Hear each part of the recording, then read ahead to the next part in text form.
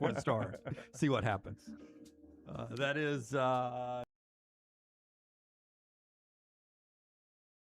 Don't forget, still ongoing through the entire month of July, our feature sponsor of the month, that's our friends at Folds of Honor, Alabama. Folds of Honor, Alabama. You can use that QR code that's on your screen right now. If you're listening to us or would like to enjoy good cocktails, you can go out to a local walk-ons, both on Highway 280, Stadium Trace, and in Trussville, and enjoy a nice ice-cold Budweiser, Bud Light for $2 bottles, $3 drafts. Proceeds from that drink goes to Folds of Honor, Alabama. You can also make the extra donation there, QR code. Walk-ons, Bud Light, Adams Beverage, and the fine folks at Folds of Honor, Alabama. Go and support them the entire month of July. Connor O'Gara and company standing by. We'll get to them coming up in about 150 seconds. You expect Will and Connor to do that math, 150 seconds, to know how much time they got till we go live? A little more than 2 minutes. Okay. A little more than 2 minutes. Before we move in that direction, I'll ask you this question. Transfer Heisman Trophy winner this year or not? Heisman Trophy winner that was a transfer at some point or not? Last year, Fernando Mendoza, yes. Mm-hmm. Who's the last one that wasn't a transfer? You're going to have to remind me. Was it Devontae? Potentially. So who won it in 21? I'll have to go back and look. Yeah. But just look at the contenders but I mean, this year. Darian Mensah. Transfer. Josh Hoover. Transfer. I'm not talking about just your favorites. Arch is not a transfer. Arch is not a transfer. I mean, John Mateer, if they transfer. Yeah. Sam Levitt. Transfer. All right, you've got Mendoza. Jeremiah Smith is not. Julian Sand technically is. Yeah, you got Mendoza that was. Travis Hunter. He was from Jackson State. Yep. It's Bryce. Is Bryce the last non-transfer? Bryce Young, who sometimes I forget won the Heisman. And sometimes forget that he was at least verbally committed to USC. Yeah, he was. So if you were going... I would go Mensah. If I had to go... Cam Coleman is very interesting, too. I don't think there's any way, because I think they feel the need, if Arch is deserving, because that family name never got the Heisman Trophy, I think he would get it. But Cam Coleman is interesting. So if it's close, it's Arch Manning because of the Manning history. I mean, it's crazy. Yep. Bryce and Devontae Smith. But, I mean, start going back through this. Mendoza, transfer. Travis Hunter, transfer. Jaden Daniels, transfer. Caleb Williams, transfer. Then you got Bryce and Devontae Smith. Joe Burrow, transfer. Kyler Murray, transfer. Baker Mayfield, transfer. Yeah. I mean, it's more transfers than not. Wow. For Connor and the guys that are listening, that's Brown being surprised I asked a very intelligent question. And I had not noticed that list there before. You didn't read that somewhere? Yeah. Hey, tell us about Culver's, Brownie, before we turn it over to the guys. Connor and Will are going to join us every single day at the end of the show. The OG Kickoff is going to be live every single day, 12 to 1. Connor O'Gara, Will Ogburn from down in Tampa. Our coverage presented by our friends at Culver's. Welcome to Delicious, two great Birmingham locations of Culver's. Highway 280 area in Tattersall Park, also Stadium Trace out there in Hoover. Wherever you are in America, head up to Culver's. Get that great butter burger, those crispy crinkle-cut fries, the ooey golden cheese curds, and those great frozen custards. Culver's, welcome to Delicious. When you trust a doctor with your life, they owe you proper care. If medical negligence left you or a loved one injured, you deserve answers and compensation. Alexander Shunnarah trial attorneys have recovered over $2 billion for their clients harmed by medical errors, misdiagnoses, and surgical mistakes. They fight hospitals and insurance companies so you can focus on healing. Don't wait. Medical malpractice cases have strict deadlines in Alabama. Call Alexander Shunnarah trial attorneys now for a free consultation. 659-777-7777 or alexwins.law. You pay nothing unless they win. Physical office location, Birmingham. Jim Dunaway, Lance Taylor, Ryan Brown. The next round, presented by Bud Light, is on now. SEC Media Days, Day 2 rolling on. Today is Auburn, Georgia, South Carolina, Vandy. We'll get Auburn sound from Alex Golish and Byrum Brown right here off the bat. A ton of other college football to get to. The weird thought of the day, I just came across this. We have a new Air Force One President Trump got from Qatar. It's different color scheme too, right? It's Yeah. red and black, right? Yeah. I don't know if it's red and black. I think it's next dark round colors. blue. I really do. Like Wow. if we, Next like round if we colors? enter Jet, I think it's. Or as I look at Kirby Smart and his tan self, is it Georgia colors? Yeah, it could be it is Georgia yeah. colors. We Yeah. adopted Georgia colors too. But I'm seeing that it's going to be on the shelf for 1 month while it gets the security upgrades. Right. They're going to put all those security upgrades in 1 month. That's pretty impressive. I would agree. I mean, I how would many agree. times have you had a rental car that's been 2, 3, 4 weeks while something in your real car or trucks is getting fixed? They're going to do all those upgrades on Air Force One in a month.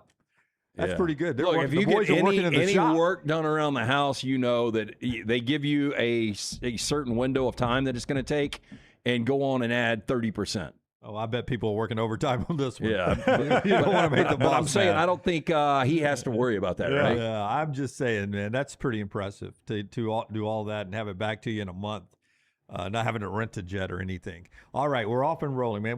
Can we start with our 40 and 40 today instead Sure. of burying it in the show? If you're not familiar with our show, we've been together 17 years, and we do an off-season thing called 40 and 40 where we count down one team every day in a poll that's voted on by our listeners mostly. We vote in it too, but most of it is our fans. And we do one team every day. And it's brought to you by our friends at Hoover Toyota, hoovertoyota.com. And we're going to do team number 29 today. Yeah, Hoover Toyota, they want to let you know that they've got that red carpet program they have rolled out for the last 2 decades in Birmingham, Alabaster, Vestavia. They want to make sure they retain you as a customer for life. It starts when they hand you those keys. And then they make sure that you've got the service and parts department you can lean on, the on-site finance department right there in-house. I've used those guys. I'm a 2-time customer over the last couple of years. Absolutely loving the Toyotas. If you want reliability, you want resale, you want safety, Toyota is the definition of that. Stop in, see them. Conveniently located Highway 150 right there in Hoover, right down from the Galleria, or you can go online to check out that inventory today, new or pre-owned, hoovertoyota.com. All right, so our countdown rolls on, and here is the standings. We started way back at 40 with Nebraska, NC State, Duke, Virginia, Vandy, TCU, Boise State, Illinois, Arizona, Virginia Tech. This week, yesterday, South Carolina at number 30, voted on by you guys. Today, team number 29, also in the SEC. Dun, dun, dun, dun, dun, dun, dun. The Auburn Tigers come in at number 29, just outside of our top 25. Probably a pretty realistic place, guys, of where they'll be in the AP poll. They'll probably be receiving some other votes. Yeah, look, I mean, we'll get to the schedule in a second. I think they're going to be favored in 7 games, and it all starts with new coach, new quarterback. That combination did not work over the last few years, and I think that's one of the reasons when you look at 1-13 over their last 14 one-possession games, the Auburn Tigers are 1-13. Yeah. To me, it killed Hugh Freeze. He couldn't, I mean, the numbers tell you, he never won those. And they were bad late in those. That's what killed him. Their fourth quarters were so bad in those. do you guys agree? Like, I think one of the top factors in one-possession games are really good coaches and really good quarterbacks. Yeah. I was going to ask, we don't have this number. I don't think you do. You do a lot of great research. But the greatest coaches of all time, like I picture in my head, Nick Saban's really good in one-possession games. That may not be true. Well, I bet he didn't coach a ton of them. Yeah. So. But I picture him being good in one-possession games. But maybe he's not. Maybe, Yeah, I maybe think it those might are the games surprise- they lost. But I Yeah. think it might surprise you because he didn't coach in a ton of them, so his record's going to be skewed by that. I mean, it is, because if he had 14 total losses, all 14 were probably One possession by one games. possession. That's Yeah. right. Yeah, but I think if you look at a guy like Kalen DeBoer, and again, I'm just doing this on the surface, I think he's probably got a really good one-possession. Yeah, when you're at a place like Alabama, you're going to lose a lot of one-possession games. So Saban was a bad example because he was so good, he had very few one-possession games. that way, he had very few that he won. Yeah. Very few overall. And to Lance's point, most losses, I mean, just think back on his losses. The kick six, the game of the century was overtime. I mean, you know, a lot of very close losses there. And it's what plagued Auburn. And it's not just the record, Lance, 1-13. Like I said, they were awful late in all of those. Like every last one of them. Well, I mean, you close your eyes, you picture a Hugh Freeze fourth quarter is a play call that you were like, wow, why did they run that? They were moving the ball. Untimely turnover. Yeah. A weird defensive, a defensive back getting burned. It was just. Looking at Peyton as he comes off the field and Peyton pouting on the sidelines and Hugh walking over, staring at him, waving his call sheet. Yeah. I mean, you just picture those moments in your head right there. Yeah, and look, I don't want to take anything away from Golish. I think Golish is saying and doing all the right things right now, and I believe he's going to have success. And this offense that was number 3 in total yards in college football last year, 488 yards, we mentioned this yesterday, and 5th in scoring, over 40 points per game. I think the offense is going to be a lot of fun. But this is a number that is interesting to look at. You know, they won 7 games, 7-6 in his first 2 years, back-to-back years. Of those 14 wins, how many do you think were against against teams with a winning record, 14 wins? This is Golish? Yeah. Of 14 wins. In his first 2 years. In his first 2 years. I think he ended up beating 3 teams with winning records last year. I think in North Texas, Boise State, and UTSA. It's at least 3. I was going to guess. That's the last. I'm talking about the first 2 years. First 2 years, I was going to guess half's going to be too many. I'll go 5. It feels like you're setting me up for 0. It's 0. Wow. Yeah. I mean, wow. Yeah, I mean, so it is the American, so. I know they were coming off 1-11. Yeah. I just, when you look at South Florida, that's kind of a better program than 7-6, 7-6, 9-3, in my opinion. Again, I think Golish is going to do a really good job, but I wasn't blown away with the results at South Florida. I will say this. He's not afraid to ask for your prayers. He's done that once already. And, in fact, today in the main media room, the ballroom down in Tampa at SEC Media Days, Alex Golish gets asked about the offensive line starting from scratch and trying to piece it together with some parts, including some he brought with him from Tampa. You know, that's a group for us where you talk about starting from scratch. We ultimately started from scratch, and it's a group. When you're playing our defense in spring, one, uber talented up front. 2, schematically, you're seeing from day one just about every single thing you could ever imagine. And so it's probably not just incredible for building confidence, but it certainly makes you work through a lot of things. Truly, that first group, man, like that guard spot's still up for the grabbing, and those guys have worked really hard to compete to figure it out. I'm going into spring with a really optimistic approach to that group, and simply because of the way that not only they've worked, but the way they've come together. Like, it probably doesn't get talked about enough how important it is that those 5 dudes are on the same page. And I give Cole Best a ton of credit because he's worked extremely hard to bring that group together. But where it was early in spring, where I was ready to pull my hair out, I think I asked for prayers with our local media. Some of those prayers have been answered, but we've still got a long way to go in terms of the work that needs to go in. But I feel really good going into fall camp. Yeah, so media prayers work there, and the offensive line's getting better. But boy, Texas is uber talented. Their offensive line was not great last year, and it cost them a game or 2. And made some scary. If you don't have good offensive line play, it's hard to have good quarterback play. Yeah, but I do think Cole Best, who he references right there, the veteran center that is coming over with 12 other South Florida Bulls, I think that's going to be big for this offensive line. I think it also helps, not that Arch is not a mobile guy. He's a very, very mobile guy. But Byrum Brown having the experience as a starting quarterback, starting, 4+ years now. In that system. System, and being able to run around a little bit, buy a little bit more time, improvise a little bit. And look, this thing can only go up. I mean, I think Golish is taking over at the perfect time. Byrum Brown's coming in at the perfect time because we're talking about 5 straight 7-loss campaigns for the Auburn Tigers. The only worse 4-year stretch they had in the history of this program, and I got this from College Football News, was 1946 to 1950.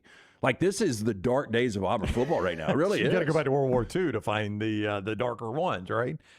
I mean, Golish is a fascinating guy to me. He says all the right things. When you hear him talk, he builds confidence. He's got a good offensive pedigree. But to Lance's point, it is a legitimate question to point at South Florida and say, what did he really do there? He took over a crap program. He got them back to a 500 team very, very quickly. But what did he do there? Can we judge him on what he did at South Florida? I don't know that you can, any more than you could judge Ryan Silverfield on what he did at Arkansas. I mean, that wasn't impressive. I'm just comparing him to these American guys.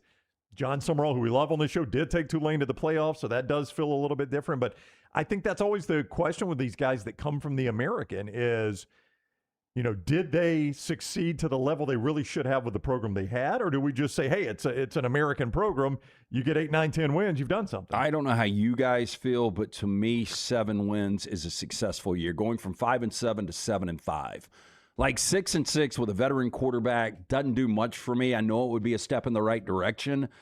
But in order to achieve 7-5 or better, you got to win September. And really, they don't get time to break anything in. The good news is you get everything at home. I know Baylor is that neutral site now in Atlanta. It's going to feel like a home game.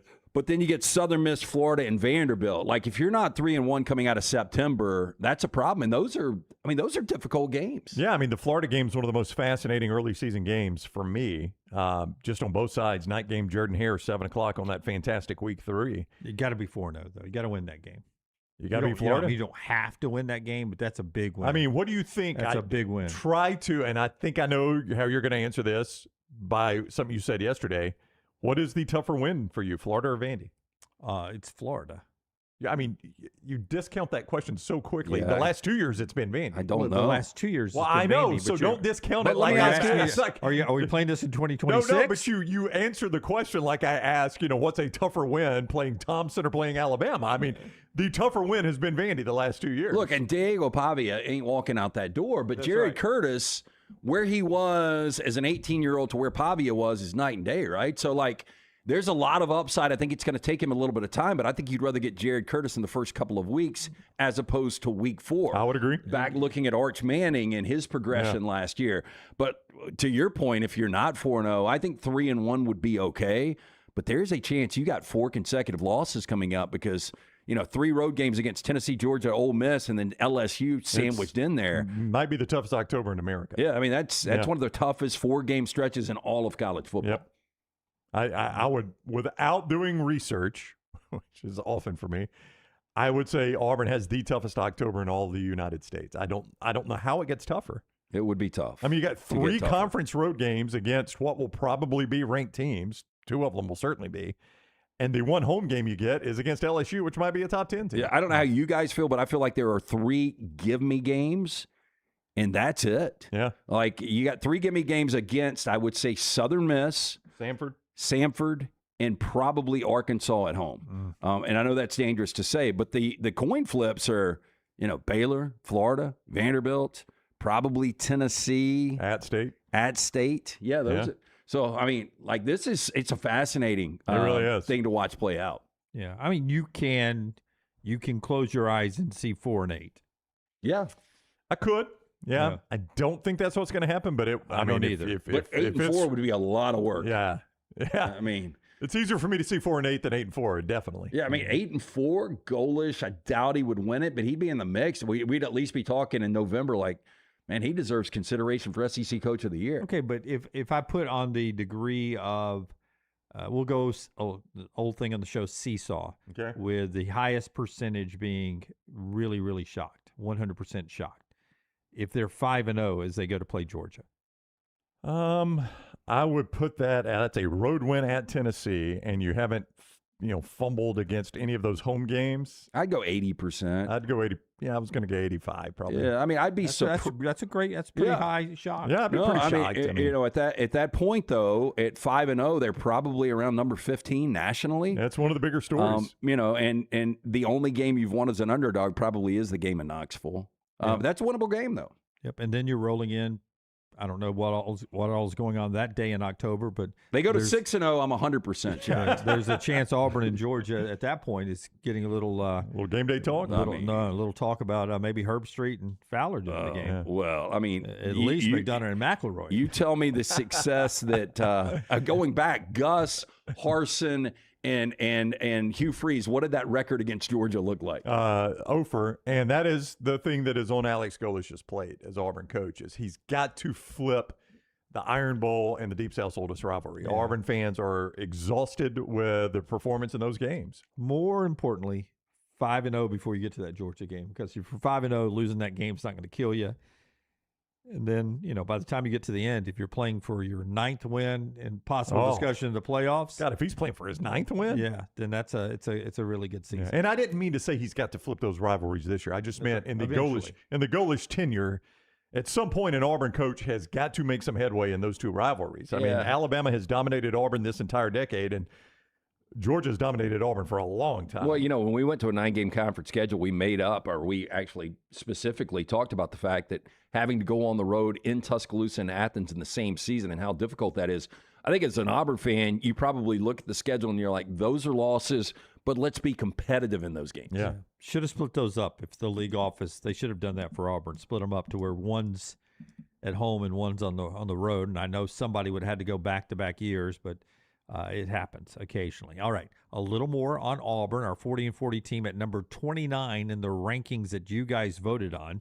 We'll hear from Byrum Brown and another SEC coach on Alex Golesh in just a second. But first, the show being brought to you by our friend Alexander Shunnarah, Trial Attorneys. Shunnarah.com. Shunnarah.com. That is the place to go when you are in need of any legal assistance. Alexander Shunnarah, Trial Attorneys. Now, when I say any legal assistance, you probably immediately think, well, he's a personal injury attorney. Absolutely. They've done great work in the personal injury front. But you might not also know that he handles fire and storm damage cases, bad drug and device cases, workers' compensation, employment cases. The list goes on and on and on. It's why we tell you, whatever you are facing on the legal front, you face it with Alexander Shunnarah Trial Attorneys. Shunnarah.com, Shunnarah.com. You do not pay a dime unless they win your case with Alexander Shunnarah Trial Attorneys. Shunnarah.com, Shunnarah.com. You'll hear our entire interview with Auburn quarterback Byrum Brown coming up in hour 3. So if you're catching us on the podcast with Spotify and other podcast locations, hour 3 of the show today. That's 11 Central, 12 Eastern if you're watching or listening live. But I did have a chance with the guys to talk to Byrum Brown before the show today. Brownie asked Byrum Brown a question about his mechanics and the criticism he's catching. I know you guys like to block outside noise out, so I don't know how much of this outside noise gets to you. But your mechanics get torn up a lot. People are critical of your mechanics, and I see you smile, so I know you've heard this. Like, yeah. What's your reaction to that? Like, nobody, I mean, you're successful. Like you've put up numbers. You've won football games. You're a highly regarded quarterback. What is your reaction when people are critical? Yeah, but it doesn't look good. It doesn't look like it's supposed to. Yeah, I mean, everyone has their opinion. As long as I can get the ball to the receiver in any way, that's what I'm going to do. It might not be the most traditional, and not everyone has the most traditional mechanics. Some guys have a longer windup. So, I mean, I don't really pay it too much attention. I only found out about it because actually Coach Golesh told me, he said, yeah, you see what they've been saying on Twitter? And I was like, what have they been saying? And he told me, he was like, it is what it is. But, I mean, Coach Golesh, he knows how much work I put in each and every single day to be the best me that I can be for this team. And at the end of the day, all that really matters is the people inside Auburn's walls. I like that Alex Golesh is the one that's motivating him here. I thought that was interesting. What people are saying, man. Yeah, and Golesh, to his credit, and I will. This is a dangerous comparison because I'm not saying they're on equal terms in their sport. I'm just using the comparison of mechanics. Scotty Scheffler is the best golfer on the planet and has a very unique golf swing. And I credit the people around him that over the years nobody changed that. They're That's like, right. This is what you do, and you're good at doing it. Let's just work that. Yeah, I credit the people around Byrum Brown that, like, the kid's successful. Is it what's going to get you to the NFL? I don't know, and maybe people would be critical of that. Maybe they say, well, you should have done what it takes to get to the NFL. He wins games doing this, and that's ultimately, if you're the head coach, what you're getting paid to do is win games. Phillip Rivers looked weird. Phillip Rivers, yeah. Joey Harrington was one of these guys that always got dogged out for his mechanics, and that didn't necessarily work at a high level, but Phillip Rivers did. So, like, some of these guys, it's just the way it is. Yeah. And now, again, Phillip Rivers is on a different planet than Byrum Brown. Scotty Scheffler in his sport is. So Jim Furyk, right? Yeah, Jim Furyk. I mean, we're not comparing and saying this is how good he can be. I'm just saying at some point, if the mechanics are what the kid's comfortable with and he's winning games, the good coaching might be to not fix that. And Alex Golesh certainly has had opportunities to fix it and has chosen we're going to stick with those mechanics and just win games, we hope. Lee Trevino would take a 6-iron and from about 55 yards and bounce it up onto the green. What? We keep going golf. Do you guys think, though, that we get the most elite play from the quarterback position we've seen since, I'll go Nick Marshall, 2013. Can't go Cam Newton. It's definitely going to be a Gus quarterback. Right, you got to go back to a Gus quarterback. Harsin and, Bo Nix's first year, there were moments, right? I mean, there was a moment, I thought. Week 1 against Oregon. That was good. Yeah. Come back at LSU, if I remember correctly. I think that was year 2, I think. That was when we had him as an NIL guest, right? Yeah, so that would have been 2021. Yeah.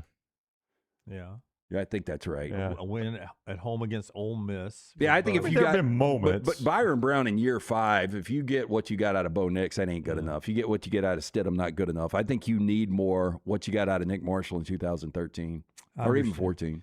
Quarterback has been bad. To sum that up in a headline, quarterback has been very, very bad. But, you know, it's interesting. I saw our buddy Chris Doring this morning. Earlier this morning, he was doing his top 5 quarterbacks in the SEC. He had Byrum Brown number 4. He did not have Gunnar Stockton in his top 5, which is kind of insane, but I think it shows you the respect he's got for Byrum Brown. And I don't have a problem with Byrum Brown being in his top 5. I think he could ultimately definitely be there. I mean, we've done the rankings ourselves. I think we all had him there or close to it. In that neighborhood, it seems. Yeah, in that neighborhood. No, we had Gunnar Stockton in the top 5. Yeah. I don't know who we bumped down. Damn, I mean, if Gunnar Stockton's not a top 5 quarterback, I mean, does Georgia take the steps back that people are talking about Alabama taking? Get Georgia make a bowl. Yeah. All right, as we roll on now, there was Tennessee on the podium yesterday. Josh Heupel, who brought Alex Golesh to the SEC when Alex Golesh was his offensive coordinator, was asked about Auburn's new coach and what Auburn has gotten in their new head man. Here is the head coach at Tennessee. You know Alex Golesh probably as well as anybody. What has Auburn got in a head coach, and what makes him tick for you when you think about him? Excited for Alex. You know, like other guys that we've had on our staff that have been able to go on and be a head coach. Jeff inside of this league and Jerry Mack at Kennesaw. Alex has done a really good job. Did a great job flipping around his previous stop. He's smart. He's got a clear plan on what he wants to accomplish and going to demand it from the people around him, and excited for him and his opportunity. Yeah. So, I mean, first of all, Heupel right there dropping that 2 other coaches in the SEC are out of the Heupel coaching tree, in a roundabout way, Levy and does he have Shane Gillis's eyes right there? Yeah, I mean, there is a resemblance. No doubt. This guy knows him very well, and you talked about it yesterday, LT, and Brownie, you have too, that you go back to that 2022 offense, and that offense spread out some really good defenses and made them look bad. Yeah. Well, and I think that's, and you had what was viewed at that point. And I don't know how you guys feel. I think Hendon Hooker was an elite college quarterback. He was. At least that year. That 1 year. So I think it shows you. Jalen Hyatt was an elite college receiver. There are really good offensive coaches that can make up for that. And I think Heupel is one of those guys. But when he does have an elite talent, and, that's yet to be known. I mean, who is going to be the guy this year for Tennessee? Yeah, 525 a game that offense put up. They averaged 7.23 yards per play. In 945 plays. You get some first downs that way. You do. I mean, they until Hooker got hurt at the end of the year, they were darn near unstoppable. He got hurt in that South Carolina game, obviously, at the end of the year. But would have made a 12-team playoff still. Probably so, because they were a 2-loss team, right? Yeah, not even probably. They would have been. Yeah. Yeah, and I brought this up. Would have been dangerous. Yesterday. Heupel, and it probably feels different, but Heupel and Sark have the same record through 5 years in Tennessee and Texas. When you said that yesterday, Boy, are you serious? Yeah, he said that yesterday. 45-20. I missed that. In an interview, were we interviewing somebody when you said that? We were talking to Connor O'Gare, yeah. And when you said that, I was like, that is surprising, but not surprising. I mean, 7-6, 11-2, 9-4, 10-3, 8-5. It feels different. But it also feels like there's a tremendous amount of pressure on Steve Sarkisian to get back to the college football playoff and make noise with this team. But it feels like if Tennessee falls flat, Heupel's job's in more trouble than Sark's, right? And the expectations should be different. The expectations are different. There's more expectation at Texas, even traditionally. But Tennessee wants to win. I don't. 2 years ago, they were in the playoffs.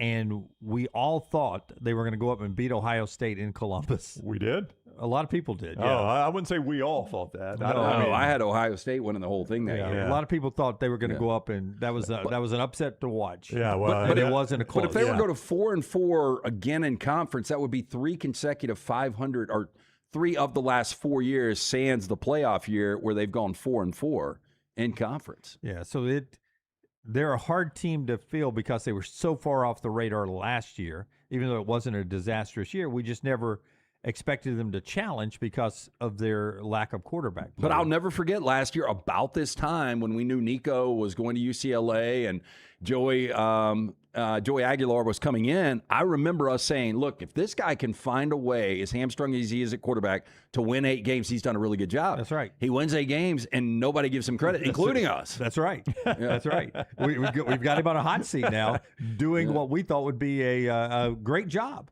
of going to 8 wins. All right, more from Heupel later in the show. He's stirring the pot, and I like that. But LancesLock.com, before you tell us about LancesLock.com, Joe Ryan is a 2-time All-Star pitcher for the Twins, was on the All-Star team this year. He went into the game last night pitching with a 2.85 ERA. Did you guys see what happened to I him? did not. Yeah, I was talking to Forrester about this morning. A 2.85. That's not bad this time of year. In an All-Star this year, Joe Ryan gave up not 1 home run, not 2 home runs, not 3, not 4 home runs. Rarely do you get a chance to give up a 5th home run in a game. Yeah. But wait for it. He gave up 6 home runs last night. He got tagged for 6 home runs last night. Yeah, it's hard to do in 4 innings. And gave up 10 hits. I mean, obviously just didn't have his, not even close to his best stuff last night. But, you know, Forrester and I were talking about, like, how in the hell do you leave him in to give up 6? Yeah. That's right. It's a rarity. He and I were joking, like, give me Forrester's mic. Forrester, it's so tying a Major League Baseball record because very few people get a chance to give up 6 home runs. 1900 was the last time one player allowed 6 home runs in a game. That's insane. It's insane. I mean, how do you not get yanked after like 3? The best part about it is he's been invited to the All-Star weekend next year. He's going to pitch the home run derby.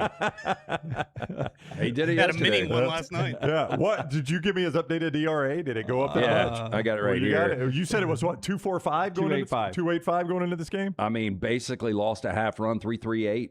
That's a pretty big jump right there. For one game. For I an mean, this All-Star. deep in the season. Dunaway, that's like when you throw a 91 in your handicap and it actually counts. Most of the time you throw a 91 in your handicap, that thing gets kicked right out. Yeah. All right. We'll do a Braves won again last night. So did the Red Sox. They won 14 straight if you're paying attention to baseball. By the way, Home Run Derby only drew 5.3 million viewers on Netflix. I mean, I don't know how many people knew it was there. Their lowest in over 20 years. And it was probably the best home run derby I had watched in Netflix maybe of all can pay time. for all Long this time. stuff, but Netflix also probably needs to run some promos on some other networks where people are watching sports. It would certainly help. Like, yes. that would make more sense. They're trying to bid for the World Cup and future NFL and college football stuff. It'll be interesting to see how that all works out. Another 3-1 last night. Lance is like, we are killing Major League Baseball. Jump on board and win with us. Free play every single day at Lance'sLock.com. It is always brought to you by our friends at Heupel Services. Whether you experience any plumbing,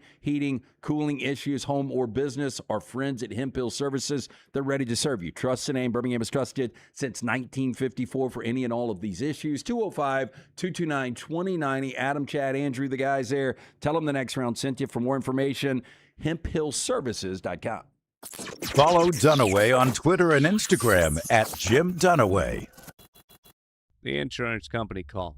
They offered you a settlement. Sounds good, right? Wrong. They're counting on you not knowing what your case is really worth. They're betting you take pennies on the dollar because you're scared and overwhelmed. Don't fall for it. Alexander Shunnarah Trial Attorneys has recovered over $2 billion for going to war with insurance companies that try this every single day. Call 659-777-7777 or alexwins.law. Free consultation. You pay nothing unless they win. Physical office location, Birmingham. Hey, Lance Taylor from the next round to tell you about one of our favorite places for breakfast, lunch, and dinner. That is Hamburger Heaven since 1982. Hamburger Heaven has been serving Birmingham's best hamburgers, cheeseburgers, French fries, hand-spun milkshakes, and sandwiches made fresh to order. All of their ingredients are fresh and prepared daily. This includes their beef, always fresh, never frozen, hand-pattied each and every day. For breakfast, lunch, or dinner, visit any of the 4 locations, Highway 280, Irondale, Gardendale, and Homewood. At Central State Bank, we are large enough to serve you and small enough to know you. Manage your money with ease, whether it's mobile banking, hassle-free checking, competitive loans, business solutions, or personalized financial advice. We're your hometown bank with big-time service. Visit us today and experience banking made simple, because at Central State Bank, you come first. Member FDIC. Next Round shirts, Next Round hoodies, and Next Round hats all in one place, nextround.store. Find your favorite piece of gear from your favorite show and put it in your rotation. You never know, you might be in one of our videos showing Next Round gear being worn all over the world. Find all of your favorite Next Round gear by visiting nextround.store. Place an order for you and that big Next Round fan in your life at nextround.store. Look your best at work, at school, at the stadium, or anywhere you go wearing Next Round gear from nextround.store.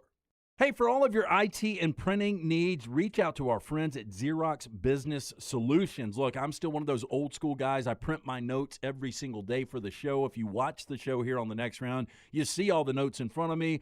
From day one, Xerox Business Solutions, they've been with us here at the Next Round. Local for over 45 years. For all of your IT and printing needs, visit XeroxBusinessSolutions.com or call 205-969-3000. That's 205-969-3000. Storm season is here. Make sure you have a plan of action in place right now. Greg from Pell City and Storm Restoration Roofing should be your first call when storms hit. Insurance companies love working with Storm Restoration Roofing because of Greg Nelson's name and reputation in the industry. When storms hit, call Greg Nelson. He's local, 205-542-3531. He's the home of the free no-cost roof inspection. Greg from Pell City on Facebook, 205-542-3531. It's Storm Restoration Roofing. Stop by the New York Butcher Shop and pick up the finest in certified Angus prime beef steaks and burgers, premium pork chops, ribs, and all-natural chicken cut to order just for you. Their chef-prepared entrees and side dishes are the perfect dinner-to-go choice for your family and are ready to heat at home. With a great selection of fine wines and desserts, the New York Butcher Shop is your one-stop dinner shop. 2 locations to serve you, Cahaba Heights and on Highway 119 in Greystone. The New York Butcher Shop, rare quality, well-done service. Remember the name Way to Wellness if you're battling weight loss in your life. I'm Jim Dunaway from the Next Round. There was a time I was over 216 pounds until Way to Wellness helped me lose 45 pounds, and now for over 2 years, they've helped me keep that weight off. Here's their website, aplanforme.com, aplanforme.com. That's a great name for a website because there's no cookie-cutter plan. Everything is designed specifically for you. No contract, no sign-up fees, and your first consultation is free at Way to Wellness.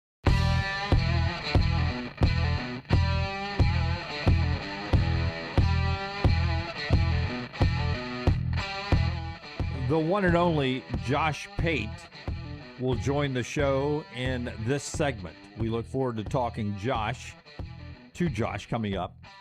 40 days away from the start of the college football season, our Innisfree countdown to kickoff. 40 days, your game day tradition at Innisfree Irish Pub, of course, in Tuscaloosa and Lakeview. Irish-inspired pub food, the signature Irish gold sauce, and always a world-class atmosphere at Innisfree. Should be a whole lot of fun to talk with Josh about a lot of things. One thing that is definitely going on down there is the discussion that continues about the 9-game SEC schedule and the fallout from that. LSU yesterday canceled a 2-game series with Arizona State for 2029 and 2030. You moan. Well, I mean, again, not that LSU Arizona State is, something I look forward to every year. I hate to continue to see interesting out-of-conference games get canceled. That one's at least interesting. Well, I do think also this shows you, they're not a power by any means. Look, they were in a college football playoff 2 years ago, but I don't think a lot of these head coaches with a 9-game schedule are going to roll the dice that Arizona State could have one of these special years. You're just not going to have any difficult out-of-conference games. 9 out of 10 coaches aren't going to schedule. What 2 years was it again? 2029 and 2030. So that leaves LSU's out-of-conference in 29, a neutral site against SMU. It's technically SMU's home game, but they're going to play it at Jerry World. Okay, so that's already that's tough. That is a better team than Arizona State. I mean, in Jerry World, it's going to be more LSU fans than SMU fans, but still. And then McNeese and Rice. And in 2030, all they got is Tulane.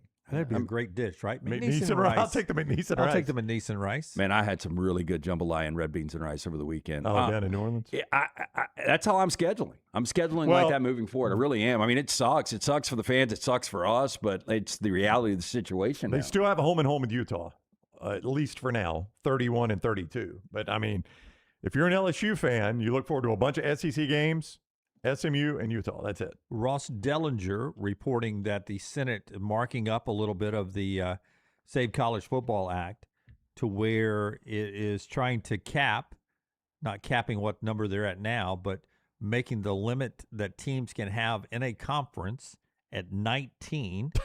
Wait, I got something on that. And then if a power conference team moves from one conference to another power conference, they have to be an independent for 5 years before they can start playing in that league.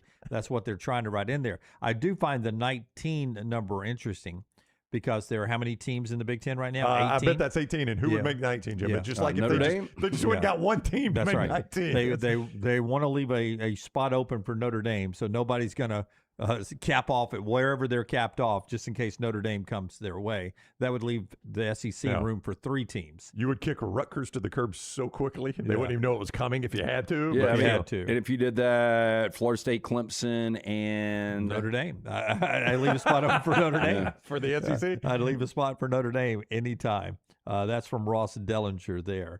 As they continue to try to find common ground on that Save College Football Act to get some rules that could sort of level the playing field or at least make it more understandable on the freedom of movement and pavement. I know we're not talking just endowments because it is a different world in college football, but do you think SEC fans, like, let's just say Notre Dame went and made that 19. Do you think the SEC would take Clemson, Florida State, and Miami? Would those be 3 good enough brands? Oh, yeah. I mean, I'd love that in a heartbeat. So you add in Notre Dame? Notre Dame goes to the Big Ten. They've got 19. Okay. Right. And then to make it 19-19, then you add Miami, Florida State, and Clemson. That'd be fun. Yeah. I'd be all right with that. Yeah, and I've said this on the show several times. We've moved away, I think, from we should have anyway, moving away from trying to grab land and new television markets to brands, because it's brands that are winning the television ratings these days. It's not about, let's get a team in Virginia so we can get the Virginia markets. People are going to watch Miami play Alabama, Miami play LSU in Virginia. Yeah, Stanford and Cal aren't going to capture the San Francisco market. Syracuse is not going to capture a New York market, to your point. That's right. So I'm right. The brands is the way to go for sure. AP poll comes out August the 17th. We unveiled our number 29 team in our ranking in the first segment. Before we get to Josh Pate, our show today being brought to you by our friends at Michelson Laser Vision. Yeah, make the phone call that I made way back in 2003. Dr. Mark Michelson, pioneer in this space, the first to perform the LASIK procedure in the state of Alabama in 1995. When I got it done in 2003, I had the 2200 vision, was legally blind without the aid of contacts. After the procedure, which only took 12 minutes for both eyes, 2015 vision better than 2020.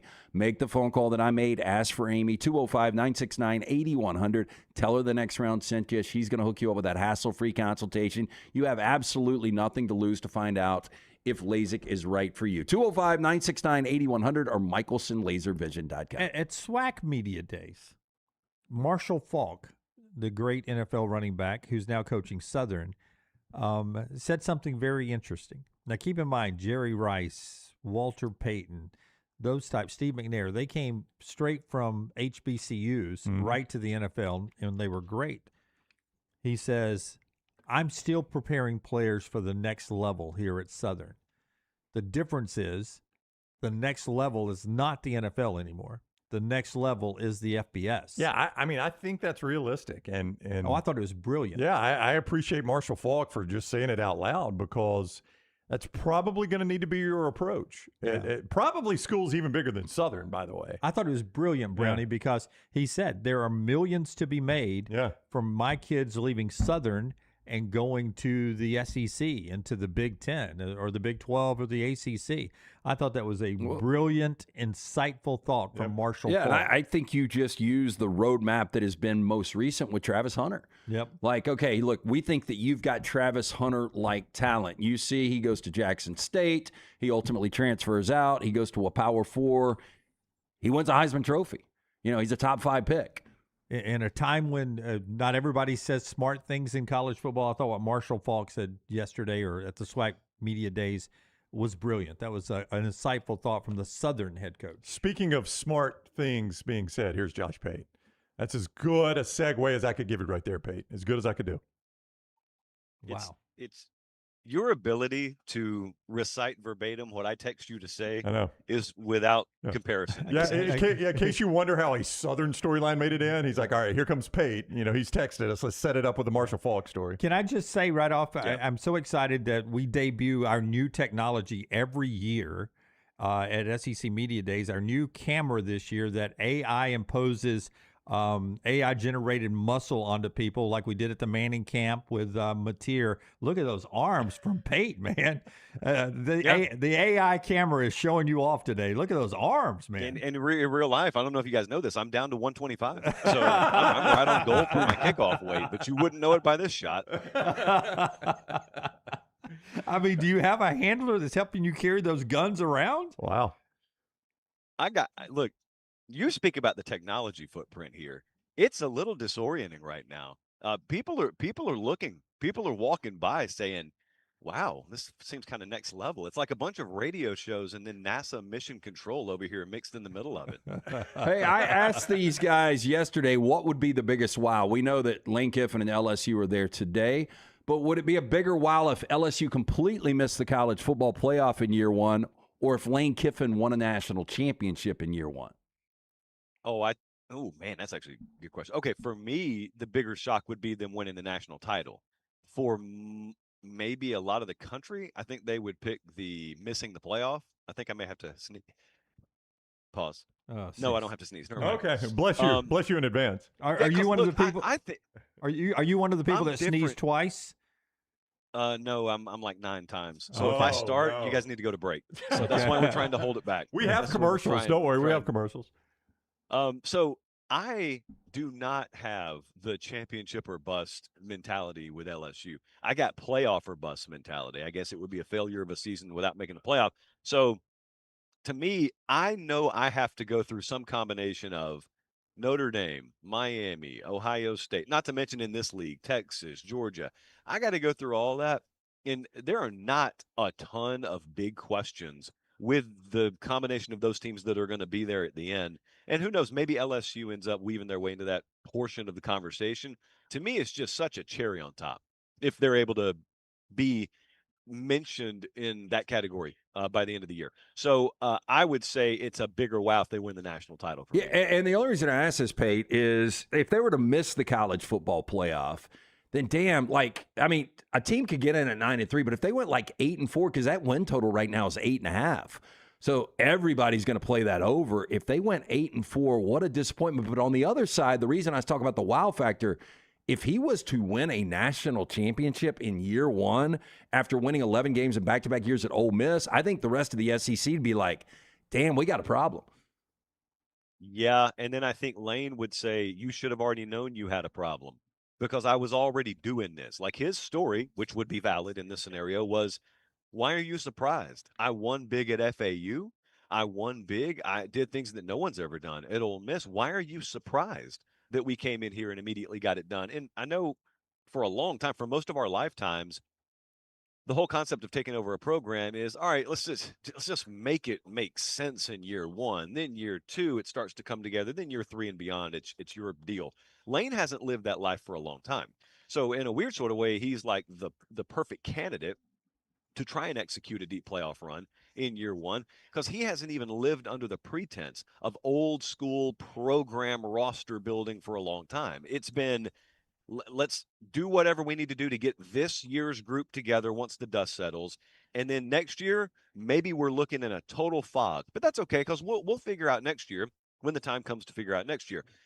He's doing that again, but with a lot more structure, a lot more resource, a lot more certainty in recruiting year to year. And so sky's the limit for him just in general. But in year one, I still got that layer of my mind that thinks, man, is this really going to be able to happen in year one? I don't know. Maybe he'll prove me wrong. Same question sort of for Texas, Pate. And I wrote down to ask you, is it fair to say national title or bust for anyone in the SEC anymore, the way college football is? So same question for Texas.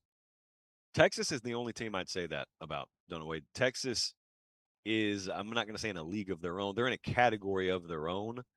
And I think outside the SEC, you could classify Notre Dame maybe that way. You may put Oregon in that category if you combined what you spent, veteran quarterback, a lot of NFL guys that won't be here next year that are on the roster this year. It's just kind of everyone knows what your sweet spot or your window of opportunity is in college football. Now, some of these folks will be able to make the playoff every year.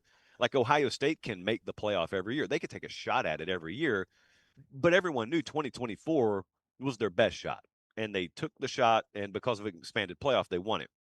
So I would say that about Texas. Texas is the only one that if you told me today they're going to make the semifinals this year, but that's as far as they're going to go, it would be a failure for them. That would not be a failure for anyone else in this league. So Texas is in rarefied air, and I think it's lofty as an expectation, but I don't think it's unfair. Just like if we go outside the league, if you were to tell Lincoln Riley, this is unequivocally a playoff or bust year for you. You're going to lose your job if you don't make the playoff.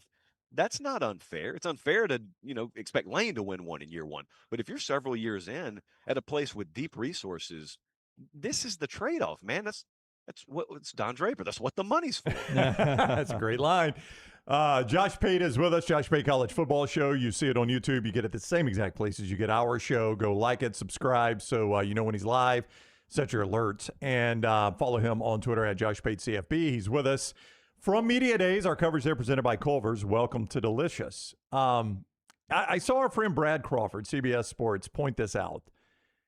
And I guess the number just had never occurred to me, but that in a decade, Kirby Smart has never had a quarterback drafted in the top 125. Mm-hmm. Now, he's managed to be successful doing that. I'm not saying he hasn't been. Do you think that ever changes? Do you think Kirby is just comfortable with this type of quarterback and I can win all the games I need with a quarterback that doesn't go in the top 125? It's that way at the receiver position, too. Yeah. I struggle with that. Is he comfortable? Well, I think they're playing the way he wants to play. I think the program's run the way he wants it run, obviously. And it has yielded results. I think it's used against him in recruiting, which is crazy because how am I going to win all the time? And that gets used against me in recruiting. Well, with the quarterback position, it gets used in the following way. Yeah, if you go there, the team's going to win, but you're not going to be featured. You're going to be a puzzle piece.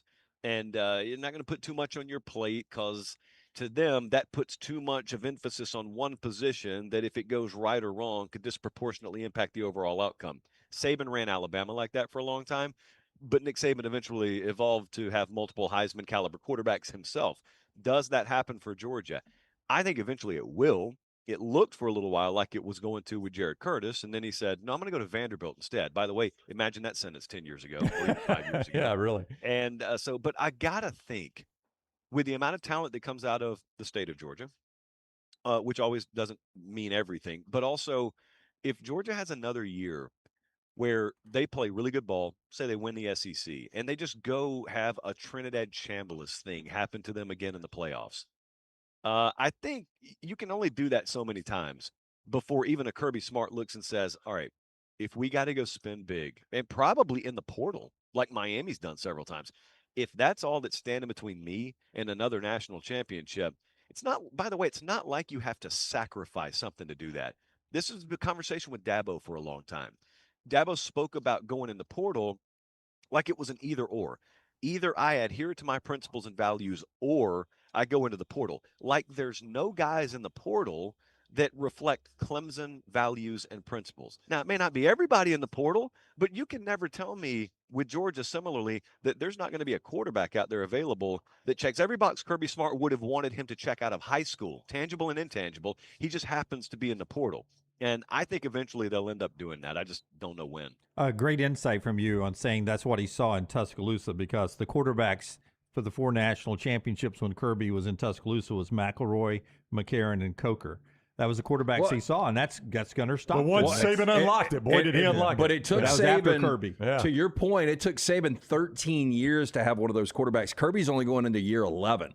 So when Kirby figures it out, watch out. Because you brought up Jared Curtis. Yeah. The running game started going to hell in a handbasket after they started getting these great quarterbacks, by the way. Wanted to ask you about Vanderbilt because you bring up Curtis. Pavia was a generational talent that nobody would have known coming from New Mexico State. Now Curtis comes in as this 5-star guy. You're right there in Nashville. So, what are you seeing with, commitment to football? Do you think there's going to be a huge fall off from Vanderbilt from 10 wins to, 5 or 6 wins? Or do you think Vanderbilt can become kind of like a Missouri where they're winning 8 or 9 games a year? I think that's the good comp. That was what I was going to say. I think if you can build a Missouri floor about them, I think it'll feel different than Missouri. Because if Vanderbilt is good, like last year, and then especially if you have some dynamic like Diego Pavia thrown into the mix of them being good, so you have big personality and, oh, wow, Vanderbilt's winning. It's happening in Nashville, which is an undertapped market in the SEC in general because traditionally there hasn't been a big-time brand in Nashville. It takes care of itself. So I don't think if they win at the level Missouri has, let's say, I don't think they'll be as under the radar as Missouri has been doing what Missouri has done. And I do think that now that you had the whole Roger Bannister effect there, I use this metaphor a lot only because it fits in college football. Once you've seen something happen, and once you believe it can happen, like running a sub 4-minute mile, well, then it becomes the expectation. It's not something you dream about. It's not, man, imagine if we could. No, all of a sudden, that's what we're supposed to do here. And you know what? If we don't do it, that's not Vandy being Vandy. It's a disappointment. You got to change the way you think. So that's what Clark did. That was probably the biggest hurdle there for a million years is he changed the way they think.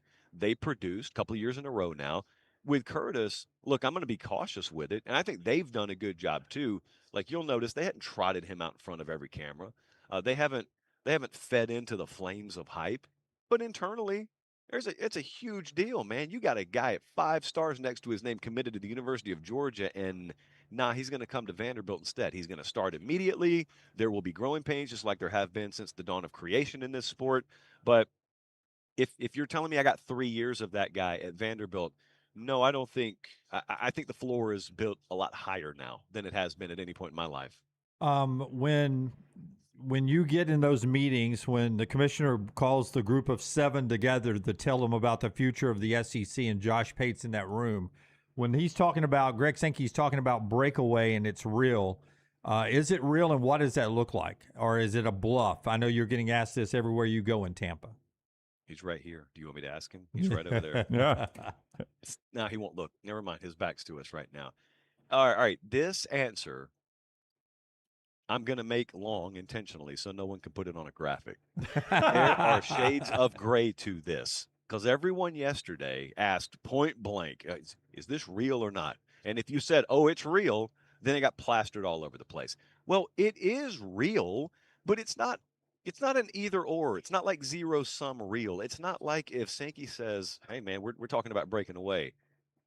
He can be serious about that, but also be using it as a leverage point. He could be serious about it and also hope it never comes to that, which to me makes total sense. And apparently there's no room for nuance in this conversation anymore. You'd be stupid not to have planned that out if you were the SEC, if you were the Big Ten. Hey, man, I got more news for people. We could break this right here, right now. I would venture to suggest to you that programs in the ACC have plans for if/when that conference breaks apart again. Is it because you hope it happens? Is it because it's going to happen tomorrow? No, probably not to those two questions, but it could happen. So that's contingency. I mean, everybody should do that if you're trying to plan. And if you're the SEC and you're the lead dog and you know you can self-sustain, then you only sit around so long and wait. And then it's not just him. So it's him and his team of university presidents that he ultimately has to answer to. And you guys know how herd mentality works. And you know how 1 can become 4, can become 10, can become the whole room. And we just saw that recently with the playoff deal. It went from the Big Ten's on an island to 3 months later, everyone's with the Big Ten except the SEC. So it's like watching waves in a pool. It doesn't take much for mass change in position on opinion to happen. And so I think he's serious about it. I don't think if they weren't serious, he wouldn't walk up to the podium and say it. What he'd do is make sure it leaked, make sure, as they say now, it was socialized. Well, they socialized it, and then he said, I'm going to grab the mic, and I'm just going to outright say it. Because Kirk Cignetti is 27-2 and 2 seasons at Indiana, it allows us to ask ridiculous questions now based on Indiana's success. With that said, and I want to speak this into existence because we love this guy. With that said, in 5 years, could John Sumrall be the second best coach in this conference? Oh, wow. In that scenario, Kirby's still here and he's number one. Yeah, right? yeah. It's hard to take away the 2 from Kirby. That's fair. But Lane's going to win a national title this year. That's right. How are we going to pass Lane? Yeah, I don't know about that. Hey, that's the most fun, unanswerable question. At any given point in history, where's Lane Kiffin 5 years from now? Ask Lane Kiffin that. He'll say, oh, no, I don't know where I'm going to be 5 minutes from now. Yeah, it's possible. You know, I just told Kublik, Florida is the team I least like to talk about right now. Because if you say anything about Florida that's positive, you can't even finish the sentence before someone says, oh, here we go with Florida again. Or here you go pumping Florida again. Oh, we do this every year. And my response to that, and I've had to practice this a lot, is what do you mean we do it every year? Tell me what we've done with John Sumrall's Florida Gators every year. And it's like, well, no, but Florida in general. But there's never been this version of Florida. There was the Billy Napier version. So if I start hyping up JMU, that's when you can hit the emergency brake on me. This is a whole new day down there. So there's no guarantee, but I'd even say this year, it's an interesting team to watch. Down the road, so the next 5 years runway that you gave me, that's a team that's going to be a factor at the head table in the SEC. I would say, so give him 2026 as a grace period. 2027, 8, 9, 30, 31, it would shock me if they're not in the playoff conversation every year. It would shock me if they're not in the SEC title conversation every year. And people can doubt that, and people can take the most lazy approach possible on this and say, it's just another G5 coach from Louisiana. Like, what deep analysis that is, by the way. You could take that approach if you want to. I'm gonna buy a lot of stock in John Sumrall in Florida. For that matter, I think the more fun conversation to have 5 years from now is going to be, where is Auburn in 5 years? Where is Sumrall in Florida in 5 years? Is there success with Alex Golesh at Auburn, which would make the follow-up point moot? But if Alex doesn't have a ton of success at Auburn, then you rehash every single year that Florida wins what could have been for Auburn. And that is not something any Auburn fan wants. Yeah, John Sumrall feels different. Like, it's almost like the first time, I don't watch a lot of recruiting. I don't watch a lot of guys' high school film. But the first time I saw Malachi Toney was against Notre Dame, and I was like, this kid makes the game look easy. And, like, talking to Sumrall and just watching him interact with his players, he just looks different. He looks like a guy that is going to have success no matter where he is. So the best way I could describe it, because I was just at a family function last weekend, and my mom, sister sitting around, like they watch the games, but they're probably not watching Next Round Live every Monday morning. No offense, but they're not dialed in like that. They asked about all the new coaches, and the best way I described it is, I could take you guys, my mom and sister, to Florida right now. And you don't even know how to draw a diagram up on a grease board. You don't know what half the positions' names are, but you just sit down with that guy.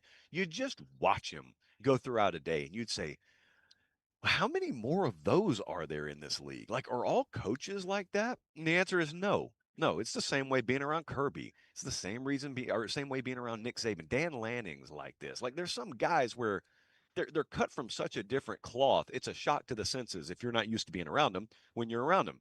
That's a compliment in this case and not a criticism. And so, like, when you went down there under Billy and you observe practice, then you go down there under Sumrall and you watch practice. It's crazy. It's like cold water to your face. This is not a guarantee of any wins. It's not a guarantee of any results, but it's a really good indicator of it. And so when I went down there in spring, that's what stood out the most. You don't have to get through flex period before you say, wow, that feels so much different.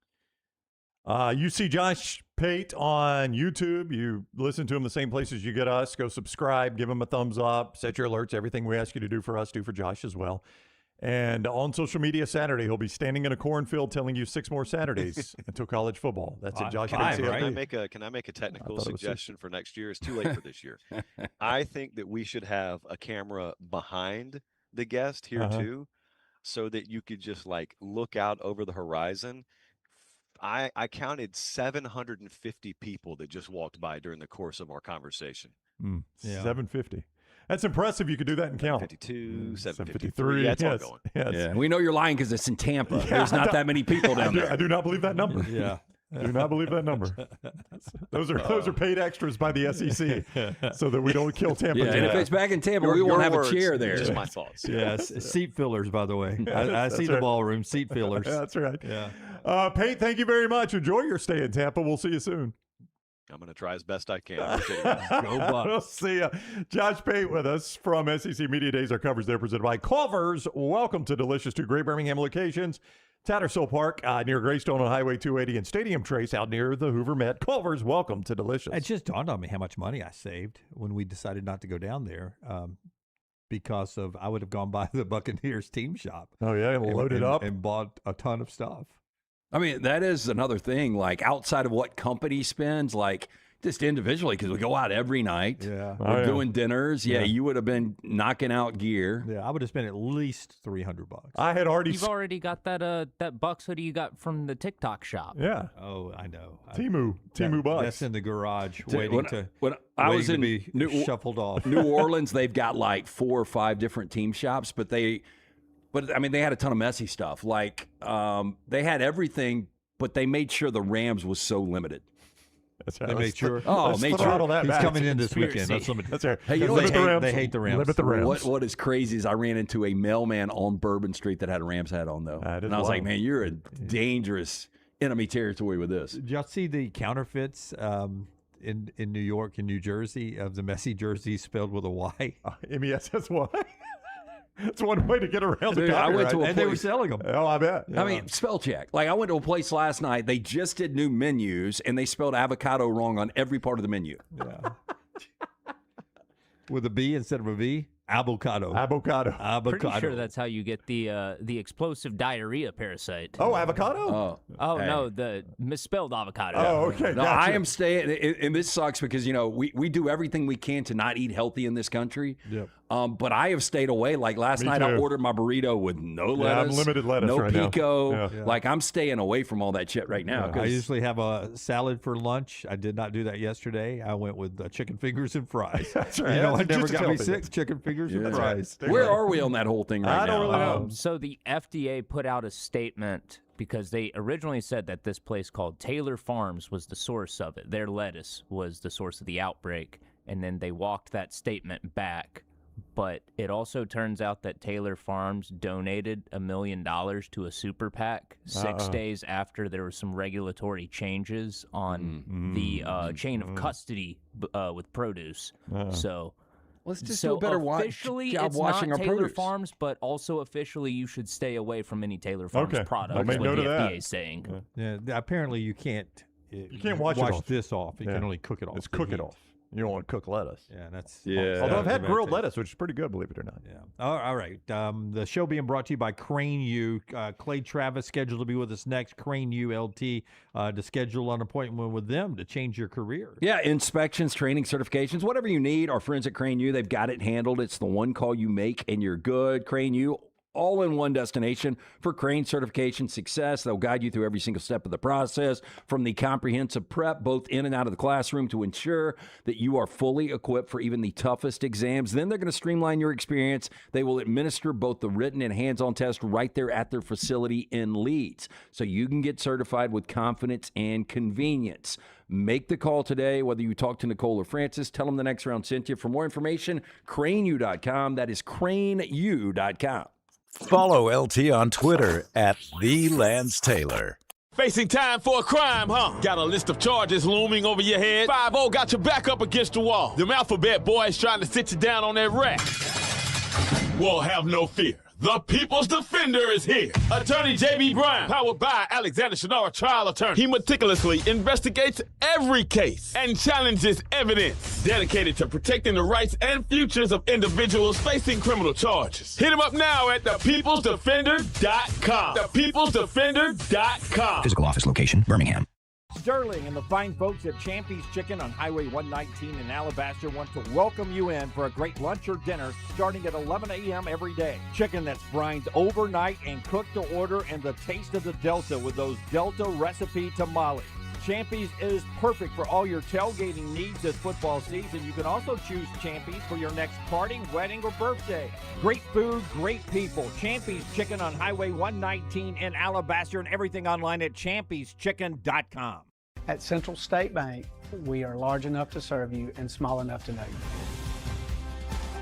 Manage your money with ease, whether it's mobile banking, hassle-free checking, competitive loans, business solutions, or personalized financial advice. We're your hometown bank with big-time service. Visit us today and experience banking made simple, because at Central State Bank, you come first.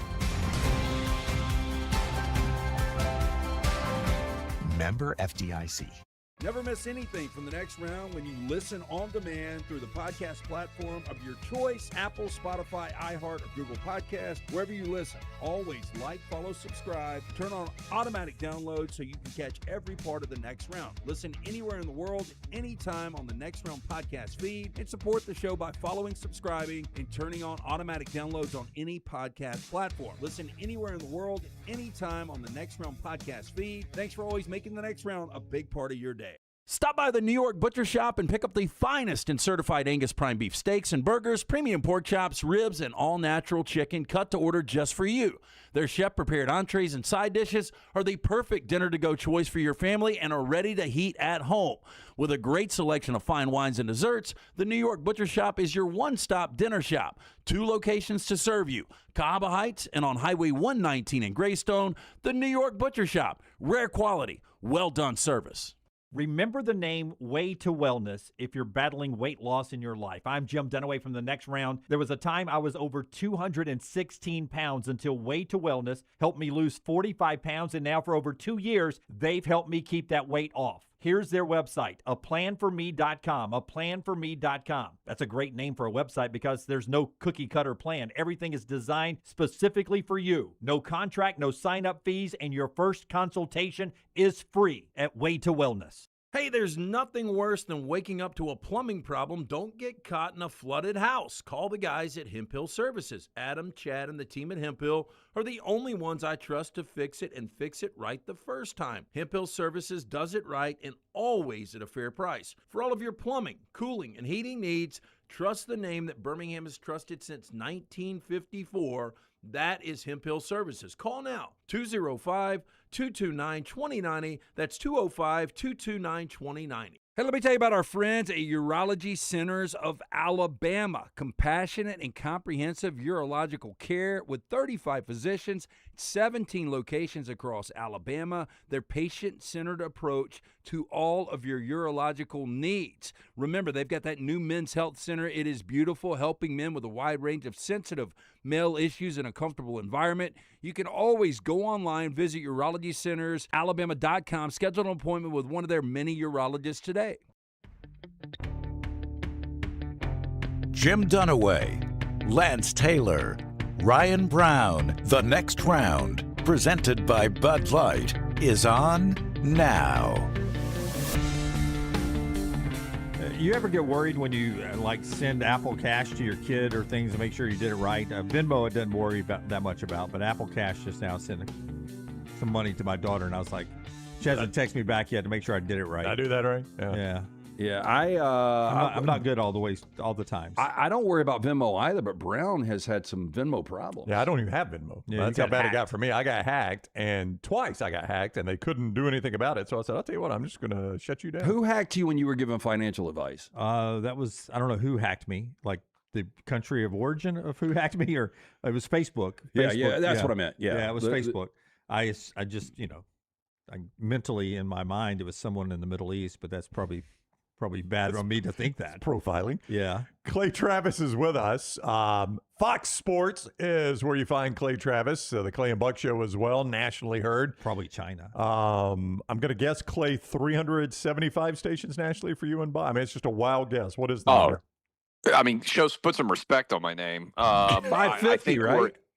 Yeah, I think we're at 550. Okay. Apologies. And Rush was, I believe, when he passed, I think Rush was about 650. Yeah. So, and when we started, we've added a couple of hundred since we started 5 years ago. But for people who care about radio battles like that, Rush was so successful that every national platform, Odyssey, Cumulus, and iHeart, obviously, all carried him, but he was distributed by iHeart. And then when Rush died, Odyssey and Cumulus made their own decisions. Some other smaller networks did as well. And a lot of those have come back into our fold, so to speak, over the last 5 years. So anyway, yeah, it's the other than Sean Hannity and maybe Glenn Beck, we have more affiliates than any radio show in the country. My apologies. Clay, SEC Media Days currently going on down in Tampa, Florida, of all places.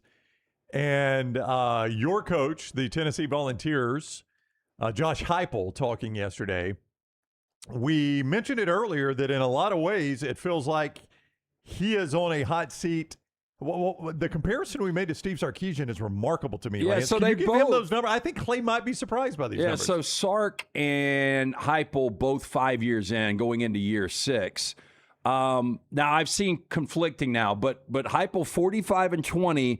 I've seen Sark at 45-20 or 48-20, but it's roughly the same record over 5 years. Does that surprise you as a Tennessee fan that you've got the same record as Sark, basically?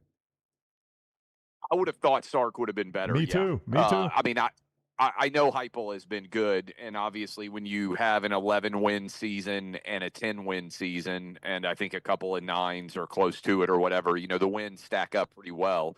I would say tomorrow, Tennessee, I believe, is going to get phenomenal news about. I don't know if you guys have followed this running back, DGG, who plays at Baylor High School in Chattanooga. Are you at all familiar with him? Yeah, he's the way? top recruit left. Georges is his name. His parents are barely speak English, and he is a dynamic running back. The only 5-star uncommitted player still out there, right? Yeah, he's announcing, I believe, for Tennessee tomorrow. Are you paying some of the freight?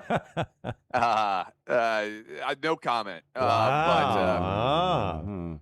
But I do believe that that's the thing that Tennessee fans are super excited about. Look, Tennessee's going to start either I don't know what he officially is. I don't know if he's a sophomore or redshirt. I guess he's a redshirt freshman in McIntyre or a true freshman in Faison Brandon at the quarterback position. So, look, the defense should be really, really good. Offensively at wide receiver, there's a lot of talent. Obviously, talented at the running back position already. But I feel like a lot of people are going to see this as kind of a bridge year when you're starting a brand new young quarterback like this. And I would say that's one of the maybe biggest challenges that Heupel has had.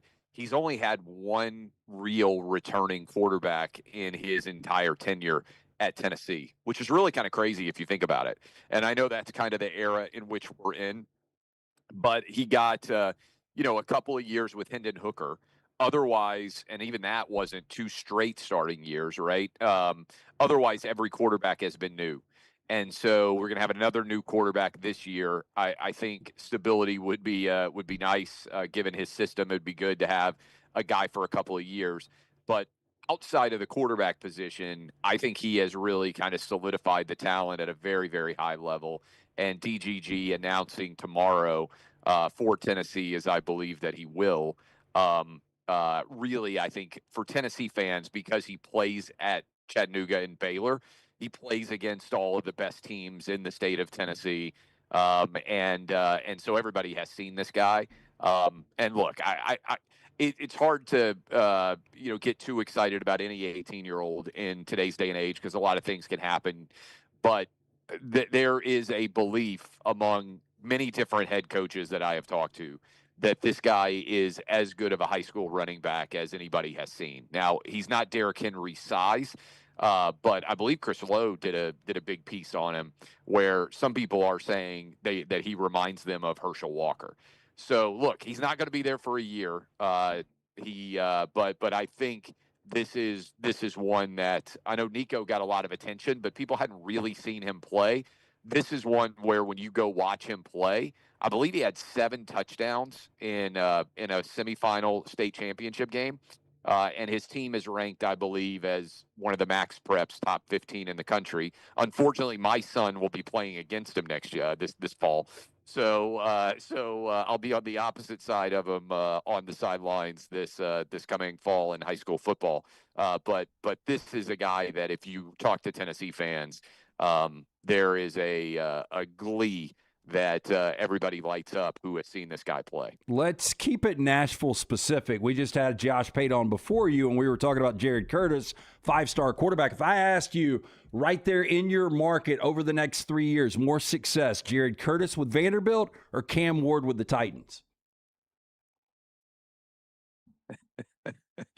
I don't look, the Titans are such a sad franchise. I mean, look, I'm a season ticket holder. I did not see a lot in year 1 to make me excited about year 2 of Cam Ward. That's just me being honest. I didn't, and I think it's hard to judge him because his coaching staff was so incompetent, and now he's going to have a brand new coaching staff again. And I know that's tough for a young quarterback. I have more faith in the Vanderbilt coaching staff than I do in the Titans coaching staff. So I feel like Vandy, Clark Lee and company are going to bring Jared Curtis along. I was talking to people recently at Vanderbilt, and they were saying, if the season were today, he's not going to be our game 1 starter. So they're not trying to rush him out there. But there is, I have talked to a bunch of quarterback coaches, right, here in the Nashville area, guys who worked with Ty Simpson, guys who work with Marcel Reed. The Nashville area is starting to produce some pretty good quarterbacks. But using Ty Simpson and Marcel Reed, 2 guys that I think a lot of people would say, hey, pretty solid SEC quarterbacks. They say that Jared Curtis physically is on a different level than those guys.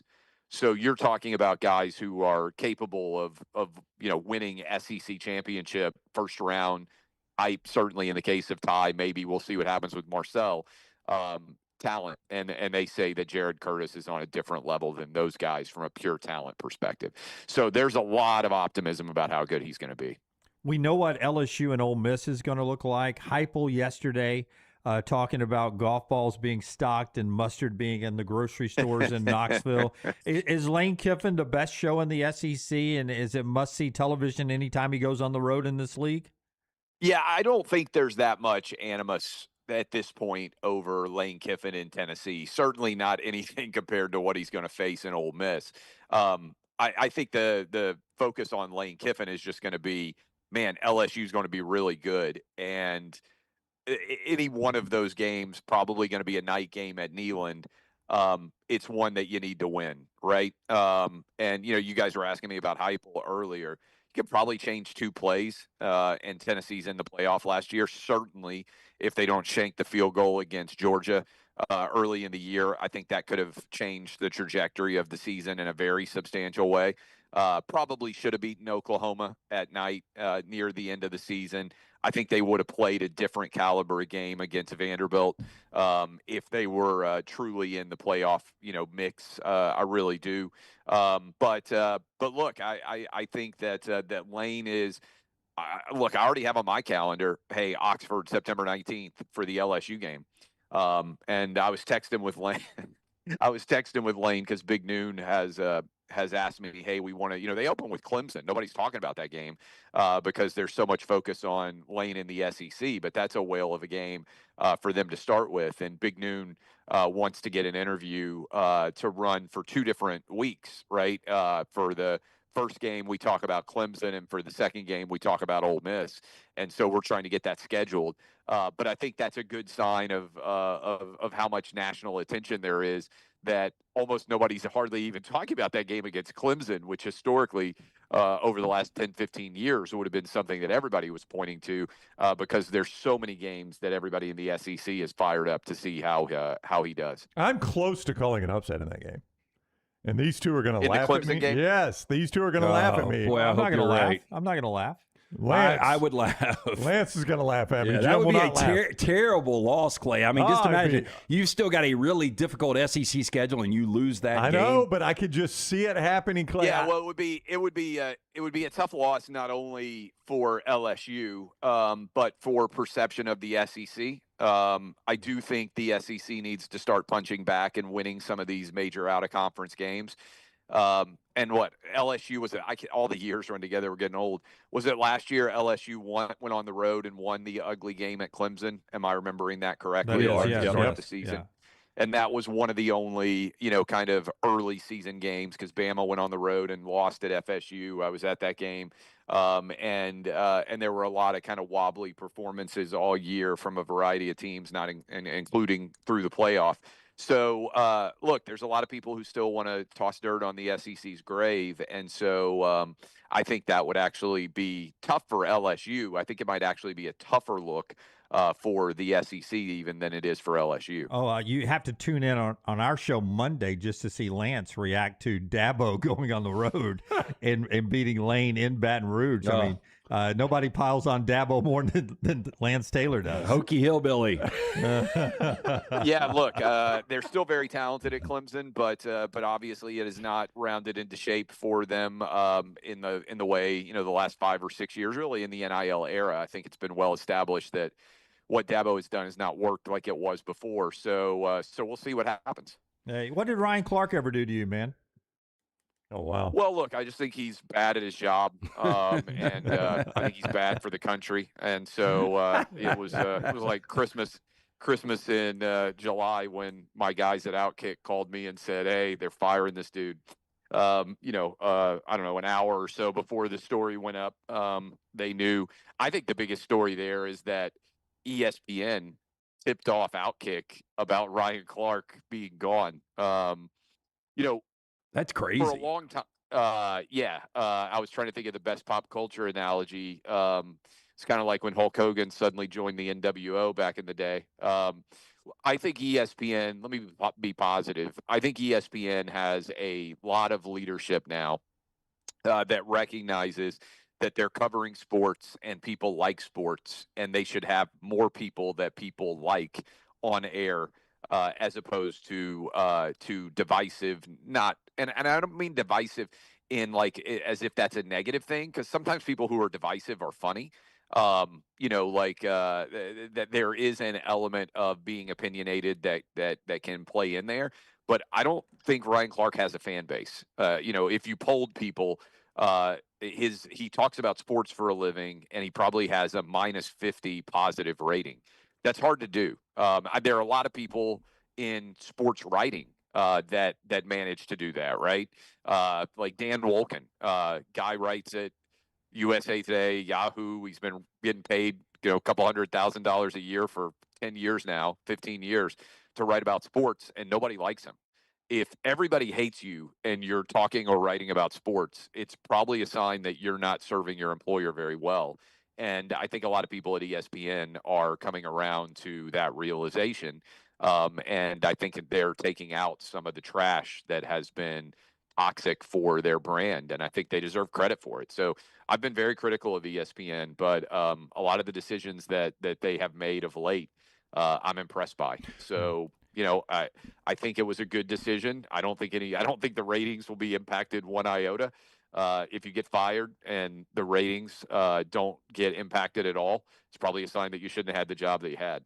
So, Clay, the three of us reverted back to our elementary school days. We're avoiding vegetables with this virus that's out there right now. Are you eating vegetables? You guys talk about this on the air, you and Buck? We haven't talked about it a lot. I mean, I saw that they thought it was lettuce. I'm really an anti-lettuce guy. Every time I get a burger, I take the lettuce off if it's on there automatically. I don't ever know that I've eaten something and thought, man, what really made that meal was the lettuce. So I think I've dodged all, danger from lettuce-related pathogens. But in general, I tend to like everything. Like, I'm not a very picky eater.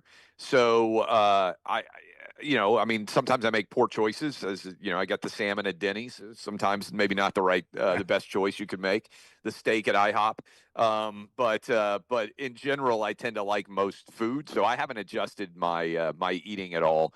I would just roll the dice, but I would say I may be benefiting just because I never eat any lettuce to speak of. See, I grew up where most of my life we had to use an outhouse. We didn't have indoor plumbing, and I drank from a hose. I think there are just some things that will not impact me. So maybe we've got a tolerance. You really did. Hold on. You really didn't have an indoor plumbing until when you I were was a kid? 11 years old. Wow. Well, we had a farm house that we would go to that had an outhouse, but I didn't know anybody else that ever used. Even better, he got home from school and his house was gone. Yeah, I hate talking about that. Yeah, but thanks, Lance. Yeah, it did happen one time. Yeah, it was gone. That is crazy. I had no idea. Yeah, I learned. So when did you get indoor plumbing? That was 7th grade when I learned that they had wheels on those things for a reason. We got indoor plumbing when my grandfather. My grandmother was a ship welder in Mobile Bay, and my grandfather was a miner, iron ore. And my mom had me as a teenager, born at home, and right there on Highway 31 in what is Keystone in Alabaster. He, in his retirement from the mines, bought some land, built the house himself, and we got indoor plumbing. And watching an Orange Bowl game in the new house on New Year's night, Alabama, Notre Dame. That's when I decided I want to be a sportscaster. The very next day, my grandfather was building me a Play TV station in the basement out of leftover tile that he had built our first indoor bathroom with, the stuff you put on the wall. So it was before dry erase boards. I could write the Prudential College scoreboard on that bathroom tile that you had in there. It was smooth. And that was so. At the same time, I got indoor plumbing and my dream to be a sportscaster. Well, and Clay, how many shitters do you have at your Alice Beach house right now, and how many have bidets? Well, that's why I didn't think Clay would be scared about the virus. I figured his food testers would take care of that. Yeah, he's got cupbearers. Dunaway's story. Hold on, Dunaway's story. There, it sounds like he was born in like 1880. Yeah, and it was such a dark story that I thought you were going to say. And my grandfather was building me like this new toy downstairs, and then he had a heart attack. I was waiting for the awful story. He survived scurvy and the bubonic plague. Prostate cancer when I was 13, 2 years later. Oh, but wow. yes. Oh yeah, of course the story had to take a dark turn. Yeah. Look, we do not suffer from bathrooms. I'm not even sure how many bathrooms we have. I think there you go. I'm in my new house, 20,000 some odd square feet. And I think we probably have, 8 or 10 bathrooms in here would be my guess, at least. Yeah. So you really don't know how many bathrooms you've got at either your Franklin residence or Alice Beach? No, I mean, I could sit here and try to count through, but I just never really have thought about it. First world problem. Yeah. See, your hillbilly elegy and mine are very different. Yeah. Well, so far so good. But yeah, that is. I had no idea. That's an incredible story. I'm glad you didn't. I'm glad they discovered penicillin to help get you through adolescence. Yeah. First dentist when I was 18. Yeah. Hey, so did you use the cloth diapers? Did they use one and just wash it all the time? We did. We'd have to hang diapers on the clothesline. Yeah. Ringer, we didn't have a dryer. You would wring after washing it. You'd wring with a roller and then hang it on a clothesline. One day, Dunaway was taking a crap in the outhouse. Somebody knocked on the door. It was Lewis and Clark. We've lost our tour guide. Did you see her? Davy Crockett said, "Would you hurry up?" All right, it's Clay Travis, Fox Sports. My dogs were named Achilles, and give me another Odyssey character there. Argus. Argus and Achilles. All right, Clay is Clay and Buck every single day. Fox Sports at Clay Travis on social media. Clay, thank you for the time. Have a great week. All right, y'all too. I'll see you. We'll see you. Clay with us on the Alexander Shunnarah Trial Attorneys Hotline. I said I've been alive for 24% of American history. Why is anybody shocked about this? Did you ever get scarlet fever? No. Okay, no. that's I had good. chicken pox. Is probably the worst I ever had was chicken pox. I did get chicken pox. I'm so old that we got shots in school. I mean, people went crazy. This is why I didn't go crazy during the pandemic. Did you get the polio vaccine? Yeah, that's I what got I'm saying. the polio vaccine, I think. But I'm one of those people that has the dent on it. That did not get the dent. And I used to be so upset about that because I got it with, I think you got it with a sugar cube or a shot. And I think I got it with a sugar cube, but every cool kid, boy and girl, had the dent on their arm in my school.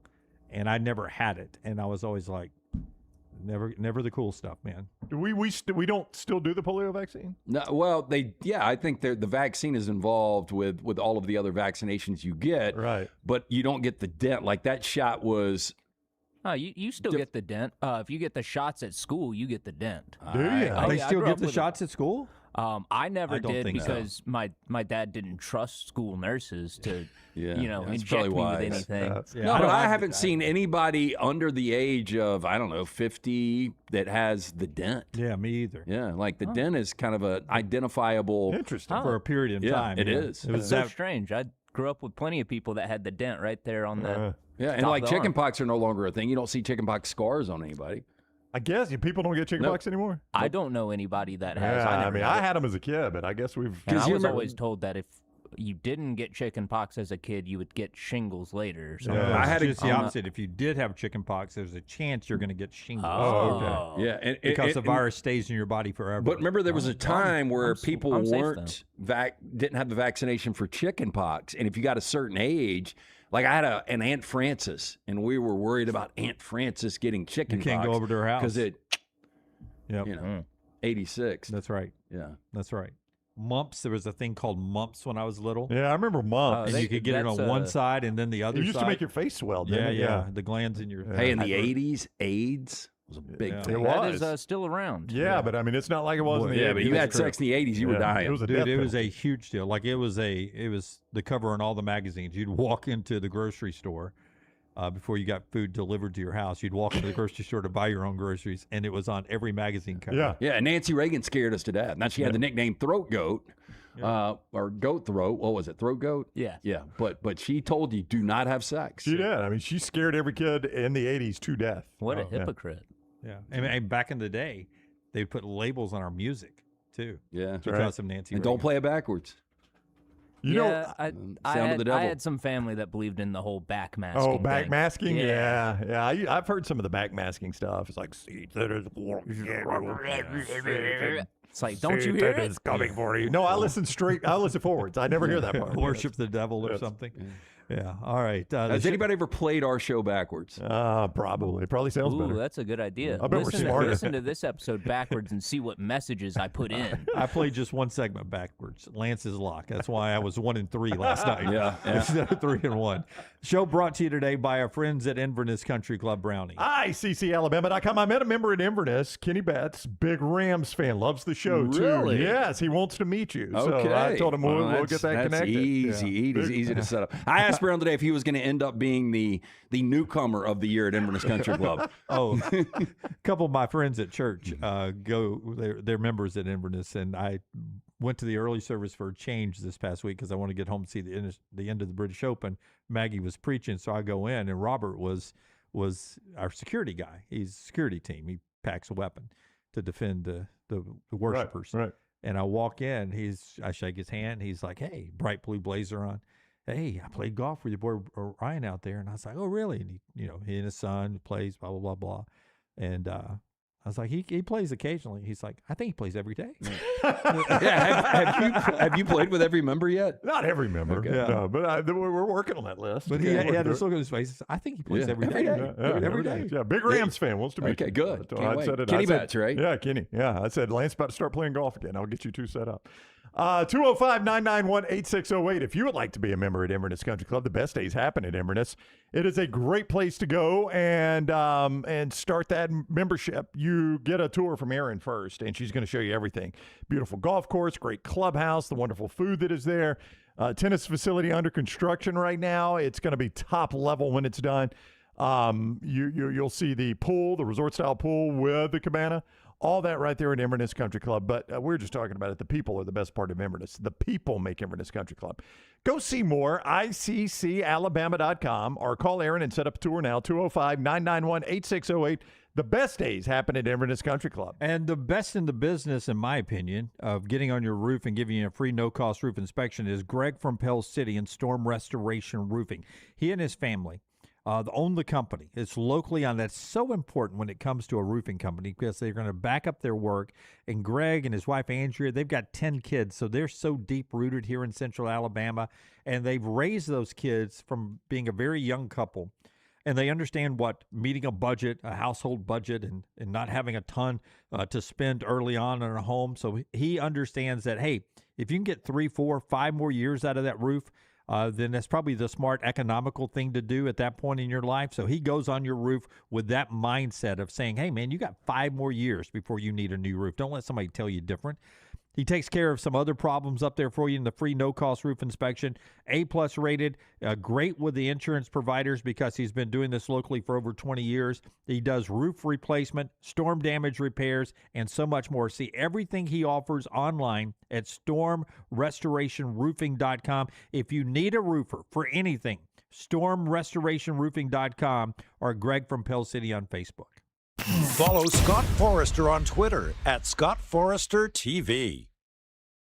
You know, sometimes injury attorneys get a bad rep, being called ambulance chasers, showing up to the accident scene before the EMTs get there. At Alexander Shunnarah Trial Attorneys, this ain't that. We get enough cardio, no need to chase ambulances.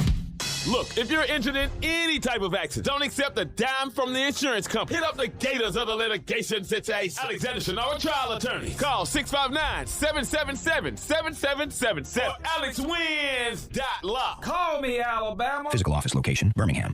Hey, Lance Taylor from the Next Round to tell you about one of our favorite places for breakfast, lunch, and dinner. That is Hamburger Heaven since 1982. Hamburger Heaven has been serving Birmingham's best hamburgers, cheeseburgers, French fries, hand-spun milkshakes, and sandwiches made fresh to order. All of their ingredients are fresh and prepared daily. This includes their beef, always fresh, never frozen, hand-pattied each and every day. For breakfast, lunch, or dinner, visit any of the 4 locations, Highway 280, Irondale, Gardendale, and Homewood. At Central State Bank, we are large enough to serve you and small enough to know you. Manage your money with ease, whether it's mobile banking, hassle-free checking, competitive loans, business solutions, or personalized financial advice. We're your hometown bank with big-time service. Visit us today and experience banking made simple, because at Central State Bank, you come first. Member FDIC. Next Round shirts, Next Round hoodies, and Next Round hats are all in one place. NextRound.store. Find your favorite piece of gear from your favorite show and put it in your rotation. You never know. You might be in one of our videos showing Next Round gear being worn all over the world. Find all your favorite Next Round gear by visiting NextRound.store. Place an order for you and that big Next Round fan in your life at NextRound.store. Look your best at work, at school, at the stadium, or anywhere you go wearing Next Round gear from NextRound.store. Remember the name Way to Wellness if you're battling weight loss in your life. I'm Jim Dunaway from the Next Round. There was a time I was over 216 pounds until Way to Wellness helped me lose 45 pounds, and now for over 2 years, they've helped me keep that weight off. Here's their website, aplanforme.com, aplanforme.com. That's a great name for a website because there's no cookie-cutter plan. Everything is designed specifically for you. No contract, no sign-up fees, and your first consultation is free at Way to Wellness. Stop by the New York Butcher Shop and pick up the finest in certified Angus prime beef steaks and burgers, premium pork chops, ribs, and all-natural chicken cut to order just for you. Their chef-prepared entrees and side dishes are the perfect dinner-to-go choice for your family and are ready to heat at home. With a great selection of fine wines and desserts, the New York Butcher Shop is your one-stop dinner shop. 2 locations to serve you, Cahaba Heights and on Highway 119 in Greystone, the New York Butcher Shop. Rare quality, well-done service.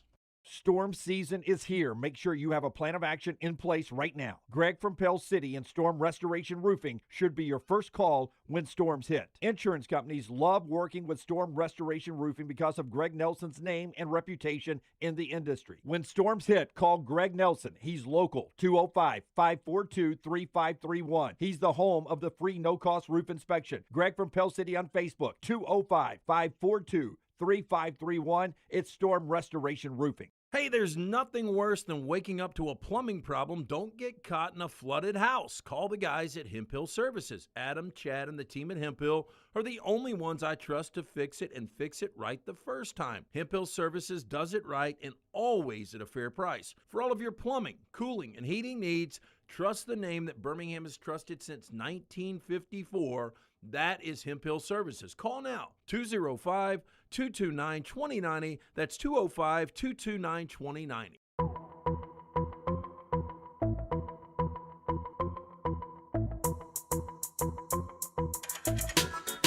Some more sound coming up in this segment from down at SEC Media Days in Tampa.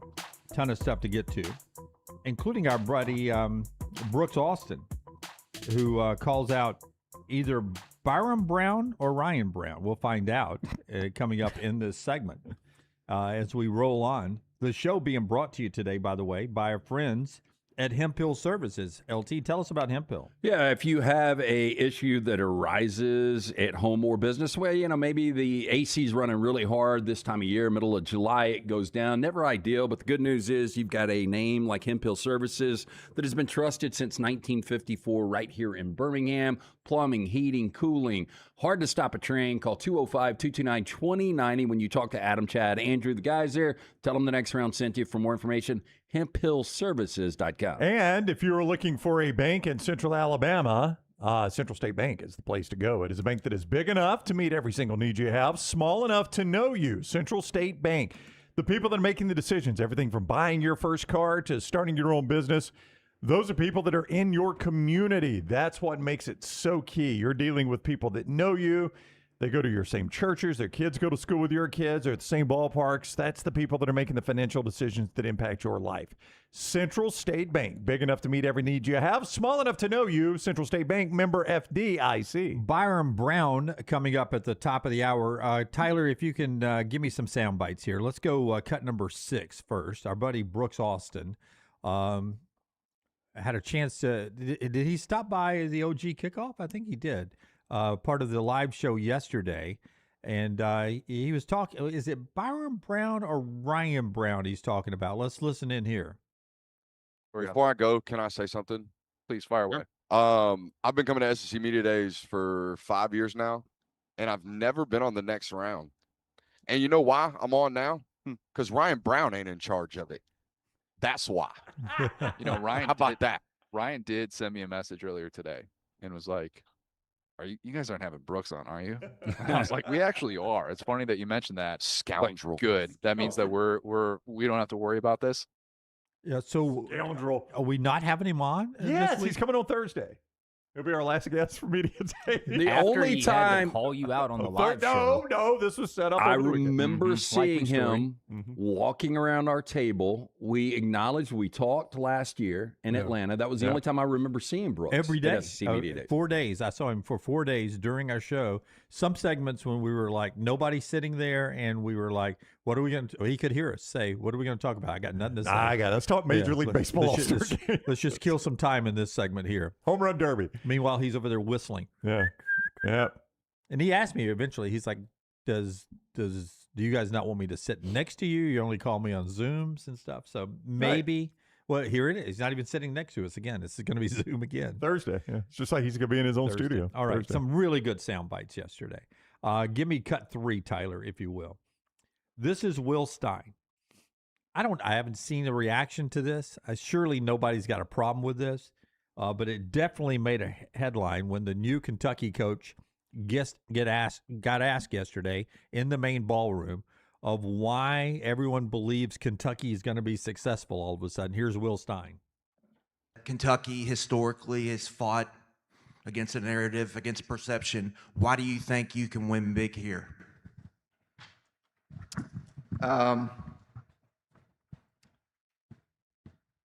this is going to sound like really, I think because of me, to be honest. I think because of me. I think I know what it takes. I've seen it at the highest levels. I know what it takes to recruit at this level. And you just got to believe, man. You just got to put the ball down and play. There's not really else to be said. Is it going to happen overnight? I don't know. I really don't. If I had a crystal ball, everybody in this room would be really, really rich right now. I don't. Again, I said I was so fired up that Mitch brought me here. I'm also excited about what the future holds. And so that's why I'm excited. That's why I believe. Or else I wouldn't have taken the job. I would have stayed out at Oregon and coached Dante and stayed out there. Yeah, by the way, very quickly, the folks at Kentucky, because of me, T-shirts are out. Because of me. I mean, is this the, I hate to do it to him. It's a terrible T-shirt, by the way. Because of me? Yeah. Is this the Kentucky Will Stein version of Google Me?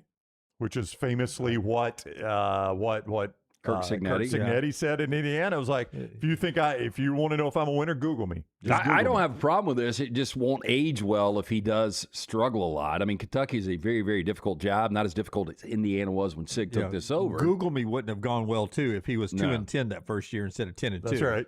Yeah, and I think a lot of people, I'm just looking at the history of Kentucky football when Stoops was there, and I know, Brown, you always shit on Stoops. He did a much better job than you thought. But I'm just looking. So boring. In 18, they got as high as 11. 2020, 23. 2021, they got as high as 11. 2022, as high as 7. 2023, as high as 20.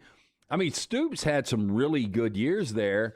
He had 2 10-win seasons. I'll be shocked if he wins 10 games. And I think Will Stein, I'm talking about ever. And I think Will Stein's has the potential to be a really good coach. Very good offense coordinator. This is going to be a hard question to answer because it's hard to find this comparison. Can you think of a guy like this that almost everybody thought was going to be good? And when I say like this, I mean a guy that's never even been a head coach. Yeah, Will Muschamp. Yeah, and how'd that go? Yep. Not good. I mean, Kirby. Everybody thought Kirby was going to be good. It's true. Now, Kirby, yeah, I'm trying to look at the other side. Tom Herman. Well, Tom Herman had been a head coach before. That was the difference with him at Houston. Yeah. And I actually, I don't know if you guys remember this. I get a lot of this wrong, but at Houston, I was like, man, this last year at Houston, we excused this last year for Tom Herman, and he was a failure his last year at Houston. And sure enough, it did not work out as the Texas head coach. But when he was taking, but he had at least been a head coach before. But when he was taking the Houston job, From leaving Ohio Ohio State, we yeah. were like, that guy's going to be a superstar. Yeah, he's so good that Nick Saban and Kirby Smart called him in. That's right. In the offseason to tell us how you beat us. But we've named 3. 2 of them were failures, and one of them was Kirby Smart. I'm just saying, are too many people thinking this guy's going to be good? I mean, almost everybody says this guy's going to be a success. And I just don't know if when we do that to people, if it always works out. Yeah, and I think if he was at Florida, and again, no shot at John Summerall because you know how much we like Summerall, but I think it would be easier to say Will Stein's going to have success. Yeah. To have success at Kentucky is going to be really difficult. Daniel throws in Scott Frost. Now, Scott Frost was successful at Central Florida, though, to be fair. It was Nebraska, his home school, where he couldn't be successful. But we thought when he left UCF to go to Nebraska, that was automatic. Well, Nebraska finally got it right. And there's some comparisons here because he was obviously the Oregon offensive coordinator, but Nebraska hired the best coach on the board. I mean, everybody in the world was trying to hire Scott Frost, and Nebraska hired him.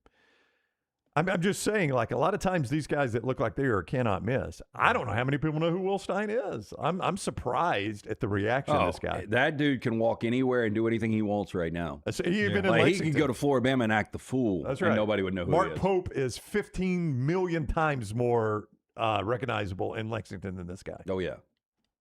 It'll be interesting to see what Kentucky does under Will Stein. Not a lot of expectations for this year right here. Give me cut number 2.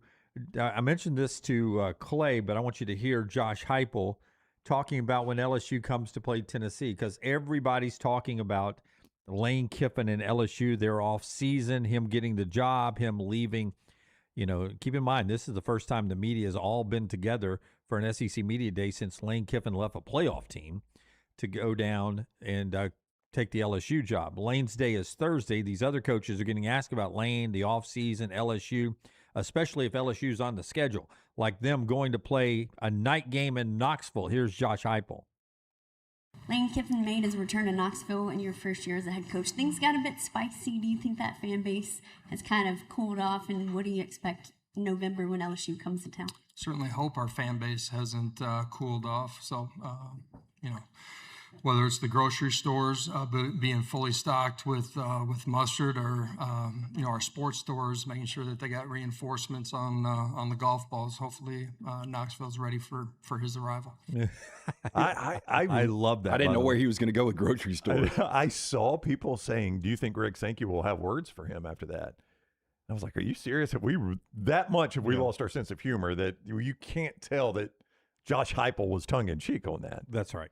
But I mean, there were people that were like, he's suggesting the same scene, that ugly scene that we had last time. Inciting a riot? Yeah. It is night and day, the return to Knoxville, although it was fireworks when we saw it, to what's going to happen at Oxford. Oh, there will be nothing in Knoxville close to what he gets in Oxford. I'm almost upset England played Mexico in Mexico City, because that was fierce and intense, and somehow it's going to water down most likely LSU and Ole Miss. But maybe not. Maybe LSU and Ole Miss will rise to the occasion. It'll be more intense than England and Mexico at Mexico City, which was, as you all admit, was an insane environment. It was look, of all those matches we watched, it was the best. Yeah, I get the feeling we're going to watch that LSU Ole Miss game. And, I wish Brown would hook up the wires and we would go over there for that weekend. Oh, yeah, nobody else is going to want to be over there. I'm sure that'll be easy. Pat that lives kind of catty corner from me, I think I might have told you guys this. She's from Oxford. She's got a nice rental right by Vaughn Hemingway, and I got it too late. Like, I asked her about it, and she was like, I would have let you guys have it. Have it. That would be the dumbest move she could make. She could make a fortune that way. I know, She was just going to give it to us? I think she's fine. We would have tipped her out. Yeah, well, I told her that we would promote, hey, like, if you want to come over for a weekend in Oxford, whether it's just to hang out in Oxford or go to a basketball or football or baseball game, this is the Airbnb you need. So I told her we would have done that for her. Yeah, but she was like, any other game you guys want, you can have. It's not another game. It's really not. Yeah. I was like, bump that person. Yeah. Somehow find something on that person. Maybe they'll cancel. Who knows? That'd be a fun weekend. Are we on the wait list? We are on the wait list. If she gets a cancellation, she'll let us know. I don't think they're going to cancel, and I really don't know where other places you would stay. I haven't been to Oxford since the mid-'90s. I've only been over there twice for football weekends. Great time both times, but I just remember, much like a lot of SEC towns in the 90s, there was no places to stay. I don't know how different it is now. Well, last time I was there, which was when my daughter was doing a campus visit, so she's a senior in college now, so you can do the math. It's been 4 years ago. It doesn't seem like it, but it has been. We stayed at the Graduate, and I think, was that the first Graduate? I think it was. I think it was. Yeah, I think the first Graduate was in Oxford. I bet that's a 3 or 4 night minimum, and it's probably for that weekend. It's probably 8 to 1,000 a night. Yeah, it obviously was not when we stayed there, but yeah, I'm sure that weekend it is. Well, you're making it sound like Colonel Reb has been to an Ole Miss game more recently than you have. I think that's true. He has for sure. Yeah. I mean, when did we get rid of Colonel Reb? It was 2014, 15, somewhere in there, maybe. Okay. Oh, come on! It's been before that, right? I don't know. I mean, Verno did this. Well, Verno did the song back in 2003, but that was Colonel Reb. Colonel Reb was officially removed as the on-field mascot in 2003. Wow. I would have said 98. Yeah, that's hard to believe it was that long ago. Yeah. Interesting. By the way, I just randomly get these videos served up, and one of them was a Tennessee Ole Miss game in Jackson. And this was from the 80s. This is when Matt Luke's brother, Tom, maybe, was the starting quarterback for Ole Miss. And I cringed. Like I had forgotten how prominent the rebel flag was in their stands. It was that bad. Oh, yes, it was. I was like, wow. No. It's a lot of rebel flags. They used to, they would hand them out like pom-poms. Oh, yeah. It looked like when you see the red and white shakers in Tuscaloosa, those were rebel flags. A couple of the ESPN cameras were obstructed by the rebel flag waving in front of it after a big play. It was a big touchdown late in the game. Little bitty miniature flags. Yeah, and some of them large. Yeah, this is crazy. It was nuts. This looks like a shithole, and it's over $1,300 a night for that weekend. Oh, you could charge that weekend in Oxford is charge whatever you want. Yeah, not the Graduate and not the Airbnb that you're here's a 3-bedroom for $2,100 a night. Yeah, $2,700 a night for another 3-bedroom. This is you pay your mortgage that weekend. There's gonna be a little bit of gouging going on that weekend. I'd have to say the talk of college football. World Cup prices. I know. It's ridiculous. Byrum Brown, the Auburn quarterback. We talked to him earlier. You'll see that entire interview coming up at the top of the hour to start hour number 3. But more SEC Media Day coverage continues here in this segment after LT tells you about our friends at New York Butcher Shop. New York Butcher Shop, great place to not only pick up the finest meats from the ribs, the chicken, the pork, the great steaks, also those massive deli sandwiches that you can order right there at that substation. You can get their signature sandwiches. You can build your own. They're massive. They're fantastic for lunch or dinner. Carry one of those home. Also a great selection of fine wines and desserts as well. Rare quality, well-done service. 2 locations, the original Cabo Heights, Highway 119 in Greystone. It is the New York Butcher Shop. The College Football Spotlight is presented by our guy, Alexander Shunnarah, trial attorneys, Shunnarah.com, Shunnarah.com. That is the place to go. He is a Birmingham guy, Alexander Shunnarah is. Raised in Birmingham, went to school at UAB, and when it came time to build one of the top legal firms in America, he said, I'm doing it right here in my hometown because I want to take care of my community. And boy, has he done that. They've recovered more than $2 billion for their clients. $2 billion. That's a lot of money. Well, if you've got a legal issue, Alexander Shunnarah is the place to start. Shunnarah.com. You don't pay a dime unless they win your case with Alexander Shunnarah trial attorneys. Shunnarah.com. You heard Clay mention that Georgia's from Baylor and Chattanooga likely to pick Tennessee tomorrow. He's the top remaining 5-star running back. By the way, I sent Forrester. I don't know if I actually hit send. Did I hit send to the CeeLo tweet? Okay. Chris Lowe, not CeeLo Green? Yeah, but yeah, Chris Lowe. That's what I was thinking. I was thinking, what does CeeLo Green have to do with it? CeeLo on Twitter. Gotcha. He talked about Herschel Walker in his piece for On 3, and I want you to look at the picture that he uses of Georgia's workout routine. That's the running back on the right, more cut up than Herschel Walker was. That's a senior in high school, boys. He still has another year to go. All right, he looks like Apollo Creed. I will say this. They didn't have these supplements back when Herschel was gracing the cover of SI back in the early 80s. Or the sophisticated workout programs. I mean, Herschel was just country boy strong. Yeah. This guy right here is cut But you remember, Herschel always said he never worked out with weights. It was all push-ups and sit-ups. Yep. That's right. But look at that, man. That guy's going to play high school football this And he's year. a running back. I mean, he looks like... I just picture little Junior Dunaway running out the corner as the backup cornerback, having to make a tackle in the open field on that guy. Go low. Hope that knee doesn't get you in the head. I mean, he really does look like Apollo. He looks like Coral Weathers in his 30s. I mean, this guy. I mean, if you told me 5-star top-rated pass rusher, I'd be like, okay, yeah, I believe that. That guy's a running back. Yeah, insane that he is picking tomorrow. David Gabriel Georges. He's got 2 flags on his profile on Twitter. One of them's Canada, and I don't know who the other one. Just tell me it's not Argentine. It is not, but it's not American, and I don't.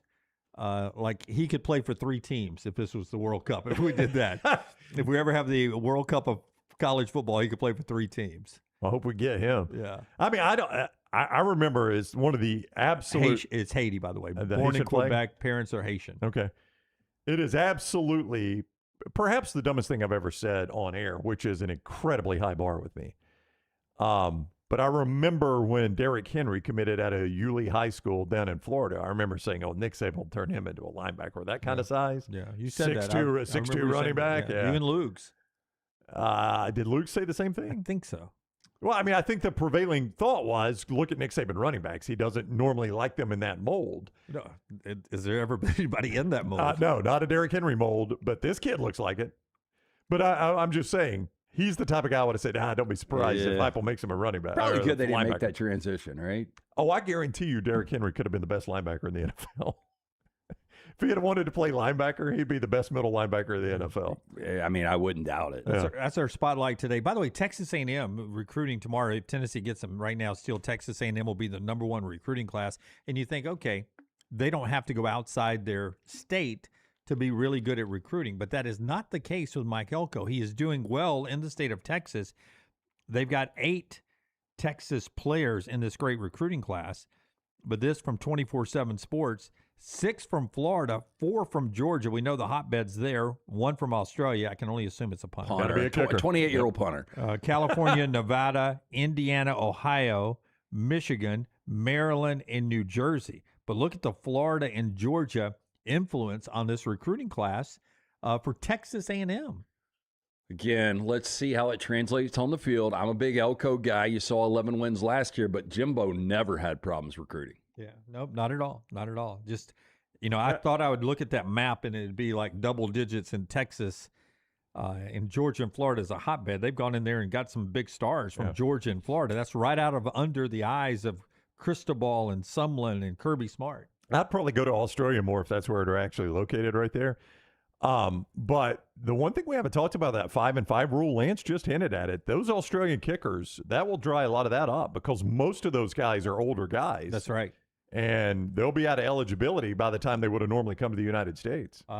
So we got one more hour to go. We'll hear from the Auburn quarterback, our conversation with him, and some more from SEC Media Days, including our 4 downs and viewing menu, all to come in the final hour of the show. That's being brought to you today in part by our friends at Odie's. LT, Odie's Fest is this weekend. By the way, it is Australian punter Jamie Sidebottom is the guy that committed to Texas A&M. I cannot make up the last name. That is a fake birth certificate. Sidebottom. Hey, by the way, he's only 19. Oh, wow. He breaks the mold. Pretty crazy. Our friends at Odie's.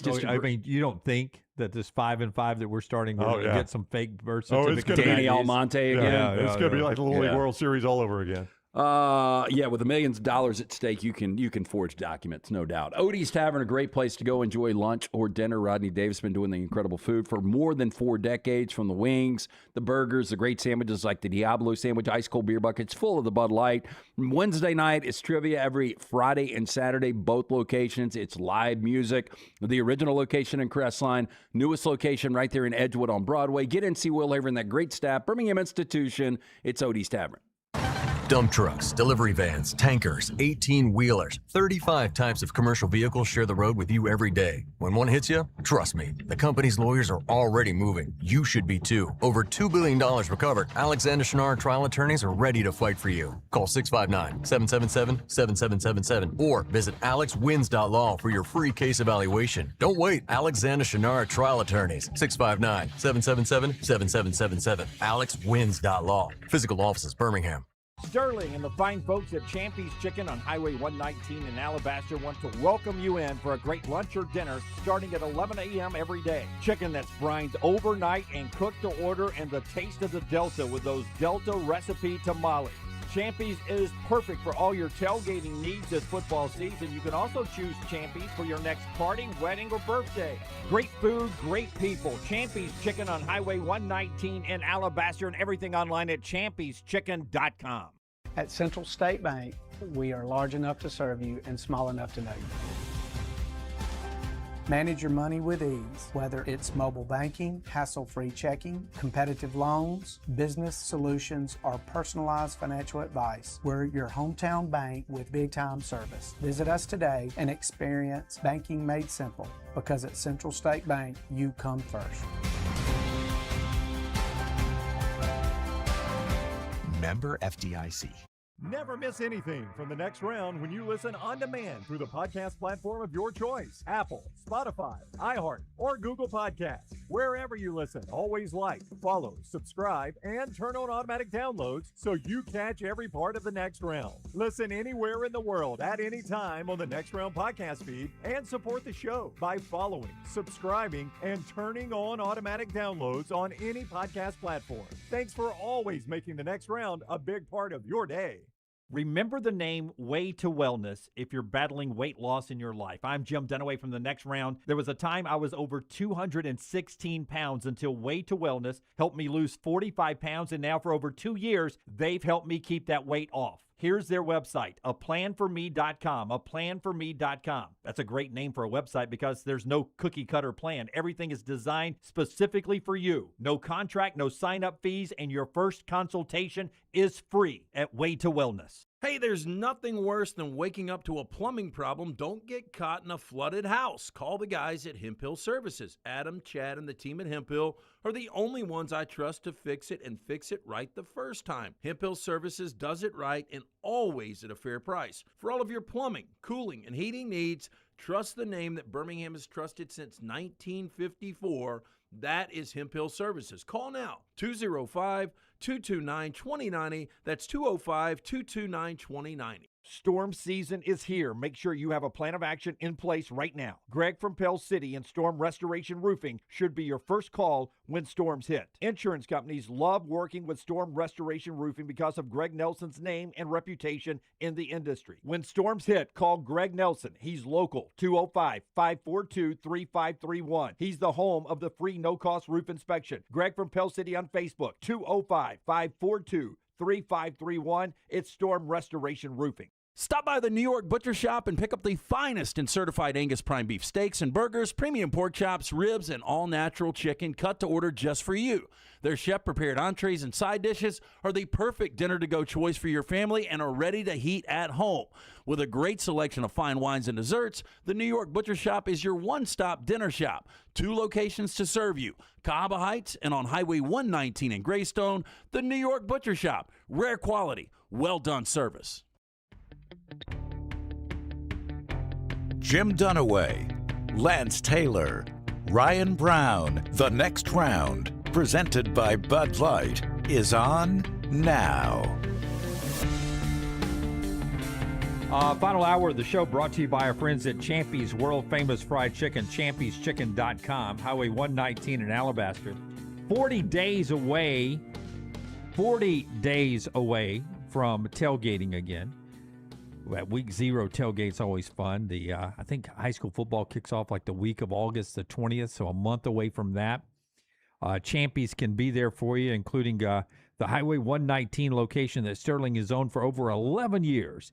And what is it? The Tickle Me Pink Fancy. Elmo? What's the name of your drink you get there? The Tickle Me Elmo. Wow. Lavender lemon drop. But that was a limited edition sort of seasonal offering, so I'm not sure if they've switched up the drinks. Yeah. Okay. They did say that they would keep the ingredients on hand for me. The ladies drink it all up. Oh, for Yes. you. Yeah. Would you tell Megan to come up with a drink that would be called Tickle Me Elmo? That'd be a good drink. It's going to have some red in it. I don't know what red. I don't know if I'd want that. I mean, the grenadine. Yeah. I mean, we did the shark grenadine. attacks. We had the red in them. Yeah. Yeah, that was a little bit of red. That's what was not Elmo vodka? red. Vodka or tequila? Vodka. Vodka. Vodka and rum. Yeah. Yeah, because it was coconut rum, vodka. Those damn things were potent. All the white liquors. Yeah.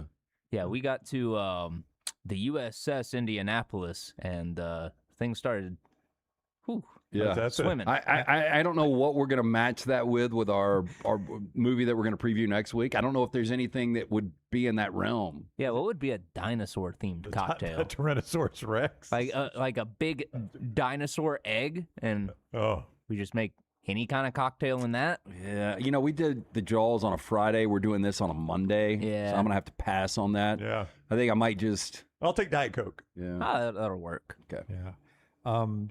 Don't use this side, though, because I don't want to be in a blizzard of popcorn. Apparently, you were struggling to hit your mouth when we got it here on a Monday. I was doing the Tom Cruise, like, throwing the popcorn into my mouth at one point. So, sorry about that, Brown. No, it's no big deal. Hey, Champy's Chicken. The chicken's brined overnight. It's cooked to order. It's delicious, juicy to the bone, hand-cut chicken fingers. Great food, destination lunch location. Go by and see our friends at Champy's. All right. Before we play the Byrum Brown interview, cut number 7 here, we've had a chance now to meet Alex Golesh in person a couple of times. We've talked to Byrum off air and then in our interview here. The momentum, you got to say this about Auburn right now, momentum is in a good place. And on all of our boards yesterday, who won the offseason, Auburn made our top 5. Well, I've said it several times, and you guys, I think, agree. You all have Auburn fans you talk to, and I've even heard this from Alabama fans, like, I don't want the guy to do well, but I like what he says. And the Auburn fans obviously say the opposite of, I'm going to be cautious because I've been burned too often, but I really like what the guy says. He talks a good game. Talks a good game. Again, I don't know what grade you guys would give him when he was in Tampa. I mean, 7-6, I mean, and then 9-4. What grade would you give him? Because I want to bring up what I would give him a B-. I'll just go with what is frequently said in the chat about Alex Golesh. Yeah, and why I would go B- is he did flip from 1-11 to 7 wins. But if you do dissect those first 14 wins in 2 years, They did not beat a team with a winning record. And then last year, I thought they were disappointing in spots. Yeah, like that was a really good team. This is what Alabama. Go ahead. I would just say that John Summerall did what he was supposed to do at Tulane because Willie Fritz had made that a winner. He set the table. Okay. Yeah. Ryan Silverfield underachieved at Memphis for what he inherited. Golish maybe didn't get to the levels of those two, but he took them from a worse spot and left them at 9-4. So maybe he didn't accomplish everything he should have, but Summerall met the expectations that were there at Tulane. Silverfield, to me, did not meet Memphis's expectations, and Golish just got South Florida back to where they needed to be. So Jeff Scott, I don't even remember his record, but it was a 1-12. Yeah, it was not good. It's not good. Yeah. Here's what gets mentioned in the chat room, and I'm just going to say it, and the numbers are the numbers. Is it fair to say this of Alex Golish? He never finished better than fourth in that conference. Tied for fifth, tied for sixth, tied for fourth. I mean, that's true numbers. You cannot argue those things. They do exist. And the American, a really good Group 5 conference. But if you can't finish better than fourth in the American, now, the thing is, if you can finish fourth in the SEC, you're in a good spot. Yeah, you're in the playoffs. Here's what I hear about his record all the time. Gus? It just says Gus. Well, it's interesting. I don't know when we're doing 4 downs, but after this interview, I actually have Gus and Golish compared in a 4 downs question. So you hear comparisons on Gus. Just with that record. Okay, and so you guys will get to break that down a little bit more specifically because the question has got specific numbers included from both Gus and Alex Golish. All right, Brown, take us to this interview here after I remind everybody that our show is being brought to you by the great folks at Urology Centers of Alabama, UCA. 70 years of compassionate care. They've been taking care of you at those 10 great locations here in Central Alabama. UrologyCentersAlabama.com. UrologyCentersAlabama.com, 205-930-0920. Everything from prostate health to kidney stones and everything in between. It's our friends at UrologyCentersAlabama.com. And Auburn quarterback Byrum Brown joins us now back in Tampa, which has got to feel a little bit weird. Byrum, you spent a lot of time there in Tampa, and now you're back representing Auburn. Welcome in, man. Hope you're doing well. Thank you so much. Thank you for having me. Yeah, we appreciate you coming on. So let's just talk about it. You're back in a town where you played football. You've been in Auburn for a little bit. What has that transition been like for you? What does it feel like to become an Auburn Tiger? Man, the transition has been phenomenal. I mean, the guys welcomed me with open arms, welcomed all the transfers with open arms, and we immediately got to work. We got our sights set on a goal, and we're taking steps each and every day to achieve that. And really just can't wait to play. Can't wait to get to fall camp and then play the first team September 5th. So everybody that covers the Auburn Tigers, they talk about Byrum Brown. Everybody knows about the success you had at South Florida in the American. People don't talk about your receivers, though. So Auburn loses their top 4 receivers, but 4 of the 5 top receivers from the Bulls come with you from South Florida, Auburn. Tell us a little bit about the guys you'll be throwing to this year. Man, there's some dogs. Like, put it anywhere in their vicinity, they're going to go make a play. Fast, physical, love to block. So when Cobb or Bryson or Nakai springs a run, you know, we got some blockers on the edge, and they're going to do their job. Tremendous coaching, Coach KB, Cody Burns, getting those guys right. And I mean, I got all the faith in the guys out wide. The first thing anyone ever says is, but they're coming to the SEC. They're coming to the SEC, these South Florida guys.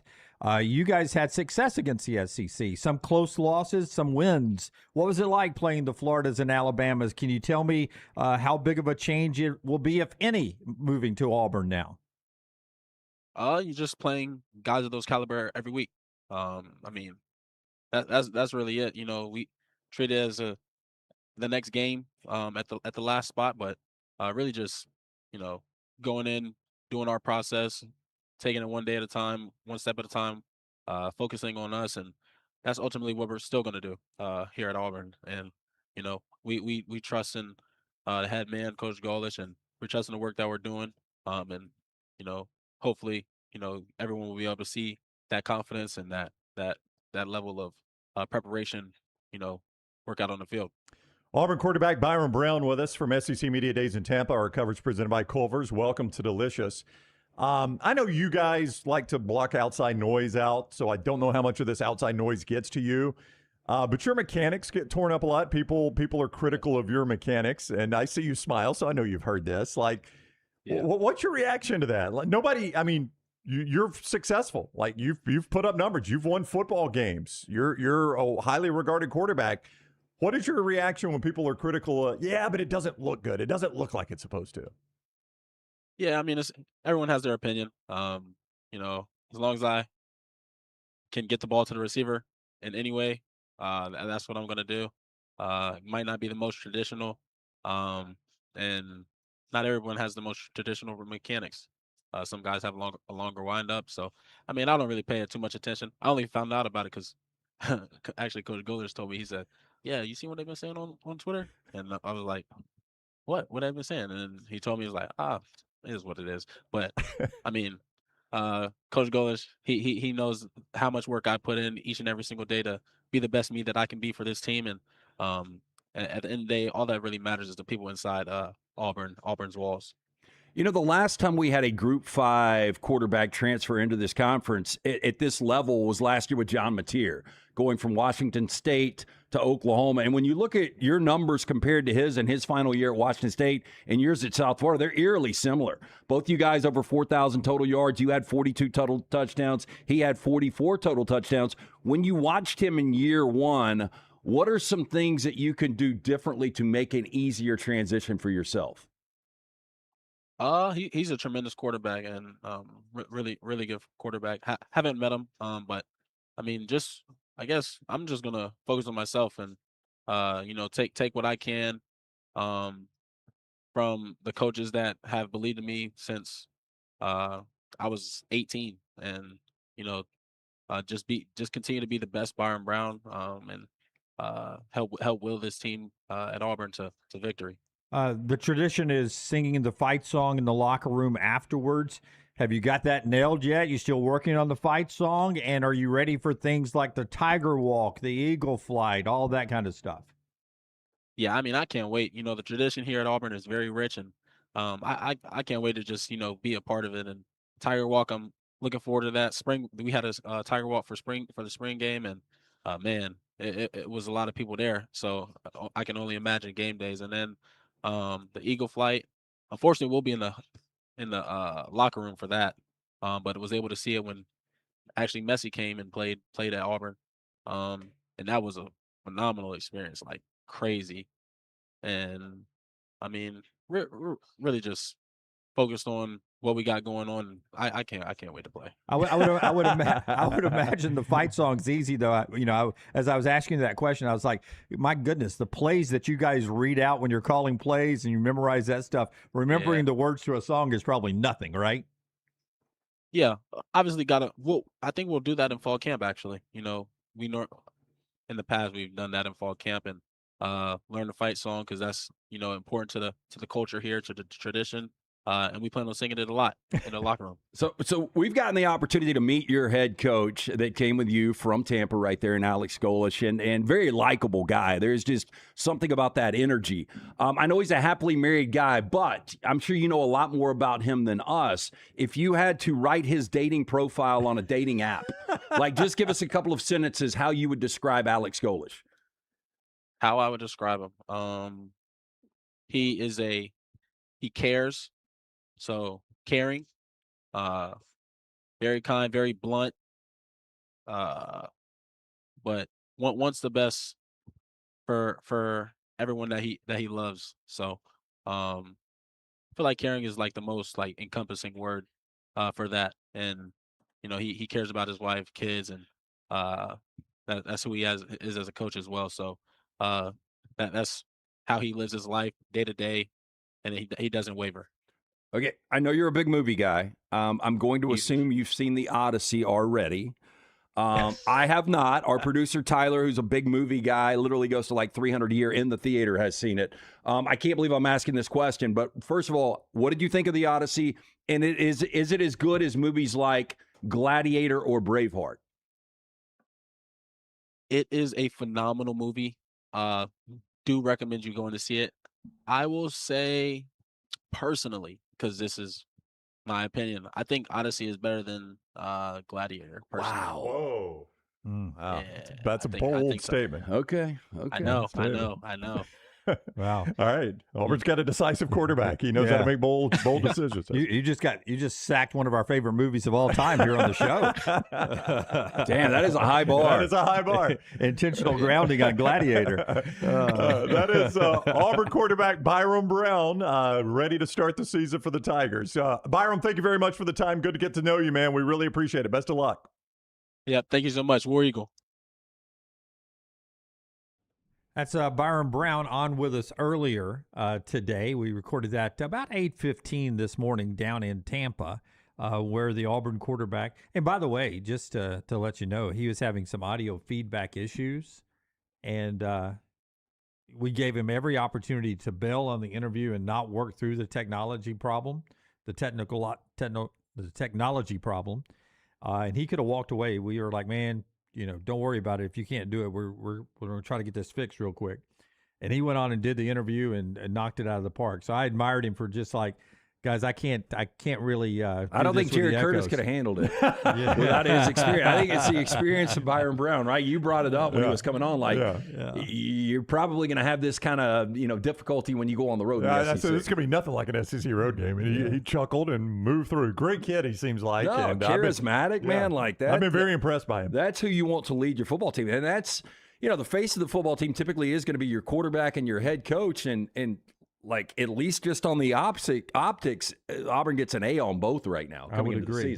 Hey, 4 downs as we do every day on the show, and this time of year, sometimes it has to do with our 40 and 40 team, and that is Auburn today at 29. It's brought to you by our friends at Central Alabama Asphalt. Central Alabama Asphalt is the organization. When you're riding the roads of Birmingham and the state of Alabama, you see those roadwork projects, the big state projects, federal projects, municipal projects. There's a good chance you're seeing our friends from Central Alabama Asphalt and Construction doing those jobs. They do a lot of them. But don't let that indicate to you they don't have time for your smaller job. Absolutely they do. Same crews, same quality, same no excuse standards. An entire division dedicated to things like parking lots, driveways, parking pads at your home, things like that. They can do those very easily at Central Alabama Asphalt and do them often. For an estimate, any job, big or small, give them a call, 205-349-0910, 205-349-0910, or online, centralalabamaasphalt.com. First down. Okay, what happens first? Alex Golesh gets Auburn to a college football playoff, or our friend Stephen Pearl gets Auburn to an Elite Eight?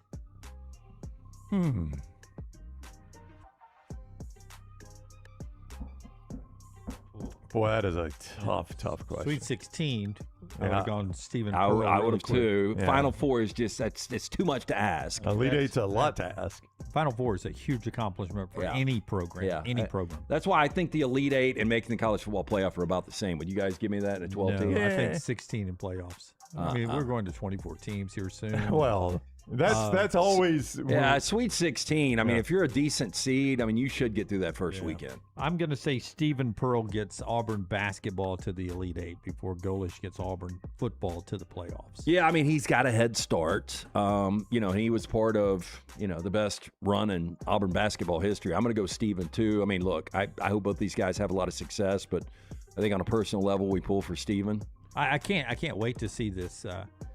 Is it CC or Cease? Narcisse. Narcisse. The 7-footer. I can't wait to see him run the floor at the ball in for Boutwell. And then I saw Alabama picked up a 7-footer I yesterday. saw Brooks put the graphic out. They've got 4 guys 6'10" or taller. Yeah.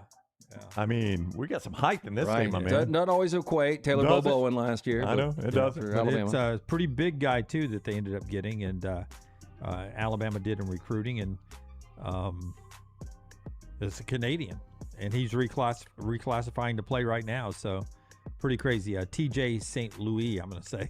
Very well done. It may be St. Louis, but I'm going to go TJ St. Louis. At first, I thought, same number. I thought it was Aiden Sherrill for a second saying, putting his Alabama back on his jersey because, he erased it from all of his platforms. He's just in a generic white uniform now. He got AI to take Alabama off his how about that? All of his uniforms with Alabama on it. I thought that was odd. Second down. Okay, here's the question. Higher winning percentage once Alex Golesh is gone from Auburn, whether he is fired or moves on to another job. Gus Malzahn or Alex Golesh. So Gus was 68-35. He won 66% of his games, Wow, which 66 pretty good. It's pretty good. 2 out of every 3. Golesh in his head coaching career, 23-15, he's won 61% of his games. Just to kind of put it in perspective.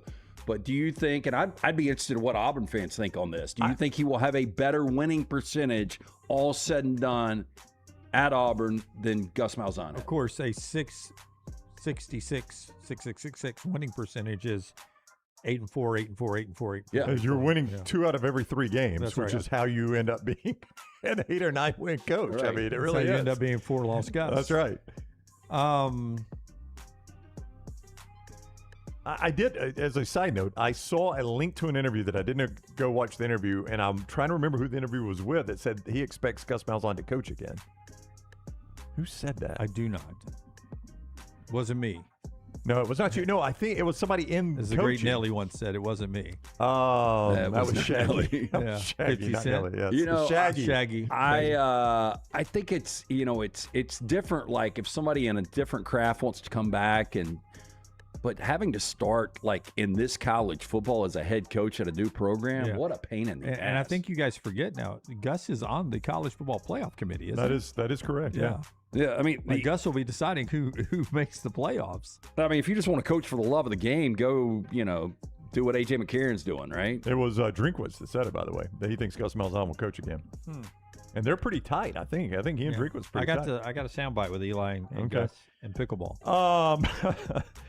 I would say I think they're probably going to be about the same. Most good 4 downs questions are this way. I'm gonna ride with. I'll go with shade higher with Golesh. I'm gonna say Golesh has a better winning percentage, but he never takes Auburn to the height that Gus took him to. How about that? He never How plays about for me the three? national championship? Never plays. He's never a minute. Yeah. Hey, boy, and you go back and look. I saw a still photo the other day of Chris Davis defending that pass. I think it was Chris Davis defending that pass in the end zone at the Rose Bowl against Florida State. How close he was to just tipping that pass. And Auburn's a national champion again. Auburn had many chances I to win went that back game. today because I wanted to see, Lane Kiffin's commitment to the run. So I went through every leading rusher through Kiffin, starting, in Oakland back in 2007, through his Florida Atlantic days, the USC days, and now where he is right now. Pretty good, isn't it? It's not as good as you would have thought. Okay. Yeah. But anyway, he had one season in 2022 where they went for like 3,300 yards as a team, and I was like, damn, that is a ton of rushing yards. So then I get into the rabbit hole of finding what SEC team holds the record for most rushing yards in a season. Do you guys know who it is? SEC team most rush yards in a season? It's Nick Marshall's Auburn team. It is. It's 2013. They barely threw the ball.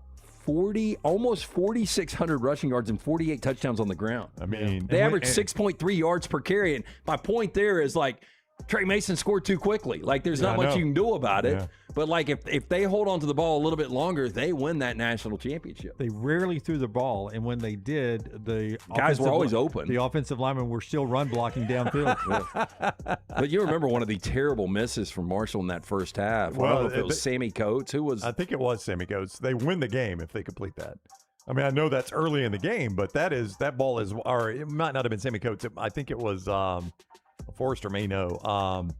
God, why can I not say his name? You're talking about in the Florida State National It was in the Championship first half, game, right first over half. the middle. It was in the first half. He couldn't even hit him in the ankle. I mean, it was a terrible throw. It's right in the dirt, and the guy is wide open. Darvin Adams. I think it was Darvin Adams. Could be wrong on that. But he is wide open. Forrester said no. Definitely not Darvin Adams. That's wrong team. Was it Sammy Coates? Darvin Adams was the Cam Newton team. Oh, yeah.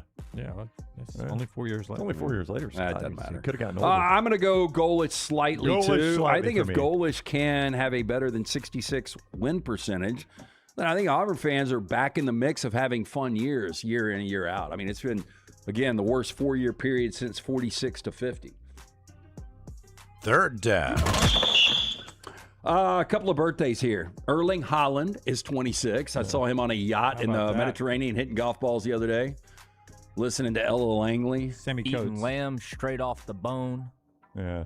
He loves his lamb and his tomahawk He's steaks. 26. Don Knotts would have been 102. Ultimately better career. Don Knotts or The Viking, Erling Haaland. Haaland. I'm going to say Haaland. Yeah. I mean, just 'cause the Haaland money still he's got made. meat on the bone. Good Yeah. point there. They probably play in multiple more World Cups if they I just don't think qualify. Norway will put enough talent around him. I mean, you're not wrong. That is the But that he is is- the issue. That's why. Yeah, but in the Sorloth Premier chose League, not Who's to he play with that in the involved. EPL? Man Who's he- City, right? Man City? Yep. Okay. But So he is the best Norwegian of all time. At least people say that. And he's only 26 years old. So if you get that and you can build some young people around him, they could even be better. Who knows? Like, I think his prime will be 30, right? His next World Cup? Yeah, his next World Cup is when I think he'll be in his prime. But that being said, Norway does need to develop some talent around him because they've got some all right players, but no elite level talent to help out Great Holland. fan base. Great fan base. Would they hate him if he played for the U.S. in 4 years? How could he play for the U.S.? Is there a way we can I acquire was him? about to say, but do I not know something? Man, I guess all you got to do is be born on Seoul, right? Yeah. Which Yeah. What if he we can married make that story up? What if he married an American? He could be naturalized. Can we play naturalized? Yeah, but why would he He already downgrade? declared for Norway, so no matter what happens, once you declare for a country, you're with them. And I know we're optimistic about our soccer, but that would be a downgrade for him. It would be. would be. Unfortunately. 1000%. Unfortunately. Be a way to get a statue, though. It would be. Don Knotts, now they're not cinematic classics by any stretch, but he did a bunch of movies He right did. after, you know. the was it the Apple Dumpling Apple game? Dumpling Game, Ghost of Mr. Chicken. I mean, you know, again, I didn't say they were cinematic classics. Something with the rubber that bounces all over the place. Was that him? Yeah. Flubber? Was he Maybe in that was Flubber? it. Yeah, something like that. Robin Williams was in Flubber. No, there was an older one Hey, where coming up on fourth down. Robin Williams? Yeah, that's weird. Ricardo Very Lewis, weird. maybe? I thought it was Sammy Coates, but Ricardo Lewis was on that team. Kelvin Benjamin was I on think that it was team. Ricardo Lewis. I think that's who Also it was. voiced Rashad Green. the mayor in Chicken Little. Chicken Little. That's right, he was. I'm sorry, I'm looking at Kelvin Benjamin. He and seemed he's on like the an other team. extremely nice guy, but so much you know, going much on. like Larry the Cable Guy, he always had to be in that stupid character. Yeah, Kind of would have sucked to be Don Knotts. Holland, easy, hitting golf balls off the freaking yacht in the Mediterranean is pretty incredible. Yeah, it was Ricardo Lewis, Brown. Ricardo Lewis, finally. Nick Marshall threw a pass to an open Ricardo Lewis. Marshall's pass fell short. Yep. Fell short. Forcing the Lewis- Tigers to punt. It's really the game description written on ESPN. It still recaps that play. Well, from the I game. mean, Lewis, I think could score on it if I remember Yeah, he correctly. would've. If not, I mean, they're way down in Florida State territory. Fourth down. The late Robin Williams would have been 75 years old today. Ultimately, who has the better career, Robin Williams or Troy Aikman? Williams. I agree. I mean, I think Williams, I wasn't a big Williams fan. I liked his acting. I hated his stand-up. But he could play so many great characters. Again, watching Insomnia the other night, you know, an early Christopher Nolan classic, going head-to-head, not only with Al Pacino and the acting chops, but playing, you know, a lunatic. And then his ability in Good Will Hunting, what he did there, the Fisher King. I mean, he was just a great actor. Yeah, 1 hour photo. Underrated. yeah. He is Very, very good. disturbing in that movie. Yep. And then Good Will Hunting is one of the most heartwarming performances you'll ever see. Yeah, he was such a talented guy. Really, really sad situation there. But I would go, as much as I like Troy Aikman more, I would go Robin Williams. Yeah, I think I would go Robin Williams as well. I think Aikman is the best NFL game commentator to me. He's the one I like the best. I would agree. Me too. But see, his stand-up, like I saw him, I didn't see him do stand-up a lot, but he did like, it seemed like a big festival. I don't know if it was Just for laughs. No, Yeah. no, it was called Laugh Off or whatever. Whoopi Goldberg and Billy Crystal. Yeah, some kind of Yeah, they did it for fundraiser. charity for Yeah, HBO yeah, every yeah, year. Yeah. But the problem with him, and look, this is a lot of talent to be able to do this. He starts improvising and he goes down a rabbit hole, and then 2 hours later, he's still talking about something. I'm like, man, you completely It lost was me. exhausting. Yeah, it was exhausting, but yes. But very, very good. I think that was the cocaine in Robin Williams back in the day that got him down those paths. Sort of the way we do the show, though. Is No the way he cocaine. did comedy. Yeah, no, the show does a lot of that, but we do it Cocaine. without the cocaine. Yes. Yeah, and we only get sometimes 12 minutes off. Yeah. No, Robin was 2 hours. Ricardo Robin Lewis. Williams also Kelvin Benjamin.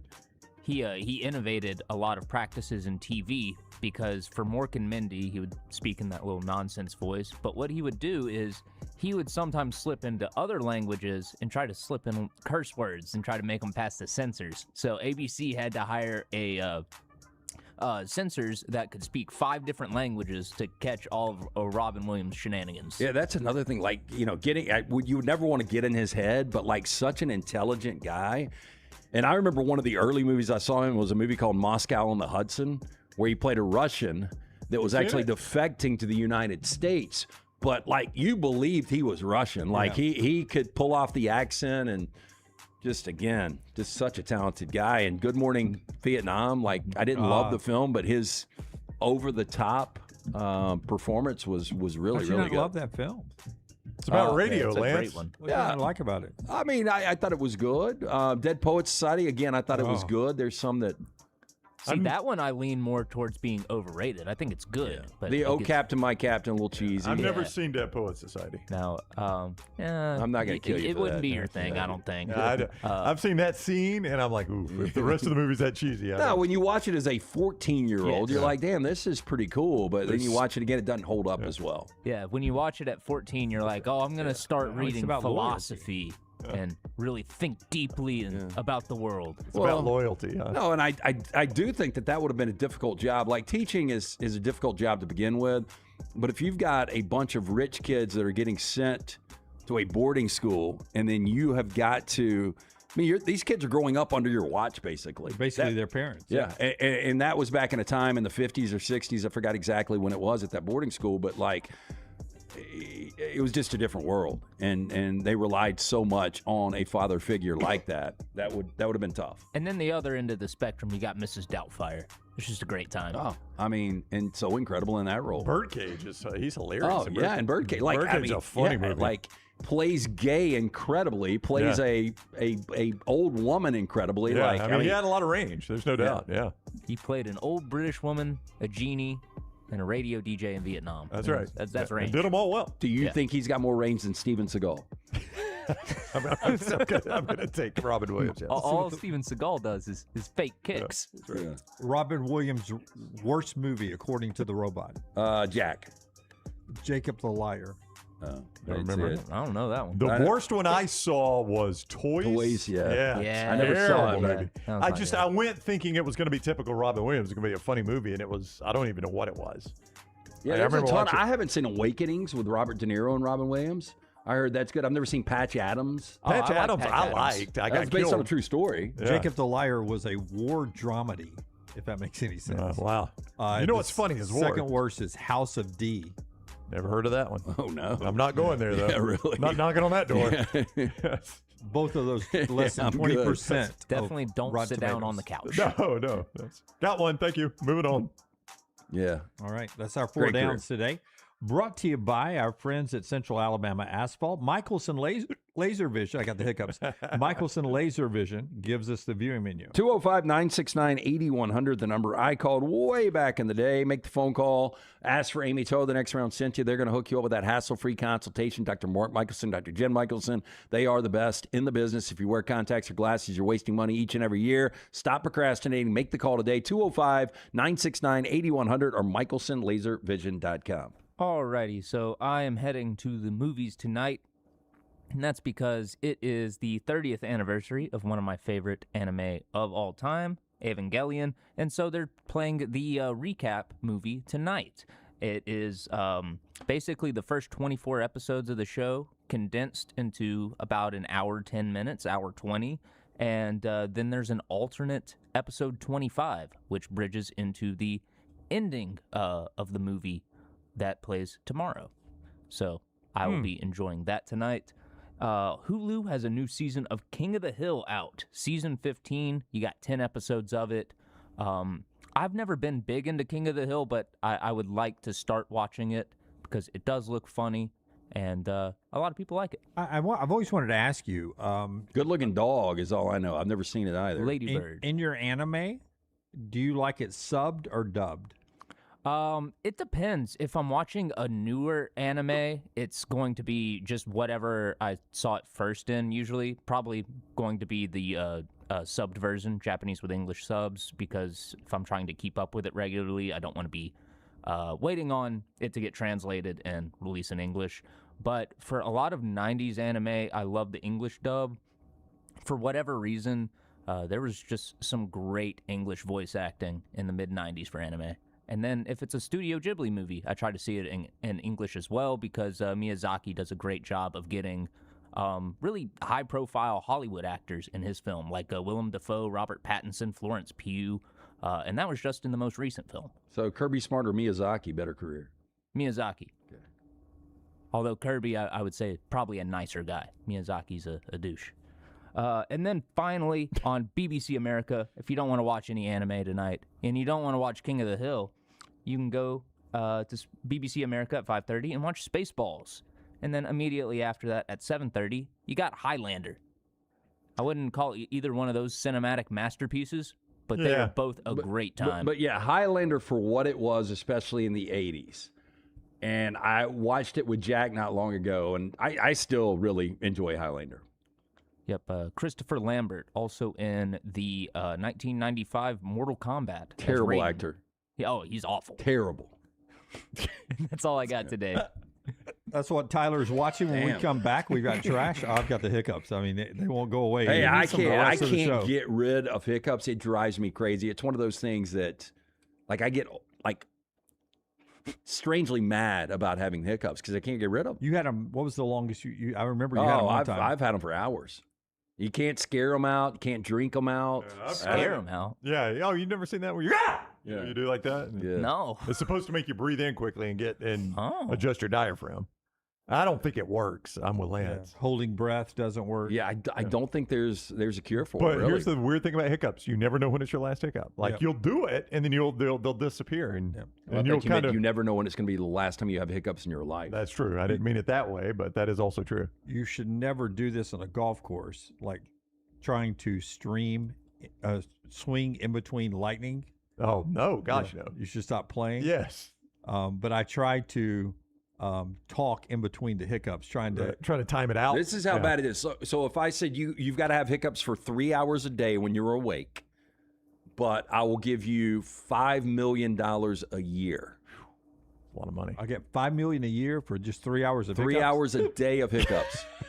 Yeah, that's the easiest deal ever. Look at that way trying to get the Do you money. know how miserable those 3 hours would be every day? I don't think I could do it. I'll go celebrate with a nice meal. I'll comfort my soul. But you can never go back. Like, you're going to make that $5 million every year, but you can never tap out. Tragic.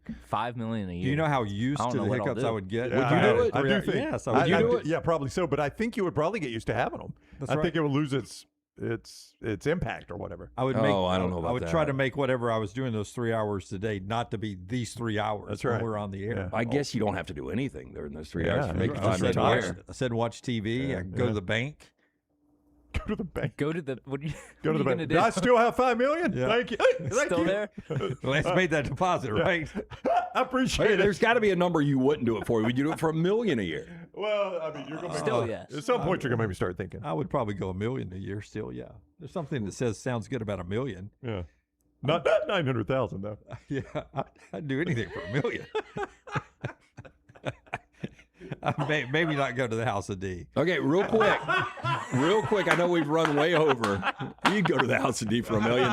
Maybe. Hey, is it the lighting or is everybody's hair darker? Everybody's hair is darker. I don't think McElroy has dyed his hair. Dunaway and I were looking at that earlier in a commercial break. But Dusty's hair looks really, really dark. Dusty's too. looks dark too. That's why I think Yeah. Greg has not dyed his. I think that's just a super dark room.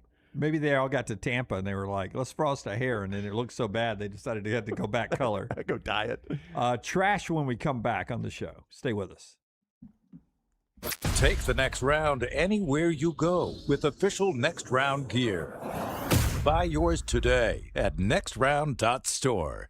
When a motorcycle accident turns your world upside down, who's going to look out for your family while you're healing? Alexander Shunnarah Trial Attorneys is here for you, fighting for injured riders and getting families the compensation they deserve. The consultation is free. They don't get paid until you do. Alexander Shunnarah Trial Attorneys. Call 659-777-7777 or visit alexwins.law. Don't wait. Call 659-777-7777. alexwins.law. Physical offices, Birmingham. Hey, Lance Taylor from the Next Round to tell you about one of our favorite places for breakfast, lunch, and dinner. That is Hamburger Heaven since 1982. Hamburger Heaven has been serving Birmingham's best hamburgers, cheeseburgers, French fries, hand-spun milkshakes, and sandwiches made fresh to order. All of their ingredients are fresh and prepared daily. This includes their beef, always fresh, never frozen, hand-patted each and every day. For breakfast, lunch, or dinner, visit any of the 4 locations, Highway 280, Irondale, Gardendale, and Homewood. At Central State Bank, we are large enough to serve you and small enough to know you. Manage your money with ease, whether it's mobile banking, hassle-free checking, competitive loans, business solutions, or personalized financial advice. We're your hometown bank with big-time service. Visit us today and experience banking made simple, because at Central State Bank, you come first. Member FDIC. Next Round shirts, Next Round hoodies, and Next Round hats all in one place, nextround.store. Find your favorite piece of gear from your favorite show and put it in your rotation. You never know, you might be in one of our videos showing Next Round gear being worn all over the world. Find all of your favorite Next Round gear by visiting nextround.store. Place an order for you and that big Next Round fan in your life at nextround.store. Look your best at work, at school, at the stadium, or anywhere you go wearing Next Round gear from nextround.store. Stop by the New York Butcher Shop and pick up the finest in certified Angus prime beef steaks and burgers, premium pork chops, ribs, and all-natural chicken cut to order just for you. Their chef-prepared entrees and side dishes are the perfect dinner-to-go choice for your family and are ready to heat at home. With a great selection of fine wines and desserts, the New York Butcher Shop is your one-stop dinner shop. 2 locations to serve you, Cahaba Heights and on Highway 119 in Greystone. The New York Butcher Shop, rare quality, well-done service. Remember the name Way to Wellness if you're battling weight loss in your life. I'm Jim Dunaway from the Next Round. There was a time I was over 216 pounds until Way to Wellness helped me lose 45 pounds, and now for over 2 years, they've helped me keep that weight off. Here's their website, aplanforme.com, aplanforme.com. That's a great name for a website because there's no cookie-cutter plan. Everything is designed specifically for you. No contract, no sign-up fees, and your first consultation is free at Way to Wellness. Hey, there's nothing worse than waking up to a plumbing problem. Don't get caught in a flooded house. Call the guys at Heupel Services. Adam, Chad, and the team at Heupel are the only ones I trust to fix it and fix it right the first time. Heupel Services does it right and always at a fair price. For all of your plumbing, cooling, and heating needs, trust the name that Birmingham has trusted since 1954. That is Heupel Services. Call now, 205-229-2090. That's 205-229-2090. Storm season is here. Make sure you have a plan of action in place right now. Greg from Pell City and Storm Restoration Roofing should be your first call when storms hit. Insurance companies love working with Storm Restoration Roofing because of Greg Nelson's name and reputation in the industry. When storms hit, call Greg Nelson. He's local, 205-542-3531. He's the home of the free no-cost roof inspection. Greg from Pell City on Facebook, 205-542-3531. It's Storm Restoration Roofing.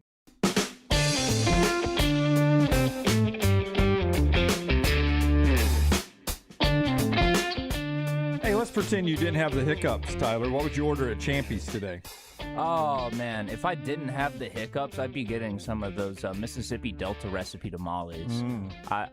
Because I got the hiccups so bad right now and it's just interrupting the show all the time, I'd be worried that the spices, the great spices in those would aggravate the hiccups. But, you know, since you don't have the hiccups, They are I would delicious. recommend you eat those. Yeah, hand-cut chicken fingers are good, in-house made sides. Champy's Chicken, Highway 119 in Alabaster, they bring you the final hour of the show, which includes trash in just a second. But cut number 4, Tyler, if you can.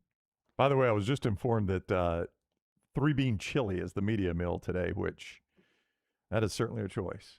By the Wait, SEC. they're doing Tampa, Florida, in Tampa, July. I know, chili in July is certainly a choice. I think this hotel is fucking with the SEC. I They've really gotta do. be at this point. Like we are having blackouts left and right. We're gonna feed you chili and it's 1,000 degrees. Hang on. Ollie G is filming a new movie, Sacha Baron Cohen. I wonder if he pops out at the end and it's just like, it's the Ollie G media days. Because that's the only way this makes sense after all this. Ends up being it's run by Ohio State and Michigan grads. It's all Big Ten people.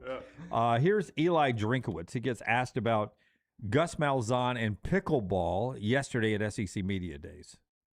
One of your players came through earlier and mentioned about the pickleball court newly opened. So I've got 2 questions. One, tell me about your pickleball game. And 2, your thoughts on Gus Malzahn being on the CFP committee. Pickleball is a very dangerous game. It was a game invented by orthopedic surgeons to create revenue generation. And if they would just use that money in third-party NIL, I could really get behind it. As far as Coach Malzahn and the CFP, I think it will only drive him back into coaching, because as he evaluates all these teams, he's going to think, man, I got to get one more shot at it. So I'm starting Coach Malzahn's campaign to be hired next year. So he'll do a great job. He'll do a tremendous job. And that was way more tongue-in-cheek than I realized. But, that pickleball, I was talking to our buddy, Dr. Jeff Dugas, and we were talking about injuries, and he was like, number 1 for us is CrossFit. Number 2, a close second, is pickleball. He's like, people go down all the time. I guess it's leg injuries? Everything. Our buddy Chip Brown, the first time, he was a world-class tennis player. He tore his bicep. Yeah. Wow. Yeah, I think people just get a little lethargic out there, and they just think that, hey, I can go through the motions. It's not that athletic of a game. Just a casual Sunday afternoon. I'm not going to stretch. God, that would suck to tear an ACL in pickleball. Yeah. Our friends at Way to Wellness gets us to trash today. Your journey to healthy living. Leslie and her board-certified team can help you drop some pounds as you get ready for football season to roll back around. You want to look good for Thanksgiving dinner? Go ahead and get in shape right now with Way to Wellness. Planforme.com, planforme.com. First time you thought about Thanksgiving in a while, right there, right? Yeah. It was, yes. Yeah, Way to Wellness, your journey to healthy living. I was watching last night on Mad Men. That was the one where Betty goes to Weight Watchers. And I was thinking to myself, boy, Betty would have lost weight a lot faster if she had Leslie and her board-certified team at Way to Wellness. Injection therapies, they've got those. They got meal replacements and so much more. Find out what they can do for you with no contracts, no sign-up fees, and your first consultation is free. It's Way to Wellness, your journey to healthy living. I'm here with the winner, Derek Lewis. Derek, why'd you take your pants off? My balls was hot. I understand. LT's Trash is presented by Bud Light. Easy to drink, easy to enjoy. We start local story here. Oh. Former Alabama attorney accused of trying to poison her husband has been arrested again after investigators allege she attempted to do the same thing while released on bond. Wow. So she gets arrested for trying to poison her husband, is released on bond, and they allege determination she here. Did it again. This is Sarah Baker, 75 years old, first arrested November of 25, charged after authorities allege she put fentanyl into her husband James Doyle Baker's food and drinks. Now, she was later released on a $400,000 bond, but prosecutors now allege she arranged for caregivers to place a medication bottle containing, you got it, suspected fentanyl inside of his home. Now, according to court testimony, Baker asked one of her husband's caregivers on June 11th for an empty medication bottle from the house. Later that month, she allegedly handed another caregiver a black bag and instructed them to place it inside of a safe at her husband's home. Caregivers became suspicious, reported the incident to police, who later recovered the bottle. Officers said it contained around 12 grams of purple tinted powder that produced a positive field test for fentanyl, the same drug prosecutors allege Baker previously used to poison her husband. I would say check his life insurance. You think it might have a couple commas in it? I'm going to say it probably does. This is probably not the best way to get it. No. Tennis ball on stairs will be easier. Yeah. Hope for the best. Wow. I just, 23-year-old blonde. That could be another way. How old he is. That's right. Well, caregivers is a key word in this story. Her representing herself would be a entertaining turn to this otherwise sad story. Yeah, very, very sad. Yeah. The glasses on the right does make her look less crazy. Yeah, she does have crazy eyes on the left. Yeah. That's why they give you a pair when you walk into court. Oh, to take away the crazy eyes? Yeah, a lot of lawyers will give their client a pair of glasses. Did not know and that. tell them to button up their shirt. Yeah, and make to sure look it looks- smarter. You look more sophisticated. Yeah, they probably would want her to lose a lot of weight where she looks frail and doesn't look like somebody that Could I possibly has got do this? the physical disposition to poison a husband. See, the left picture, though, that kills it, though. any goodwill you build with the glasses is gone with the crazy eyes on the left. I don't know if the jurors are going to see. Yeah, I don't think you show that one. the You mugshot. can't. Can you show a mugshot in court? I doubt it. I definitely would. I'd be like, don't look think at you her. can. She's guilty. I don't think it's admissible, Tyler. So a group of hikers had to be rescued after relying on Google Maps to plan a mountain hike that appeared to take just over 5 hours, but was actually closer to a full day. Lions-based search and rescue in British Columbia said the hikers are attempting part of the Howe Sound Crest Trail after printing directions generated by Google Maps. Now, according to the directions, the group had printed out the route from Cypress Mountain to West Line would take about 2 hours and 55 minutes, followed by another 2 hours and 18 minutes to Lions Bay, giving the total hiking time of 5 hours and 13 minutes. However, search and rescue volunteers say the estimate was, quote, wildly optimistic and nowhere near realistic. In a Facebook post, the group explained that this section of the trail covers almost 18 kilometers and includes more than 1,300 meters of elevation gain. By the way, they said this is about a 14-hour trip. Grizzly bears, there's estimated 15,000 live ones in that province, British Columbia. So 15,000 grizzly bears are out there with you. No thank you. Those don't show up on Google Maps. Cougars, wolves, coyotes, red foxes, and bobcats. Moose. Meese. I always say meese because that just makes the most sense. Elks and caribous, which I think are all bighorn sheep. All those there in. They could all kill you. I mean, Yeah, that's do some damage if they don't kill you. That's a rough evening after nightfall.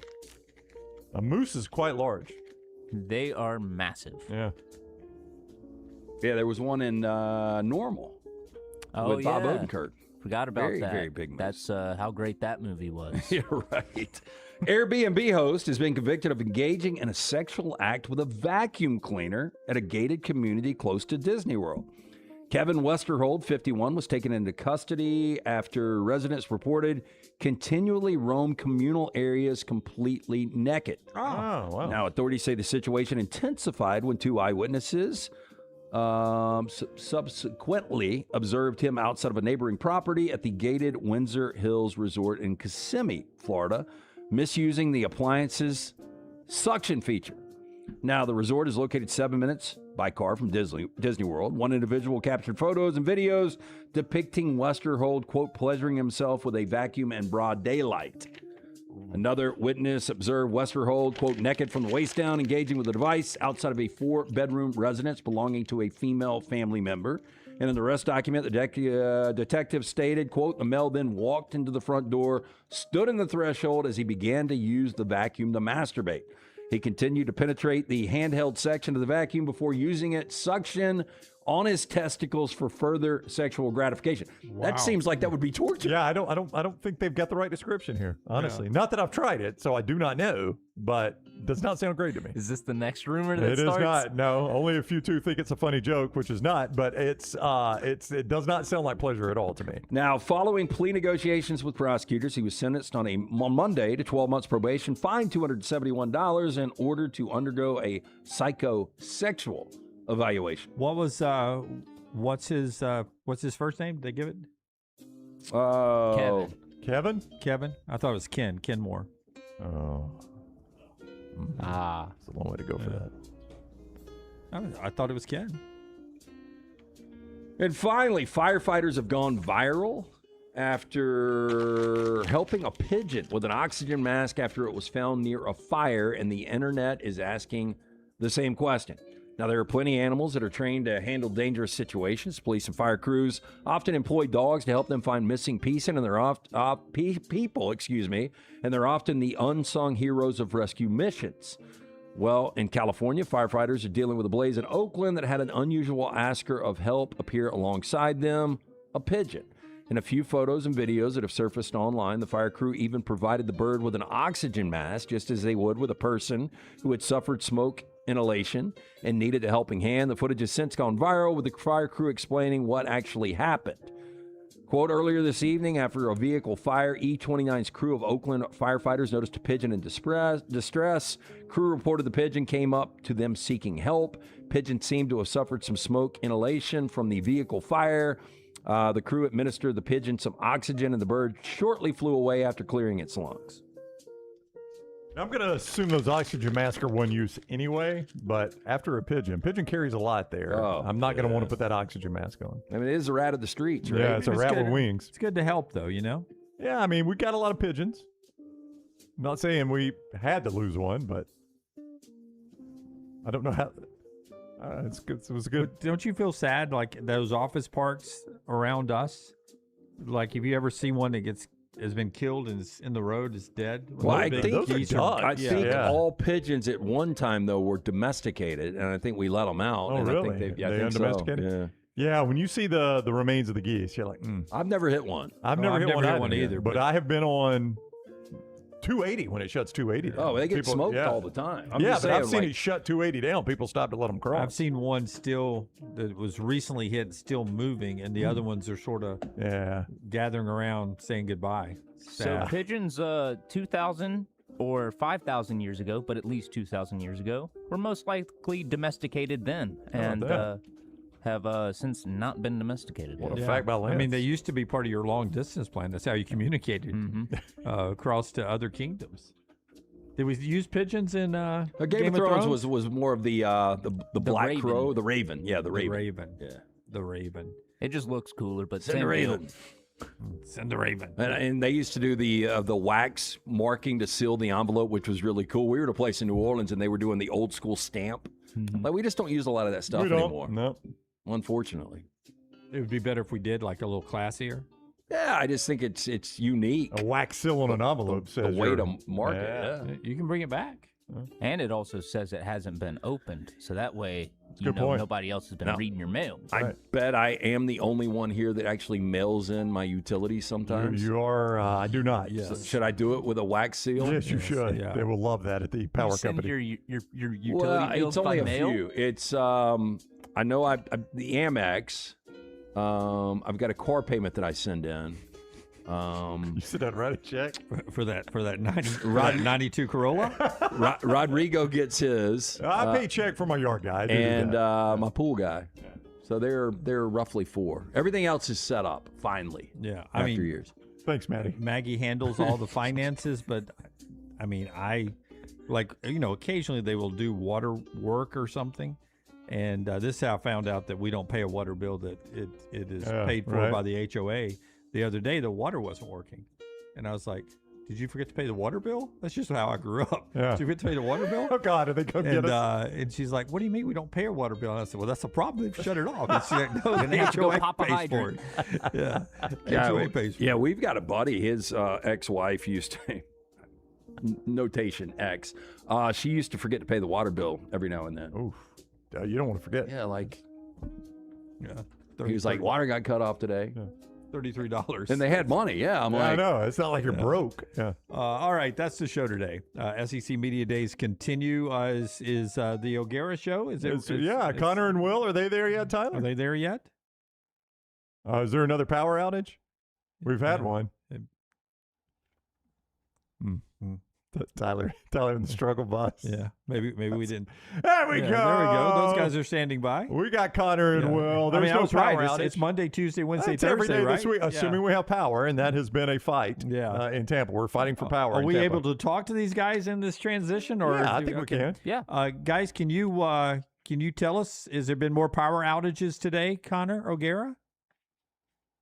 Yeah, we can hear you guys. Can you guys hear us? Oh, yeah, everything man. sounds perfect. Sounds Y'all great. look fantastic. I mean, Will looks like maybe Will, did you have a good time last night, Will? Wow. Oh no, man! I'm Whoa. chilling. I'm big chilling. I feel extra rated today, man. Yesterday was a stressful one. Yeah. Any power outages today, Connor? Any more? Yeah, we had one at noon. And I want to thank LT for pointing out that apparently I had LT was saying that I had I missed a spot shaving or something like that, which I went up. He was so in my head, I went up to my room and asked him about that. And I did not see it. I have no idea to this day. Wow. 24 hours later, what LT was talking about. Yeah, But, that's- we're good. We're locked and loaded, ready to roll. false We're alarm. unrattleable today. Yeah. Shadowing. I just thought maybe it was a light shadow. Maybe. Yeah. How's the chili there? Did you guys chili. venture in and try the media mill, which is chili, which is amazing that they're doing this? Say that again. I couldn't quite get that in. Chili. The Couldn't media quite mill hear was you guys. the media mill was chilly today. Oh, I don't think it was chili. No, I we saw a had photo. succotash. We had some flank steak. We had some chicken, some tater tots. Just standard good old American food. There was a Nothing photo too of crazy. chili, No a chili. multi-bean chili. So I God, the thought that was rumors were spreading on Tampa. Succotash. I like succotash. Okay, we're cutting into the Yeah, great we're OG kickoff here, so let's pass it off now. We'll shut up. You guys do your thing. Take it away in Tampa, guys. It is presented by Culver's. Our friends at Culver's, welcome to Delicious. And you can find Culver's in Birmingham, Stadium Trace out at 150 near the Hoover Met. Also, Tattersall Park, Highway 280, the gooey golden cheese curds, those crispy crinkle cut fries, those great custards. But nothing beats that butter burger that you can get right there at Culver's. Culver's, welcome to Delicious. Time for the OG Kickoff live from Tampa. Welcome to the OG Kickoff.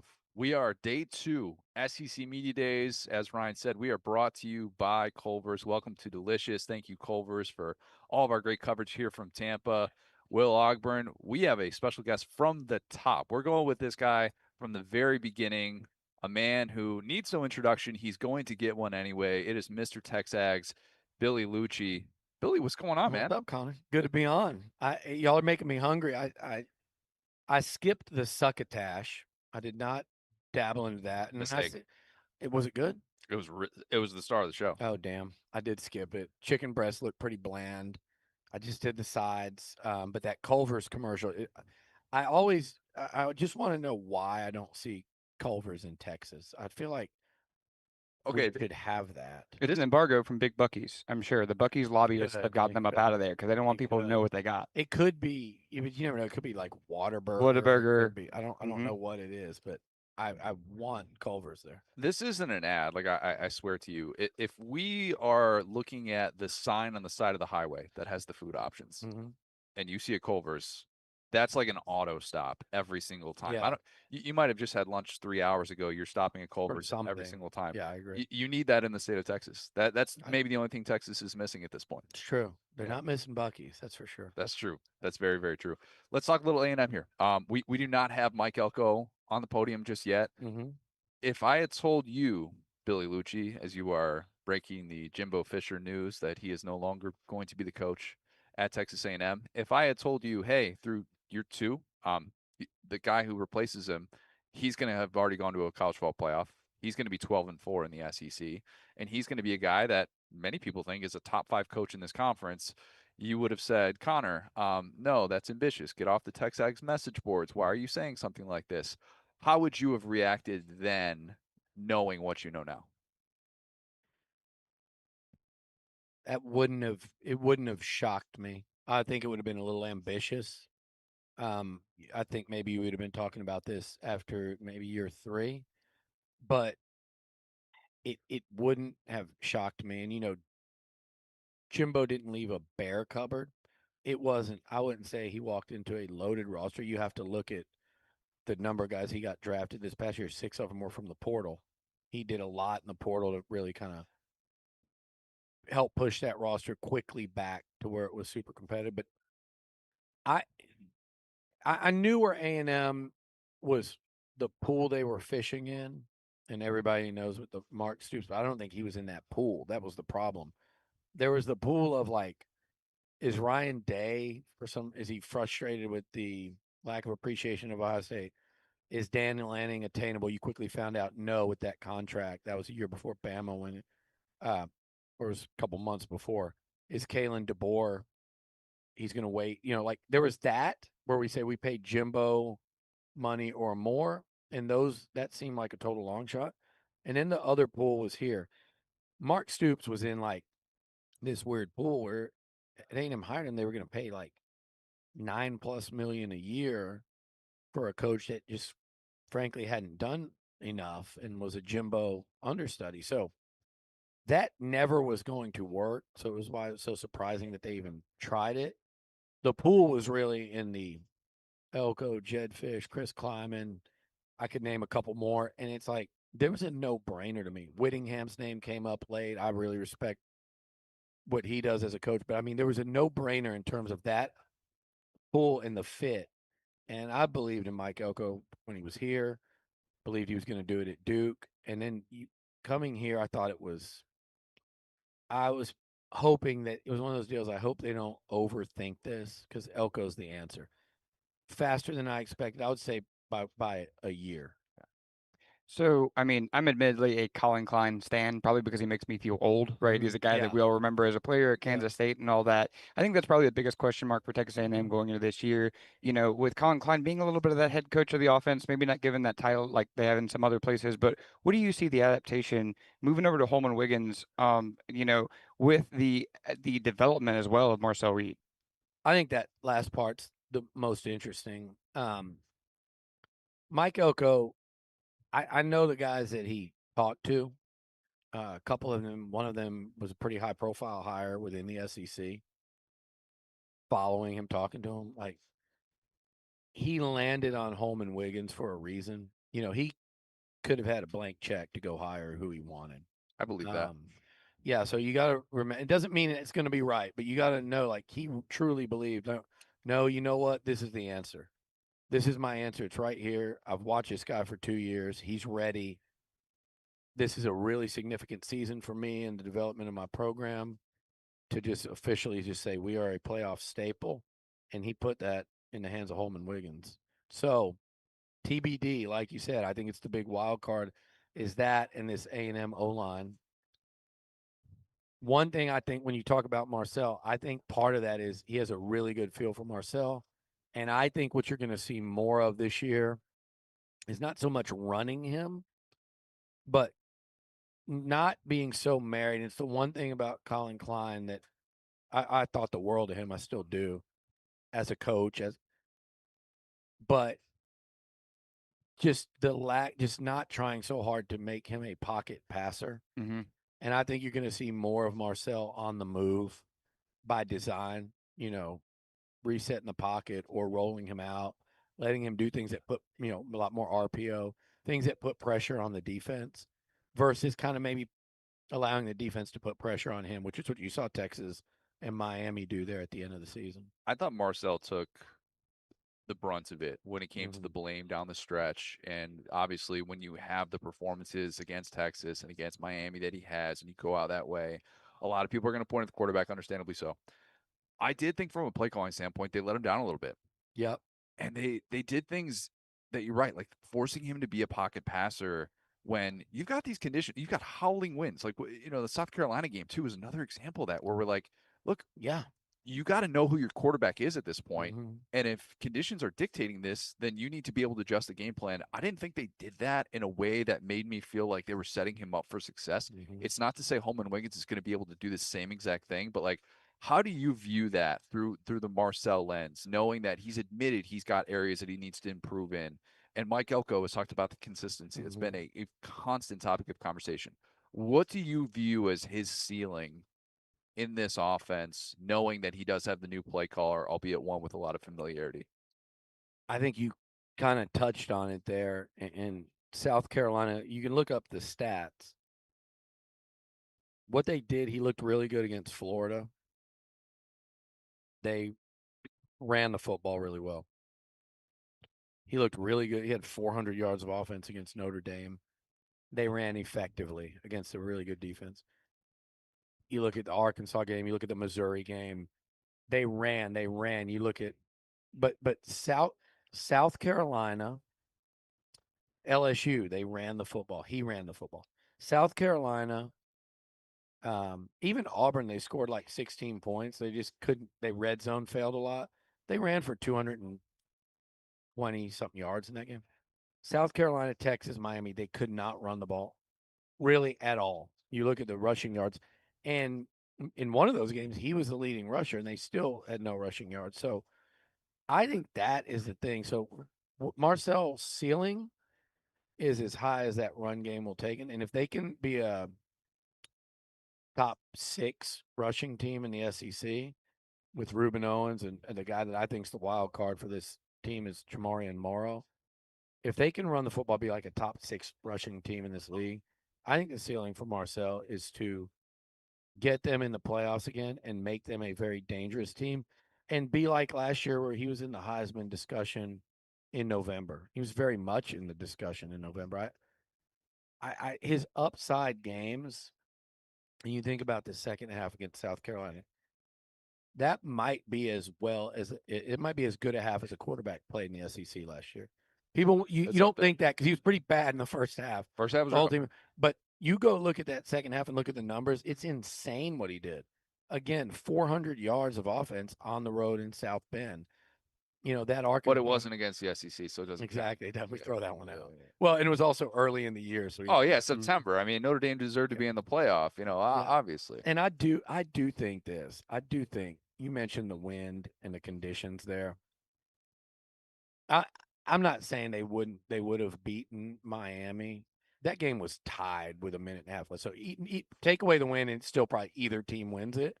But I do think that really hurt Marcel more than it did Carson Beck. They had a better adjustment to that. They did. Well, they also had Fletcher. And they had Mark Fletcher Jr. and a guy by the name of Malachi Tony that A&M actually did really well against in that game. But Miami adjusted to that better than A&M did. Yeah, I mean, it's as simple as that. And that's kind of the conversations, though, that you're able to have now about Marcel is that you've seen him on that stage, and he gets criticized and picked apart because when you're in that group and all of a sudden we're like comparing him to other Heisman candidates, the flaws are going to be pointed out. Marcel has flaws. There's not a returning starting quarterback in this league outside of Trinidad Chambliss. Amen. There you go. Who is just without flaw, in my opinion. And so that's what I think is going to be really interesting to see. And, you know, you see like the quarterback rankings that do that stuff. And Marcel, like putting him at 6. I had people like, how could you say that about Marcel? And they'd be like, he's the 2nd best. He's the 10th best. Yeah. That just shows you why we're all over the place on him, which is kind of weird because I don't think putting him at 6 was even really considered a bold take. You know what's weird to me? And I don't either. I said to somebody yesterday, like 6, put him 3rd. Like it's fine. Like any of those guys. But like I personally think Arch has a lot to prove. And people in Austin, you know, I do a podcast with my friend Amanda, who's a Longhorn. You would think I was saying this guy's trash. He's terrible. And I'm not. And I don't believe that. I think his upside is higher than any of them.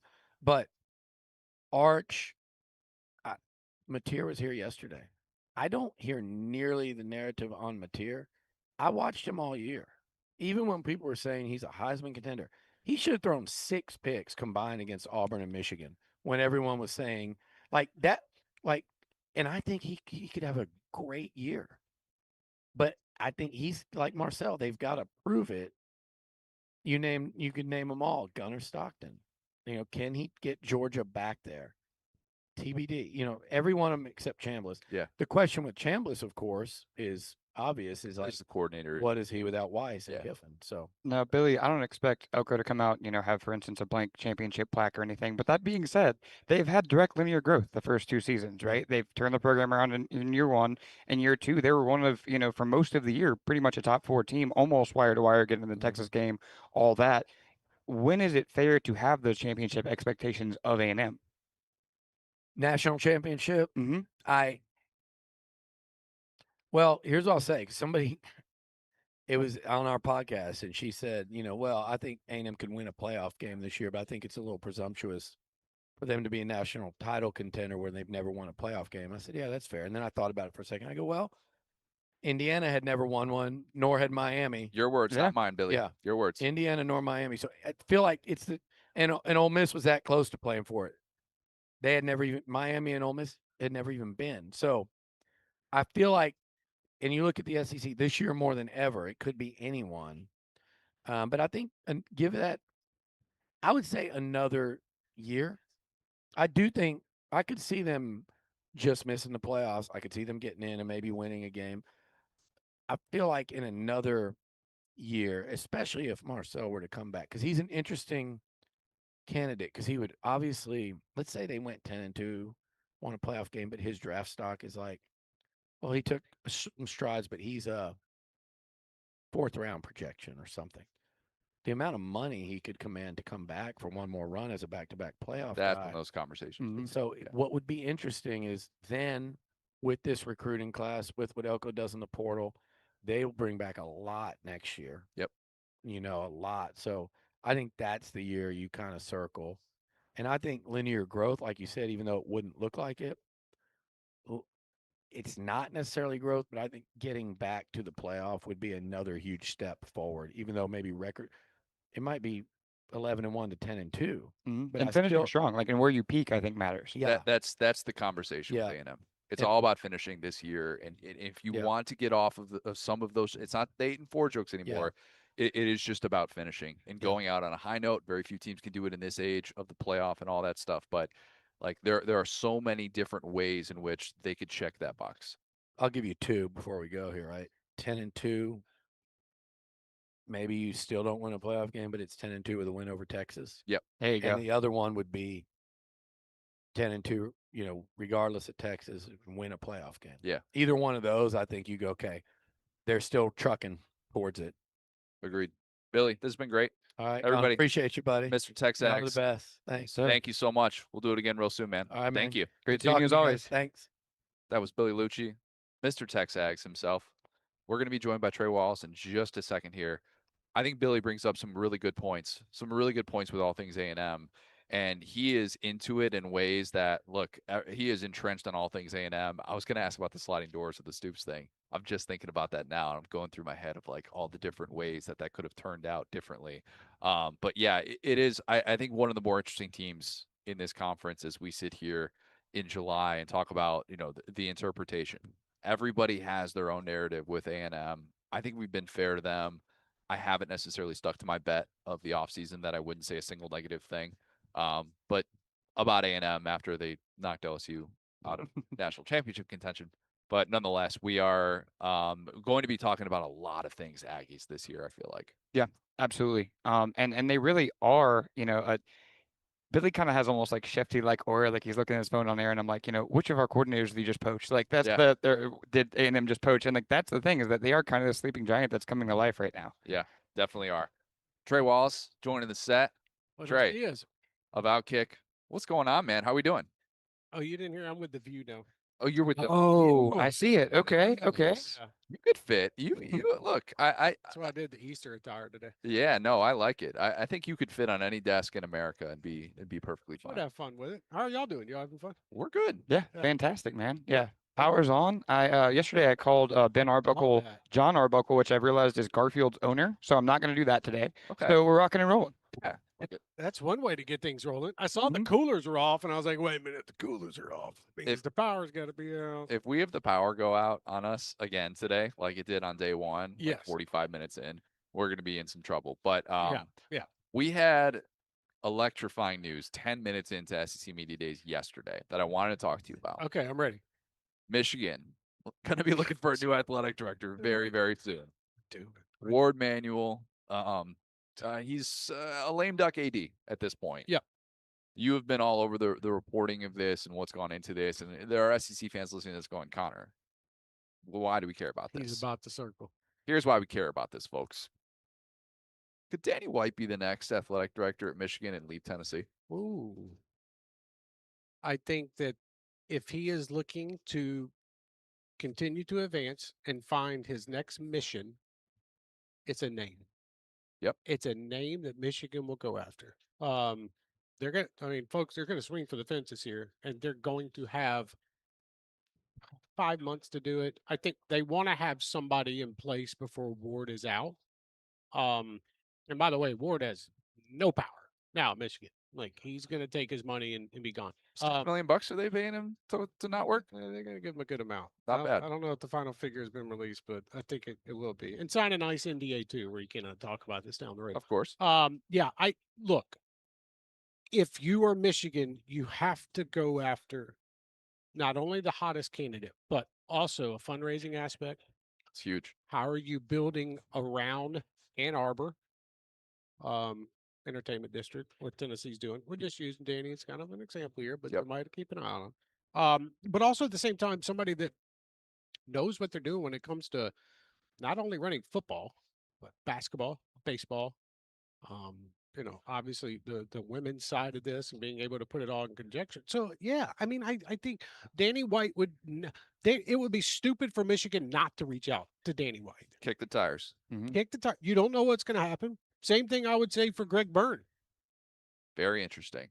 And that's why we're talking about this. Exactly. And it's worth remembering for coaches like Josh Heupel, yes, like Kalen DeBoer, who you can think what you will about their status on the hot seat and all that stuff. Yes.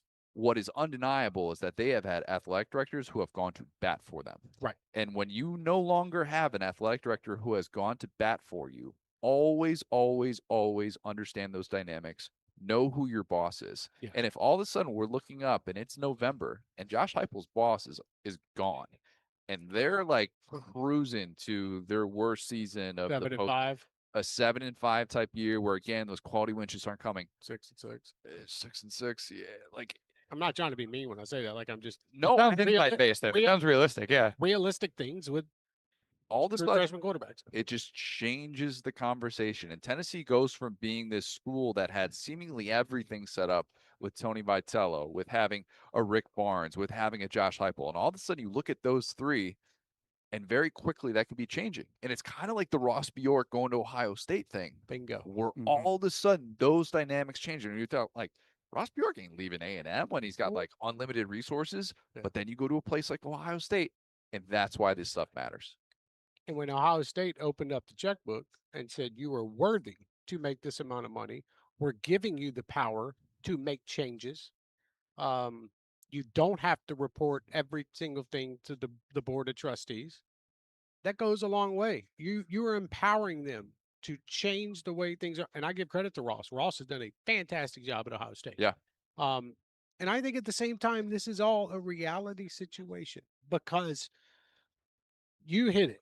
Let's say Heupel or DeBoer, and I'm sure there's a number of ADs that we could discuss about this. But if you come out, I don't care if you just signed a contract extension. I don't care if the future might look bright. We're past that. There's no more 2-3 years down the road. I would say there's certain schools I could put that category in. Yeah. Kentucky would be one for sure. yesterday. Thought Will Stein. I love me some Will Stein. Took some cojones to say that yesterday. Thought he did good with that. Just got a new boss as well. Exactly. And so I think that where we are headed right now is, and I don't think that's going to be the only athletic director, big one position that opens up in the next 5-6 months. There's a lot of movement right now at the top with that. Yes. And there's a lot of ADs that are taking jobs at maybe smaller schools to build them up, or you're seeing lateral movement across the country. And so I look at like we'll continue talking about Tennessee because you brought up in the situation. Rick, all in perspective here. So Josh Heupel, let's just say 7-5 next year. Okay. They have a little progress. They show some promise on offense. Okay, cool. But at the same time, you have to think about what's going on with the baseball. What's going on with basketball. This feels like Rick Barnes's last hoorah. He went to the boosters after last season. Well, let me rephrase that. Boosters, essentially, about 2 or 3 of them came to him and said, hey, what do we need to do? We want to get you to a Final Four.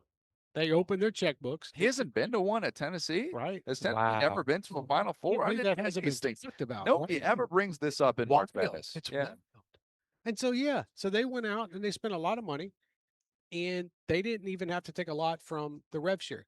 I say all that to say this. You have to have an athletic director that can control everything and at least have his hands on everything. Not in a, hey, I'm poking around type of way, but at least be that force. Josh Heupel has had that stable force with Danny White. Adult in the room. Since they got there. And if we're just being realistic and very honest with each other here, Tennessee has not been the same. And we can chalk that up to schematics, offense, goalish is gone. I don't care. Hadn't been the same since the 2022 season. Fair. And I get it, the quarterback situation. Okay, but here's my rebuttal to every time somebody brings up the quarterback situation. I know we're talking about ADs and whatnot, but Tennessee made a choice not to go spend the money to get a big time transfer portal quarterback last year. They let Lane Kiffin literally go into TAC Air next to Tyson McGee Airport and steal Sam Levitt from you. They sure did. I love that story. Right. So, which by the way did happen. Just Lane Kiffin was not in the actual Knoxville airport. He was in the private terminal. The private, next door. Yeah. And they got a car and brought Sam up, whatever. I just feel like right now, from a stabilization standpoint in college athletics, and a lot of things are going to continue to change over the next few years. And I think that the athletic director position, a lot more coveted around the country, because it brings that steady force to a lot of departments that are going through a lot of stuff. Trey, what do you think? I mean, Tennessee has been under Danny White a bit of an everything school, right? And baseball is a really interesting one because it really doesn't bring revenue, even at the top level, right? In the way that men's basketball or football would. Right. And the teams that are great at baseball can often run into fundraising issues despite having funding. So, what would you say about Tennessee's overall priorities and commitments? I mean, do you think that all of the boosters are ready to open the checkbook kind of across the board? Or do you think it's a situation where it's if you win, we'll pay you? Or what do you think they are overall? I think in Tennessee's case, I think Tony Vitello had such a good relationship. I'll say 3 boosters. Obviously, Larry Pratt, Thunder Thornton was there. I could name one more, but I'll keep him out. Well, Haslam was one, but there was another one. So maybe 4. Yeah. He knew he could go to them and say, hey, this is what I need. Now, he had to prove himself. You can't walk in year 2 and say, hey, I need this much money. He proved himself. They opened up the checkbook. They were able to take care of certain things. When Tennessee won a title, they weren't the highest paid, NIL team in the country, a third party, or, doors at the back door, bags at the back door type of team. McDonald's bags. Right, exactly. Chick-fil-A. Oh, my bad. And then but at the same time, yeah, I think Tennessee baseball is in a weird spot because they had that spotlight from Tony. Now it's Josh, and Josh Elander's a good coach, but he's not Tony. It's the same thing as Kalen DeBoer replacing Saban. And for the love of goodness, I'm not trying to compare Saban and Tony Vitello. No, I love that. Keep that going. But you get what I'm talking about. Look, That's the graphic we're going to put up. Is Nick Saban Tony Vitello? I'm so screwed. Nobody will react to that at all. No, I'm dead. Yeah, but you're standing in the shadow is what I'm getting at. Yeah. And so, how does that work? So again, everything that they're investing, and I can say this for a lot of schools around the country, they're investing a lot of money in facilities. And when I say facilities, I'm talking about stadiums, basketball arenas, stuff that can drive more fans to come. Hell, Tennessee's putting up a freaking entertainment district. Like, it's weird. Like, I get it, but I live outside of the Knoxville area. I was kind of driving through there because I'm about to make the move to Nashville. So I was driving back through and just seeing a couple things. And I was looking at where this entertainment district was going to go. And I'm like, okay, like, I get why they're doing it. It's a revenue generator across the year, not just football season, but that's what you have to have. You have to have an athletic director that is forward thinking. And for all the interesting things Danny White has done at Tennessee, I will say he's an innovator when it comes to raising money. That's key. So big part of it. Where does this go? I would say Michigan, pick up the phone and you call Danny White and you see if he wants the job or not. And if he doesn't, there's a list of 5 or 6 candidates that I would say that is worthy to be that guy. I think it's underrated how much UCF has fallen off since Danny White left. I mean, he built them into an annoying presence on Twitter that was all on our heels for 5-6 years, and then he left. Did you see? Yeah. Like, I mean, Twitter Beetlejuice. Right, exactly. And not in a bad way. You just kind of it was a great brand. The UCF Twitter mafia, that's what Danny White brought. You're national champions. Okay, really. But no, I think that where we are going right now in college athletics, guys, with where we're at with this darn legislation, where we're at with NIL, where we're at with self-governance within the SEC, a lot of people think that these head coaches have a say in this. These coaches have no say. But I was told that when we ask them these questions and they provide their opinions, that means that that's the biggest voice in the room, right? That's a God's honest truth, right? Yeah. Here's the kicker to that. Even though most head coaches, their opinion really doesn't matter because they could be fired within 3 months. Exactly. You think Verge Osbury was taking the advice from Brian Kelly last year? Like, hey man, what do you think the future would be like? Hell, I don't know. You might be gone in 2 months. No, there's a line sometimes, but I think for somebody like Kirby Smart, President Moore, they are going to Kirby and at least saying, I respect your opinion. This is maybe what we should do. I agree with you on certain things. Kirby's not getting fired. Kirby's got a job for the next 20 years if he wants to. But for a majority of people, And maybe, I don't know, if it goes south, who Yeah, knows? yeah. I don't know. No, I know. Or he takes something else. But I do think that we're at that spot right now where if you don't have that person that's going to lead the charge, because these presidents and chancellors, if we're all being honest, okay, they have to run universities. This athletic department stuff and this college legislation stuff, that is very minute on what they are trying to do overall. So who do you have leading the charge? And I think that's where we're at right now in college athletics. Trey, last one for Yeah. you. I ask you every single time we talk publicly, Yeah. what's the latest on the Jeremy Pruitt book? Because my God, the next round audience would feast on just an all access Jeremy Pruitt. I don't want to call it a memoir. He's not old enough to be in memoir territory, but you are going to write the Jeremy Pruitt book at some point, and we're going to get into so many of these things that have happened over the course of his time in Tennessee and Alabama, I'm sure, and there's Florida State, there's with his Florida wife. State, Georgia stories. Like, what's the latest on the Pruitt book? I would say this time next year, I might be coming on your show to promote a book. Let's go. Heck yeah. So let's go. Let's go with that. All right. Yeah, That excites me. Yeah, That could excites me. help. Okay. I can't wait for it. I haven't pre-ordered a book, I don't think, in my entire life. You'll send me a free one, right? Yeah, absolutely. Get a free. Y'all get free ones for sure. I'm not going to make you pay for it. And if you do, just throw me $10 in the Chick-fil-A bag. That note, Trey Wallace, Outkick. You're all over the place, man. Always a pleasure, All over the man. place. It's been fun, dude. Great seeing you, man. Appreciate it as always. We'll do it again real soon, man. Look forward to it. Thank you. Thank you, bud. All right, that was Trey Wallace. Just a reminder here, we are not brought to you on behalf of Chick-fil-A bags. We are brought to you on behalf of Culver's. It is welcome to delicious. That is what I say whenever I eat just the best butter burger I could ever possibly consume. Or when I'm devouring a double Reese's concrete. Yeah, I go big. No big deal. I wanted to talk about that stuff with Trey because it kind of got overshadowed in the beginning of SEC Media Days with this news that broke 10 minutes in. Michigan felt very calculated to release it when they did. They're like, oh, everybody in college football is going to be consuming all of these things SEC. And then we got that.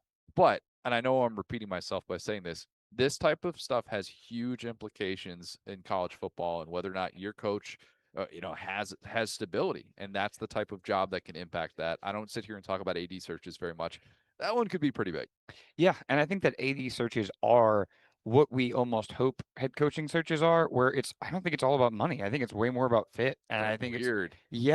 And alignment matters so much more at that level, kind of to that point, because there are truly some jobs like, dude, if you're the Nebraska AD and you win 10 games a year in football, you're set. You know what I'm saying? And there have been several in a row that have not. And so I think really you can pick and choose and say, am I a guy who wants to spend, again, 30% of my time on baseball? Am I a guy who wants to be mostly football? And I think there's right guys for every job. And we've seen across the SEC specifically, guys that would be great ADs in other places that aren't built for the grind. Notre Dame hired NBC's president and CEO, Peter Bavacqua. Yep. Which is a reminder of the world that we're living in college football. Some of which is, I just, again, Jay Cutler at the urinal. Don't care. Yeah. Don't care. But there are things like that I think are worth discussing. Remember too, really quick, the Pac-12 brought in that exec who had all this streaming background. It was going to go get them that TV deal. So sometimes the TV guys don't know TV like you think. This is true. This is very, very true. It just kind of depends on the situation. Kirby Smart, Will. Mm-hmm. We heard from the elder statesman of the SEC, someone who is entering year 11. Wow. As a head coach at Georgia, which is crazy to think about. Really, really crazy. Kirby doesn't really like talking about all that other stuff. Likes talking about wins. Mm-hmm. Good. That was actually the most refreshing thing that I heard from Kirby all day today. Kirby, I think, got let's call it an open-ended question to end his press conference from yours truly. And I asked him about the exact question was, how do you think we in the media should talk about Mike Bobo? Mm-hmm. Obviously, Kirby and Mike Bobo go way, way back. There are many people that have many opinions about Mike Bobo, who, by the way, most recently was a Bros Award finalist last year for a Georgia team that won the SEC, and you could point to that and go, why would anybody ever question him? We have context. We know this team. We watch this team inside and out, and we understand the angst that Georgia fans can feel at times and what others feel watching this Georgia team. And I don't know what I expected Kirby to come out and say. If he had just given a one sentence answer and just kind of gone past it really quickly, he's like, I don't care, talk about it however you want. That'd probably be a little bit alarming. He doesn't want to default to his loyalty to Bobo, and I'm going to read you his answer in just a second here. But it got me kind of thinking, Will, what would it actually take for Kirby Smart to ever fire Mike Bobo? You know, that's a great question. And hearing that perspective from like Gunnar Stockton, that the Bobo family like taught him how to throw a baseball and how to throw a football. It's like, you know, people say don't hire your friends. What if your friends are really talented? You know, what if your friends are Muschamp? What if your friends are Bobo? True. And I think that's the culture and identity that Georgia has built with re-recruiting the roster, selling culture versus, you know, quote unquote paying for players. But that being said, it all comes down to how are you going to be in this third straight playoff that might end in a home or a bye week and then a loss. You know, staff retention at Alabama was not really a thing because when you were winning national championships, you got your offensive coordinator plucked. Your defensive coordinator got that bigger opportunity. Shout out Jeremy Pruitt again. We have talked about Georgia like that in the past, but Kirby got up there and he talked about staff retention. And Mike Bobo was part of this. This is kind of a bigger picture thing, but he talked about how much pride he takes in the fact that they've had this staff retention over the course of the last 3 years. And that's a good thing to sell. But in my opinion, I'm like, wait a minute. When you're competing for national championships, that's not the best flex that you think it is. Like who is trying to poach Mike Bobo? Exactly. Your offensive coordinator is not getting poached. Yeah. Glenn Schumann, we thought was going to have a head coaching job 2 years ago. And this Georgia defense has had moments where it's looked really good. It has not necessarily met the Georgia standard in that sort of way. So you hear Kirby talk about this, and he's someone who's obviously has prioritized loyalty very, very much. I'm going to lose the audience by saying he's a Hufflepuff once again, but those who know. And I heard him talk about Mike Bobo in a way that reminded me this man is superiorly loyal to everything that his offensive coordinator does. And it's not just because, you know, we know that, like, okay, Gunnar Stockton had his Mike Bobo's dad taught him how to throw a football. Yeah. Which is just a wild thing. He's been friends with Drew Bobo, who was also here since he was 5 or 6 years old. Like, it goes even beyond that. This was his answer to that question. Kirby said, I don't think that's my decision when talking about how the media should discuss Mike Bobo. I look at things through facts, and I look at things I see with my own 2 eyes. I was blessed to work for the greatest college football coach in the history of all of college football, Nick Saban. And I don't even think it's arguable. I don't think you can even debate it, but I learned from him that you evaluate from inside out. And I do think that college football intuition is one of my strengths, knowing that I know we've got the right offensive coordinator. What you guys want to write and talk about is completely up to you. I look at the production he's had, the success he's had, the team success where he doesn't worry about stats. He worries about winning football games, and the way he coaches our players day to day is unmatched in this country. Close quote. What was your takeaway from hearing Kirby say that? Yeah, I mean, I think this is a giant inflection point, kind of like what we were talking about. I think that if you heard these like kind of glowing reviews, I think that to your point, it would be a lot easier to just be like, you know, that's my guy and like pull out stats. You know, a lot of times coaches will kind of give that vote of confidence and have the numbers ready to go. I think that this is our last year of proof of concept with likely, you know, Gunnar Stockton's last year. And if they want to kind of blow it up and start over, I think we're going to see they're going to have to start over without Stockton and some of the members of this offense that have been around for a minute anyway. But again, looking at Todd Monken, a guy that obviously wanted to get poached by everybody. Do we kind of go back down that road, or do we stick to the culture stuff? So I think it's more of a I'm happy for now. Yes. And I think that whether Georgia wants to admit it or not, like, they need to be a more explosive passing offense. And I asked Gunnar about that too. Like, okay, so you think Mike Bobo is the best play caller in all of college football. The stats that are working against you are the fact that you had just 4 completions that went for 40 yards in 14 games. 14 SEC quarterbacks had at least 5. That's not great for how you stretch the field. And, you know, he basically said, like, I'm looking to make winning plays. And however we can do that, but that's the way that I see, you know, this offense should be run.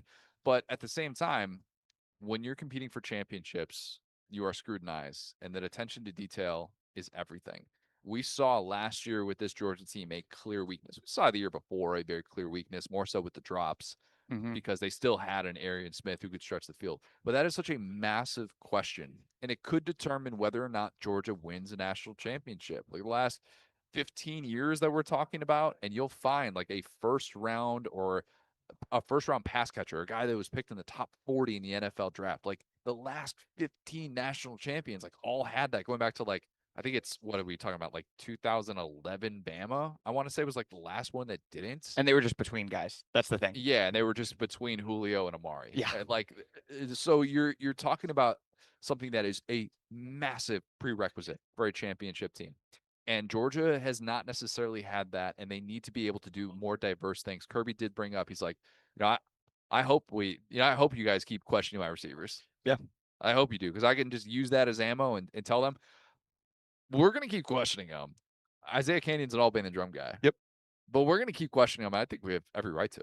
Yeah, and I think some of that goes into Kirby's psyche, where when you get burned on something, you almost readjust the exact opposite way, right? Yeah. Like if you date a girl that's too much of a party girl, you're going to want someone who is, waking up early, going to the gym. And I feel like that's where they were with Monken losing that crucial hire, and then also Carson Beck, right? Giving him that trust and having the offense kind of blow up. Kirby going, I'm going to oscillate the other way and go within myself.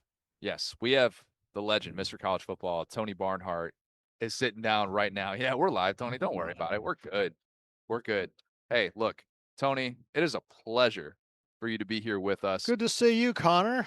It is okay, so I don't know if I've ever said this. There are very few people that I would rather sit next to at like an SEC championship or something like that than you, because of the stories that you can tell. You have basically confined these stories into a book that you have coming out, 50 years covering this conference. Tell us about the book that you have coming out and all the different, the unique way that you approached it. Well, the title of the book is Mr. College Football. They laid that handle on me about 10 years ago, and my daughter, who's an attorney, said, well, you're not giving it back. Okay, so Did you trademark Mr. College Football? I did. My daughter looked into it and said, she asked the question, has anybody else ever been called Mr. College Football? The answer was no. So then you don't need to trademark it. So, so if we ever have to go into court, that means nobody else. You were the first, and they are infringing on your copyright. Squatters' rights. There you go. So, but the way that it's set up, I wanted to make sure that everybody was included.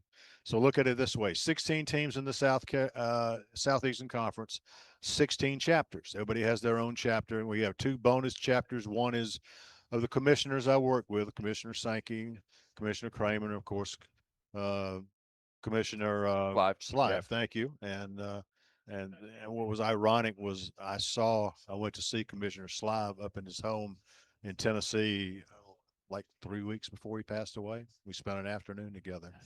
And so I miss him. So those 16 chapters and the bonus chapters, the other bonus chapter, I've got this group of my fraternity brothers that travels with me to the Georgia-Florida game every year. We've been doing it 30 plus years. And I had to do a chapter and dedicate it to them because they've been a big part of my life, a big part of that. So it was so much fun putting it together, but the book's not a list, guys, of these are the 10 best players I've ever seen. These are the 10 best coaches, the best games. These are about emotional memories. What happens like when I walk into Jordan-Hare Stadium. I don't think about all the great games I saw. I think about Alabama coming to Jordan-Hare Stadium for the first time ever, and that was the most emotional day I've ever had in a football stadium. It's that kind of stuff. Tony, even in these last couple of years since I've been coming to Media Day, it has evolved so much from, the Hoover Galleria to all these different locations. Some light was shed during the opening press conference by Greg Sankey about the Skyriders tour. Could you just share a little bit of insight on that? Well, I did miss out on the Skyriders tour. They had just discontinued it when I got to Atlanta at the AJC in 1984, but it was just a wild situation where they went on an old DC-9 airplane. They went from campus to campus to campus. They would interview players. Media doing this, by the way. Media doing this, having dinners that night and all that. So I did not get a chance to participate myself, but I've heard wonderful stories about what it was like. The idea of doing that, of just taking a plane and going, oh, now we're going to this school. Oh, now we're going to this school. is bananas, and especially when you think about the scope of what SEC Media Days has become, the spectacle, the amount Right. of thousands of people that are here. You were part of the bus tour, though. I was part of the bus tour, not here, but the bus tour of the ACC. Yeah. When I worked in Greensboro, North Carolina, we would all meet in Greensboro, have a bus. You know, you have those two big luggage racks when you have a Greyhound bus. Yep. One of them actually had luggage in it. We put luggage in one, and the other one was reserved for, shall we say, beverages, refreshments. Yeah. That's what it was for. And so, yeah, we had a driver by the name, I can't remember his last name. His first name was Garland. And we did the same thing every time. We would drive onto a campus, go watch practice, do press conferences, and that night, that host school would do us a dinner. And it was so much fun going from place to place to place to place. But we would always end the trip at Clemson, at Danny Ford's Lake House on Lake Hartwell. Man, I'm happy to say the statute of limitations has run out on most of those things, but we would have so much fun. It was a blast. We have not seen a 30-something head coach win a national championship since Danny Ford. And the sport continues to get younger, but there are certain moments that I go back to, and I'm sure you've captured a lot of these in your book, and you've been able to talk about these things over the years. I want to go back to 2001 with you. 2001, you're on the college game day desk. Mm-hmm. Florida hosting Tennessee, a game that's rescheduled as a result of the 9/11 terrorist attacks. You're on the desk there. And I remembered watching this for an It Just Meant More game that we did. And you delivered that Florida pick with such passion that it made me think, and Florida, actually, ironically enough, I'm not saying this to say like it was a bad pick. Florida doesn't end up winning this game. It's a huge how do you like me now win for Phil Fulmer. Yep. And it's Spurrier's last game. Mm-hmm. And it's a game that was so pivotal. And I always wondered, did you know like Spurrier was kind of like at this teetering point going into that day, or did it really catch everybody off guard? I think it caught everybody off guard. I think absolutely it was, but I remember it well. But yeah, ended up being his last game. I'll never forget it. That atmosphere, it's something that I think that for those who grow up in this era of college football, we're taught, hey, you can lose 2 games and make it to the college football playoff. Mm-hmm. The do or die atmosphere that was on the field that day, it is something. It's why it's worth talking about a quarter century later. What are some of the games that kind of stand out for you that you just look back on, that have happened in the last, maybe let's stick to the last like 10 years that you look back on and you're like, man, it would be fun to just transport myself back to that place for just one afternoon? Well, I will say this. Some of the neatest games that I had were really non-conference games. The Rose Bowl in 2017, Georgia, Oklahoma, at the Rose Bowl. I surprised my boys. They were at the game. We all had a tailgate in the parking lot, and I went up to the press box. What I didn't tell them was that before the game started, I was going to come back down and sit in the stadium at the Rose Bowl with them. And they were surprised. It was a wonderful game. Georgia won in overtime, and that's one of the ones in the book that highlights that. And it was just an incredible day. Tony, if we were to name you, an ambassador of college football, who is the player that you would say has brought you the most joy over the course of your career? Herschel Walker, as a freshman, was the best football player I ever saw. I mean, he's 18 years old, down in Wright County, Georgia, and Vince Dooley had told a number of us, I don't know if this guy is – I don't know if he might just be a stiff fullback, he told us. And then they put him in the game against the University of Tennessee to open the 1980 season. He runs over Bill Bates into immortality, and Bill Bates has immortality because of that, because he got run over. Herschel. Really, when I talk about players in this conference, I say, well, look, there's Herschel and there's Bo, and then there's everybody else. Mm-hmm. And that's the way, particularly when it comes to running backs, because Bo was the greatest athlete we've had. But Herschel Walker was the best football player I ever saw when he was a freshman, because that was the last year he ever, from then on, everybody had to double set their defense up to try to stop Herschel, and they never did. But the first year, nobody could believe that he was doing what he was doing because he's running, as Munson would say, he's running all over people. So that yeah, he was very important. Quick follow up to that. This is one of my favorite conversational topics. Who would you say is a better athlete, Deion Sanders or Bo Jackson? I think I would lean with Bo, even though Deion was the best cover corner I ever saw. Bo could just do everything and do it at extremely high level. So I would, as much as I respect Deion, I would, if I had to choose, I'd choose Bo. I remember talking to you for a story I did probably 8 years ago. And it was Herschel Walker, the greatest running back I never saw. Because for those who are in my generation, all we know are stories. And even for those in your generation of hey, if you're not going to Georgia games, he wasn't on national TV until the George Rogers game against South Carolina, which was a crazy thing to think about that freshman year with the things that he was doing. Right. And, I remember talking to Vince Dooley about the story of Herschel's commitment to Georgia and how he and his wife had this plan to go to Boston or something like that. And it was Easter weekend. And his wife is like, yeah, we're getting ready to go. And then, this is obviously well before the age of cell phones and whatnot. And Vince, says, we're not going anywhere. Herschel's committing this weekend on Easter Sunday. I'm gonna be sitting by that phone. And if Herschel Walker's gonna commit to my program, I'm gonna answer that call. Fascinating sliding doors moment for the history of Vince Dooley in Georgia football in general. Yeah. One of my favorite stories comes from Buck Bellew, who was the quarterback on that national championship team. They had played the game at Tennessee and won.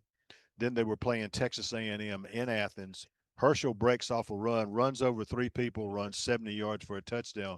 Buck Bellew said, we got to the sidelines and we all were looking at each other like, what in the world do we have here? And they realized, oh man, this dude is special. And from then on, nobody could stop the guy. You'd be great at coming up with a list of guys that we should just never compare people to. And Bo was compared to Herschel because of the, how much their careers kind of felt intertwined in the 80s, but there should be this list of untouchables. These guys that I like that. We just say, hey, Cam Newton, that's like the number one for us. Like, we don't compare anyone to college Cam Newton. It's unfair. The context is just totally lost. Like, that list of guys in the SEC, it's not even that they were, oh my God, it was the best player that you've ever seen in the history of this conference, but guys that we should just not throw around any sort of lazy comps. So that's maybe the next book is I like that. Yeah. I like that idea. SEC Untouchables. I mean, I won't get that trademarked. I'll leave that one. I like that. That's perfectly fine. What's a fun story from this book that kind of stood out, that was fun to be able to revisit and be able to kind of go back and retell that story? Well, one of the things I was able to do putting this book together is I was able to check a couple of things off my bucket list that had been there over the years. Number one on my bucket list was the midnight yell at Texas A&M, and I'd never done it. I called our buddy Alan Cannon at Texas A&M, who's been there forever. I said, Alan, I'm going to check this off my list. He said, when do you want to come? And I told him it was the Friday before the Florida game when they in Texas. You come on, I'll take care of everything. And he did. And he took me into where the cheerleaders, they're not cheerleaders. Excuse me. Terrible mistake. They are the yell leaders. I'm going to get Billy back over here, and he's going to scold you for that one. Yeah. So I got a chance to do that. That was an incredible, absolute experience. I spent an afternoon with Barry Switzer, which is something that I've never done. That's a great sentence. And the man is absolutely amazing. He's in great shape. His mind is sharp. He's like early 90s, I want to say, late 80s, early 90s. Just totally unbelievable, and had a great trip. Just had a great trip there. So what would you say, if you were to give advice to somebody about how to get into this sport, or what makes it unique? Oh God, no, that's my advice. I'd say the same things to young broadcasters, young writers. I said, this has got to be something you cannot live without. You can't walk into it. Well, let me test this out and see if I like it. No. You have got to be dedicated, because you spend too much time away from home, away from your family. Your family's got to make a sacrifice, and if they're not willing to make the sacrifice, then don't do it. I would tell young writers that would come to the AJC, I said, have you had the talk? They're getting married. I say, have you had the talk with them? I mean, the talk. The talk is, honey, we're not going to live anything that resembles a normal life. Can you do that? And if she can't do it, then don't do it. Don't do it. Yeah, similar to coaching in that way. It's a great listen. It's a great profession. We get to do stuff that other people don't get to do, and that's all cool. But there is a price to be paid for it. And are you willing, you and your family, willing to pay that price? So, once upon a time, Mrs. College Football was. She signed up for a life of Mr. College Football. She signed up for it. She knew it. She knew it. Hey, listen, when I did my first game my first high school game out of college as a professional, actually getting paid money to write this story, she was in the press box keeping stats. That is love that. Okay, she was keeping stats, and I said in the dedication to the book, I said 50 years ago when I started this, she was there to keep stats. Now 50 years later, she's still correcting my math. Yeah. So, Yeah. So the book's dedicated to her. Where can people find it? Let our listeners know the best way that they can find 50 years of SEC football. Published by the University of Georgia Press, and they did my last book, The 19 of Green. The book is slated to come out in spring, summer of next year. So when it's out, it'll be available on Amazon. We hope to visit with you guys and promote the book. And Love it. But yeah, it'll be out in spring or summer of next year. They've got the book. The book, my friends, is done. I've got to pick out the art to go with it, and that'll be an easy thing to do. And so we'll this time next year we'll have the book ready to sell. Can't wait to read it on a beach somewhere. Tony, this has been great. All right, Really guys. appreciate it. Always good to see you guys. Thank you so much. Absolutely. Absolutely. All right. That was Mr. College Football, Mr. Tony Barnhart. Let's get with some closing thoughts on Auburn here. Sure. We had Alex Golish on earlier. We were able to hear something that I think is just going to be so prevalent during this first year. Alex Golish is not someone who sets goals. He sets a standard. Money. Yeah. We talk about proof of concept with Alex Golish all the time. I think that was the biggest thing with his opening press conference, and hearing him, talk about this opportunity that he knows it's a true rebuild. He's been a part of 2 different massive rebuilds. Maybe you could even argue 3 if you want to go back to like Iowa State. But I think that hearing him say that and not be like, our goal is to put up 40 points a game or something like that. Alex Golish is he is going to be a breath of fresh air, and Auburn fans appreciate the fact that you made this hire, even if it wasn't what you thought it was going to be initially. I think it's going to be move fast, have fun, and knock the crap out of you. I think that's Alex Golish football. That is going to be Alex Golish football, no doubt about it. Yeah, I talked to Byrum Brown as well. Byrum Brown, who went on earlier with the next round, and when he was sitting here, I was like, I think he's bigger than he's listed. Mm-hmm. I don't often think that with guys because it's usually inflated. I kind of thought he was bigger than 6'3", 230. I had to look up. I was like, he's only listed as 6'3". Looks like he's got maybe 6'5", and I realized I'm short. But yeah, Byrum Brown. I was really impressed with the way that he came across. Very clear to see why he was recruited by Alex Golish to come over from USF to Auburn, the familiarity and all those different things. But just kind of seeing the way that he operates. I don't want to go as far as to say Auburn has their best quarterback since Jarrett Stidham. I don't know if he's going to be better than Jarrett Stidham. I don't think that's a fair thing to assume because he was an all-SEC guy. But you could be doing a whole lot worse than Byrum Brown. I feel good saying that. Yeah, I feel like you can see how different head coaches, especially first-year head coaches, especially young first-year head coaches, kind of approach the job. And I think there was very little sales going on today from Golish. Definitely. Did not feel like that at all. That's a wrap. Day 2 in the books. 3 guests. We got a loaded slate tomorrow. Loaded slate of guests. Thank you to Culver's. Welcome to Delicious. Go get a concrete right now. It's late July. I'm telling you, the double Reese's concrete, it'll change your life. I'm not kidding. I want one of these so bad. It's, oh my God. It is not just delicious. It is as good as anything you could possibly consume. That is the OG Kickoff. We're going to be doing this again tomorrow, doing this again on Thursday as well. 4 hours of coverage for all things SEC Media Days. Will, this has been great. Yes, sir. Thanks, guys. Talk soon.